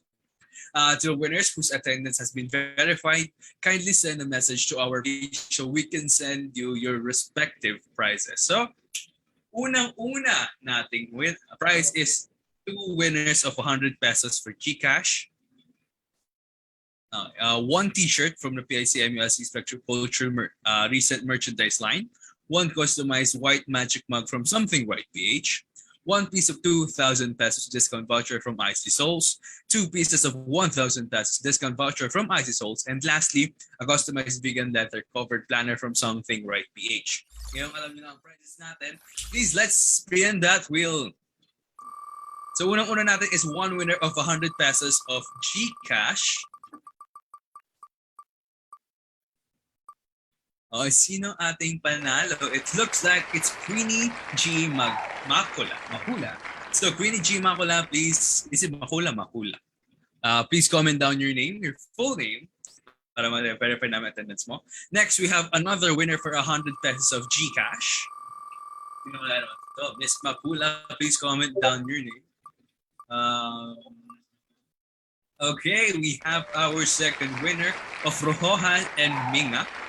Rohan and Mia, please comment down your name on our Facebook live comment section. Congratulations for winning 100 pesos GCash. Next, we have 1 t-shirt from the PICE MUSC X Retro Cultures Research Merchandise line. Please spin the wheel. Let's Let's go. Our, what do you call you? Operator, yes. Operator natin. Please give some love to our OBS operator. No, napagaling ha. So, congratulations to Angela G. Gabay, no? Angela G. Gabay, no? Please comment down your name for your t-shirt from the PICE MUSC X Retro Cultures Present merchandise line. Okay, next one. We please spin the wheel for the winner of the one customized white magic mug from Something Right PH. And we have our next winner of, I don't know how to pronounce this, Crisia May J. De La Cruz. Crisia May J. De La Cruz. Please comment down your name and congratulations for winning the white magic mug from Something Right PH. Next up, we have one piece of 2,000 pesos discount voucher from IC Souls. Sabi ni Ian Cruz, kawawa naman si Bernie sa gitna naka-white jacket pa nga. Pinaikot-ikot pa. Hello, Ian Cruz. We have Patricia J. Leones. Congratulations for winning the one piece of 2,000 pesos discount voucher from IC Souls.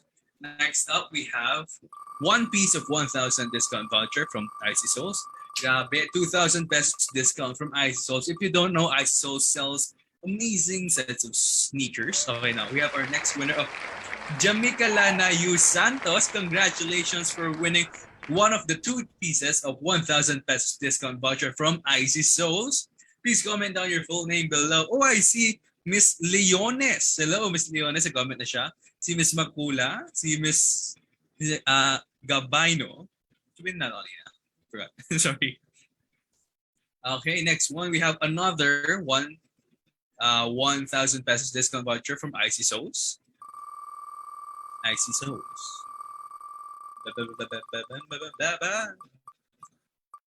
Okay, we have our next winner of April Joy M. Lope.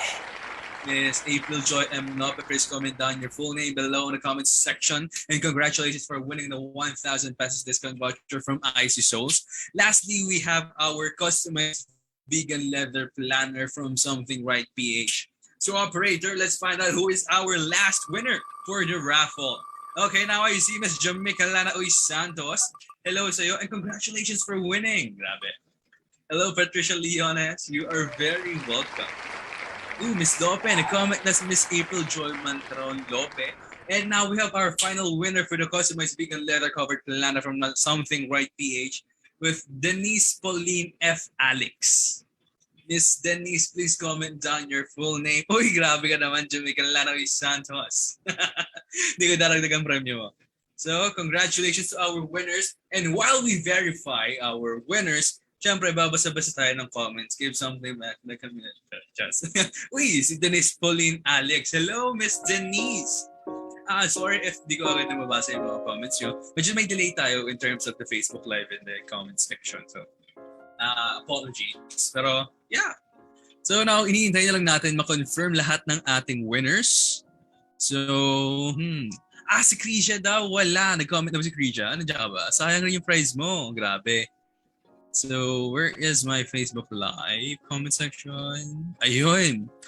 Hello, Miss Angel Kristen Malubak. Shoutout daw sabi ni Kirkpatrick De Loroso. Hello, my boy. Kamusta ka naman? Nakatulog ka na ba? Mr. Kirkpatrick De Loroso, hindi daw siya nakatulog kanina dahil gumagawa siya ng RCD. And we have Mr. Angelo Noel Manuel once again. Hello and welcome. Shout out all of your PICE MUSC officers watching from the National Teachers College. To those of you who don't know Mr. Noel, Mr. Angelo Noel Manuel is often supporting the various schools webinar. So very happy to see him again. I just woke up lang daw si Mr. De La Rosa. Hello, Chrislyn De La Peña. Shout out daw. Sino ba may hinihintay natin? Mag-reroll tayo. Sayang, grabe. I-reroll natin customized white magic mug from Something Right PH. So, Mr. Operator, please spin the wheel once again. Sayang, grabe. Di nakuha yung isa. Miss Krisha ata nawawala. Uy, sino to? Si Elvin Luis Rufa. Hello. Miss Fritz Gasingan. Hello. Ay, so Via T. Kudal. So Via T. Kudal, please comment down your full name para ma-verify namin attendance. What? Makuha mo yung customized white mug from Something Rice White PH. Something Right PH. Customized white magic mug. Hello, Ian Cruz. Ay, diyan ka na. Gising ka na. Hello. Ang pair naman ng world. Hindi na si Ian. Hello. Hello, Miss Marisol Odulio. Shout out. Sa New Jersey, USA daw. Wow. International. Hello. Mr. Jomar Mabuti. What if malungkot po ako pag hindi na shout out? Naku, anong gagawin natin pag hindi ka na shout out? Bawal yan. Bawal tayong maging malungkot. Pwede naman tayong maging malungkot. Ayun. Paki-message po sa ating mga nanalo, mga ating lista ng panalo. From what I remember, Miss Queenie G. Magkula, Angela Gabayno, Miss Leones, Miss Jamaica Lana Santos, April Joy Lope, Denise Pauline Alex, please send a message to our Facebook page. Kung di nyo alam, ako rin naman yung masagot sa iba doon. So, hello rin sa inyo. Wala rin daw si Via. Grabe, magre-reroll na naman tayo. Hello po, Mr. Vincent Bennett de la Rosa. Paano ka nakapag-comment? Napakasipag mo. Mr. Vincent Bennett de la Rosa, pakigulong ang ating wheel. Nako. Hello po kay Robilian Malapad. One PICE. Wow. One PICE. Sayang naman. Okay, so hello to Naomi Beatrice Namayan. Congratulations for winning the white magic mug from Something Right PH. Ay, naglag ba? Hello. Nalag ba ako? Si Via na ngayon na nag-comment. Pwede ba yun? Wait lang. I-comment na siya, ala. Ano ang gagawin? What's the decision operator? Currently, I'm getting word, nag-uusap daw ang ating officers kung anong decision nila. Hello po kay Miss Marinier Valencia Pagtalunan. Sorry po kung naglag. Unfortunately, Miss Via Tagude Kudal, di ka po umabot sa pag-comment sa ating Facebook Live para maklaim ang prize mo. That's unfortunate. Pero if you enter the next one, magkakaroon pa naman tayo ng tawag dito. Kakaroon tayo ng event in the next few months. So, of course, meron na maging prizes. As you know, PICE, MUSC, very generous naman yan. Ayun, okay na daw. You're very welcome, Ms. Pagtalunan. And hello, Mr. Mark Christian Kapinpin from Germany daw. Okay. Sayang nga Mr. Emmanuel. Okay, so I think, ayun na yung operator. Meron pa ba tayong re-roll? Wala naman, no? Ay, si Naomi Betes na Mayan. Si Yumi ba yun? Huwag na yun. Si Yumi pala, buisit. Yung na ibigay. Okay. Well, congratulations. na magparin sa loob ko. Congratulations to all of our winners. Don't forget to send a message to our Facebook page to claim your prize. And once again, in the light of the face-to-face classes, which might be possible soon, hopefully, really hoping, no? Show off your Mapuan spirit by wearing one of our shirts. For more information and pre-orders, check out the recent post on our Facebook page on facebook.com/PICE Mapua. I think meron tayong samples na alagay dito on the screen right now. Samples dyan. And ganyan na itsura ng pub. So kung hanapin nyo, please. Meron tayo sa Facebook, meron tayo sa Instagram. Pero let's lang galing sa Facebook. So nandun lang yun. As you know, if you follow their social media pages, nagkaroon kami ng merchandise giveaway on our Instagram. And yung winners noon, i-announce natin tomorrow, March 21.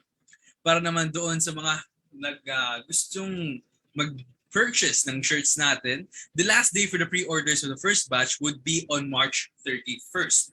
After March 31st, magsisend na kami ng ating mga shopping links to our respective emails who have ordered. Okay? Well, once again, we would like to thank our partners and sponsors. Medyo mahaba. Unang-una, Philippine Society of Sanitary Engineers Mapua University Student Chapter is our 10-year partner for this senior. Hello sa inyo, please. Thank you very much for this one. And next, we have the Philippine Institute of Civil Engineers, Nueva Ecija University of Science and Technology Student Chapter, the Physics Society of Adamson University, the Association of Civil Engineering Students, Philippine Institute of Civil Engineers, CIP Manila, the Philippine Institute of Civil Engineers, Xavier University Student Chapter, Philippine Institute of Civil Engineers, Bulacan State University Student Chapter, and of course, special thanks to the Adamson University concerned Adamsonians for responsible and empathetic support, Adamson Red Cross Youth Council, Mathematical Society of Mapua, and this event is sponsored by Retro Culture. Retro Culture is yung mga partner namin sa paggawa ng t-shirt. So, Motivo Philippines, Cleo Active.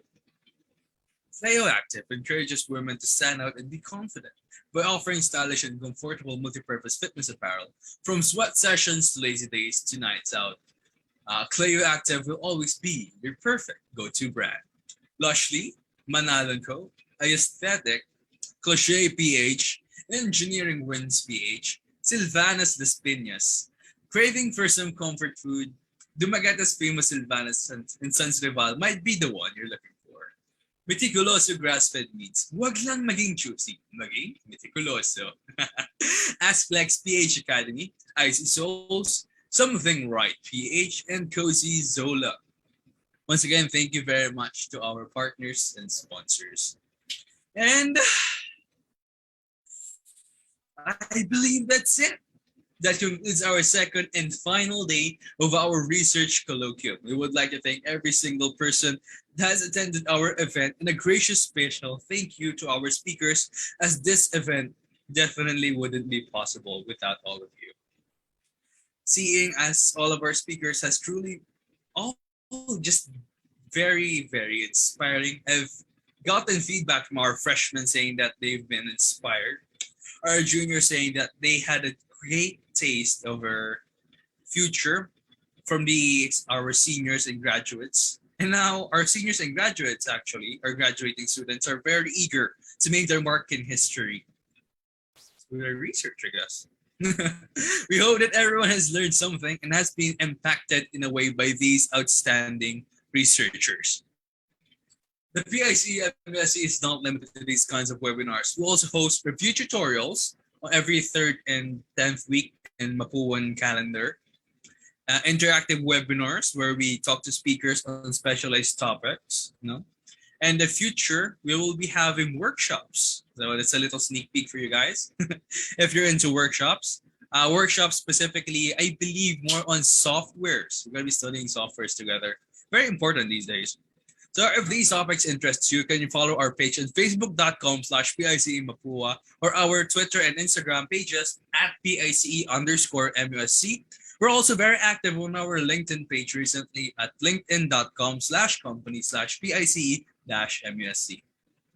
We regularly update our social media pages. We're also quite responsive on our Facebook page. So if you have any questions about e-certificates, kung pagkiklaim nyo ng prizes nyo, minsan doon sa enrollment, sumasagot rin na kami niyan, kahit pa paano. Send us a message and we will try our best to accommodate your concerns.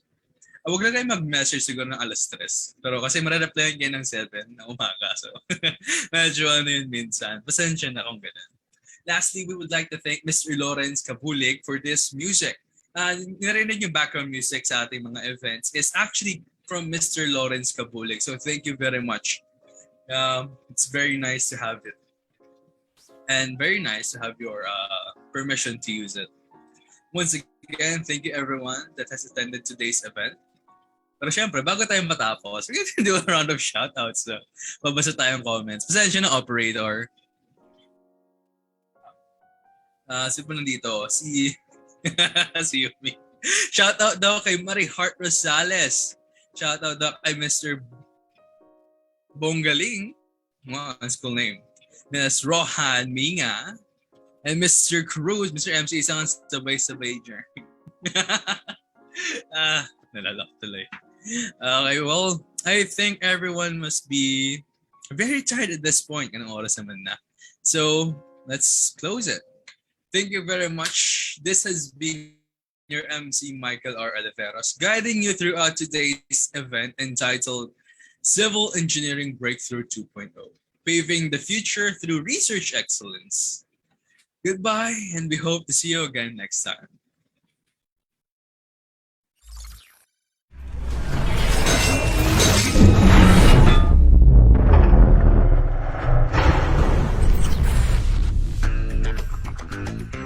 I chose PICE MUSC. I chose PICE MUSC because I know it is not just an organization, but a family. Now, I consider them as my second family. Because it provides me a sense of purpose by allowing me to discover more about myself as an aspiring civil engineer. Because I want to engage with people that shares the same goals as me. Because I wanted to help the Sega community. Because it has helped me attain the leadership skills that are beneficial to my committee and our organization. Because of the leadership enhancement that it offers through the events, activities, and webinars that we are assigned to organize. Power. I know that this is the organization that would let me grow as an aspiring civil engineer and let me learn the skill set that I need in order to be of service as a student and as a future engineer. Peace. Because this is where I felt the most confident and courageous in bringing out the best in me. Because it will help me cement my engineering career as it is also consistently listed as one of the best organizations. Because I wanted to go outside of my comfort zone. Because it will prepare me for my future career. Because I want to be in an environment that makes me grow and access skills and understanding. For me to grow and meet my future colleagues. Because I want to define myself by engaging with passionate people committed to helping fellow CE students grow. Because it helped me to be a better student. And it helped me grow as a good leader. Because I wanted to gain insights in my chosen career path. Since we strive for excellence for my future endeavors as a future engineer. This is the best organization to the civil engineering community. Because it provided me the community which I know I can work and bond with. Because I know it will help shape and guide me to the future opportunities to come. And will help me develop myself as a student and a future civil engineer. I chose the PICE MUSC because we only cultivate the best. Because of the social, academic, and non-academic doors of opportunities that I know can explore and conquer that would take me places. Because they help me unlock the leadership potential I never knew I had. Alam naman ng lahat na sa org ng PICE, most of the officers and members are good in academics. At the same time, sa leadership, nag-excel din sila. Malaking bagay yung naibibigay na training ng PICE sa kanila during the time na nandito pa sila sa eskwelahan.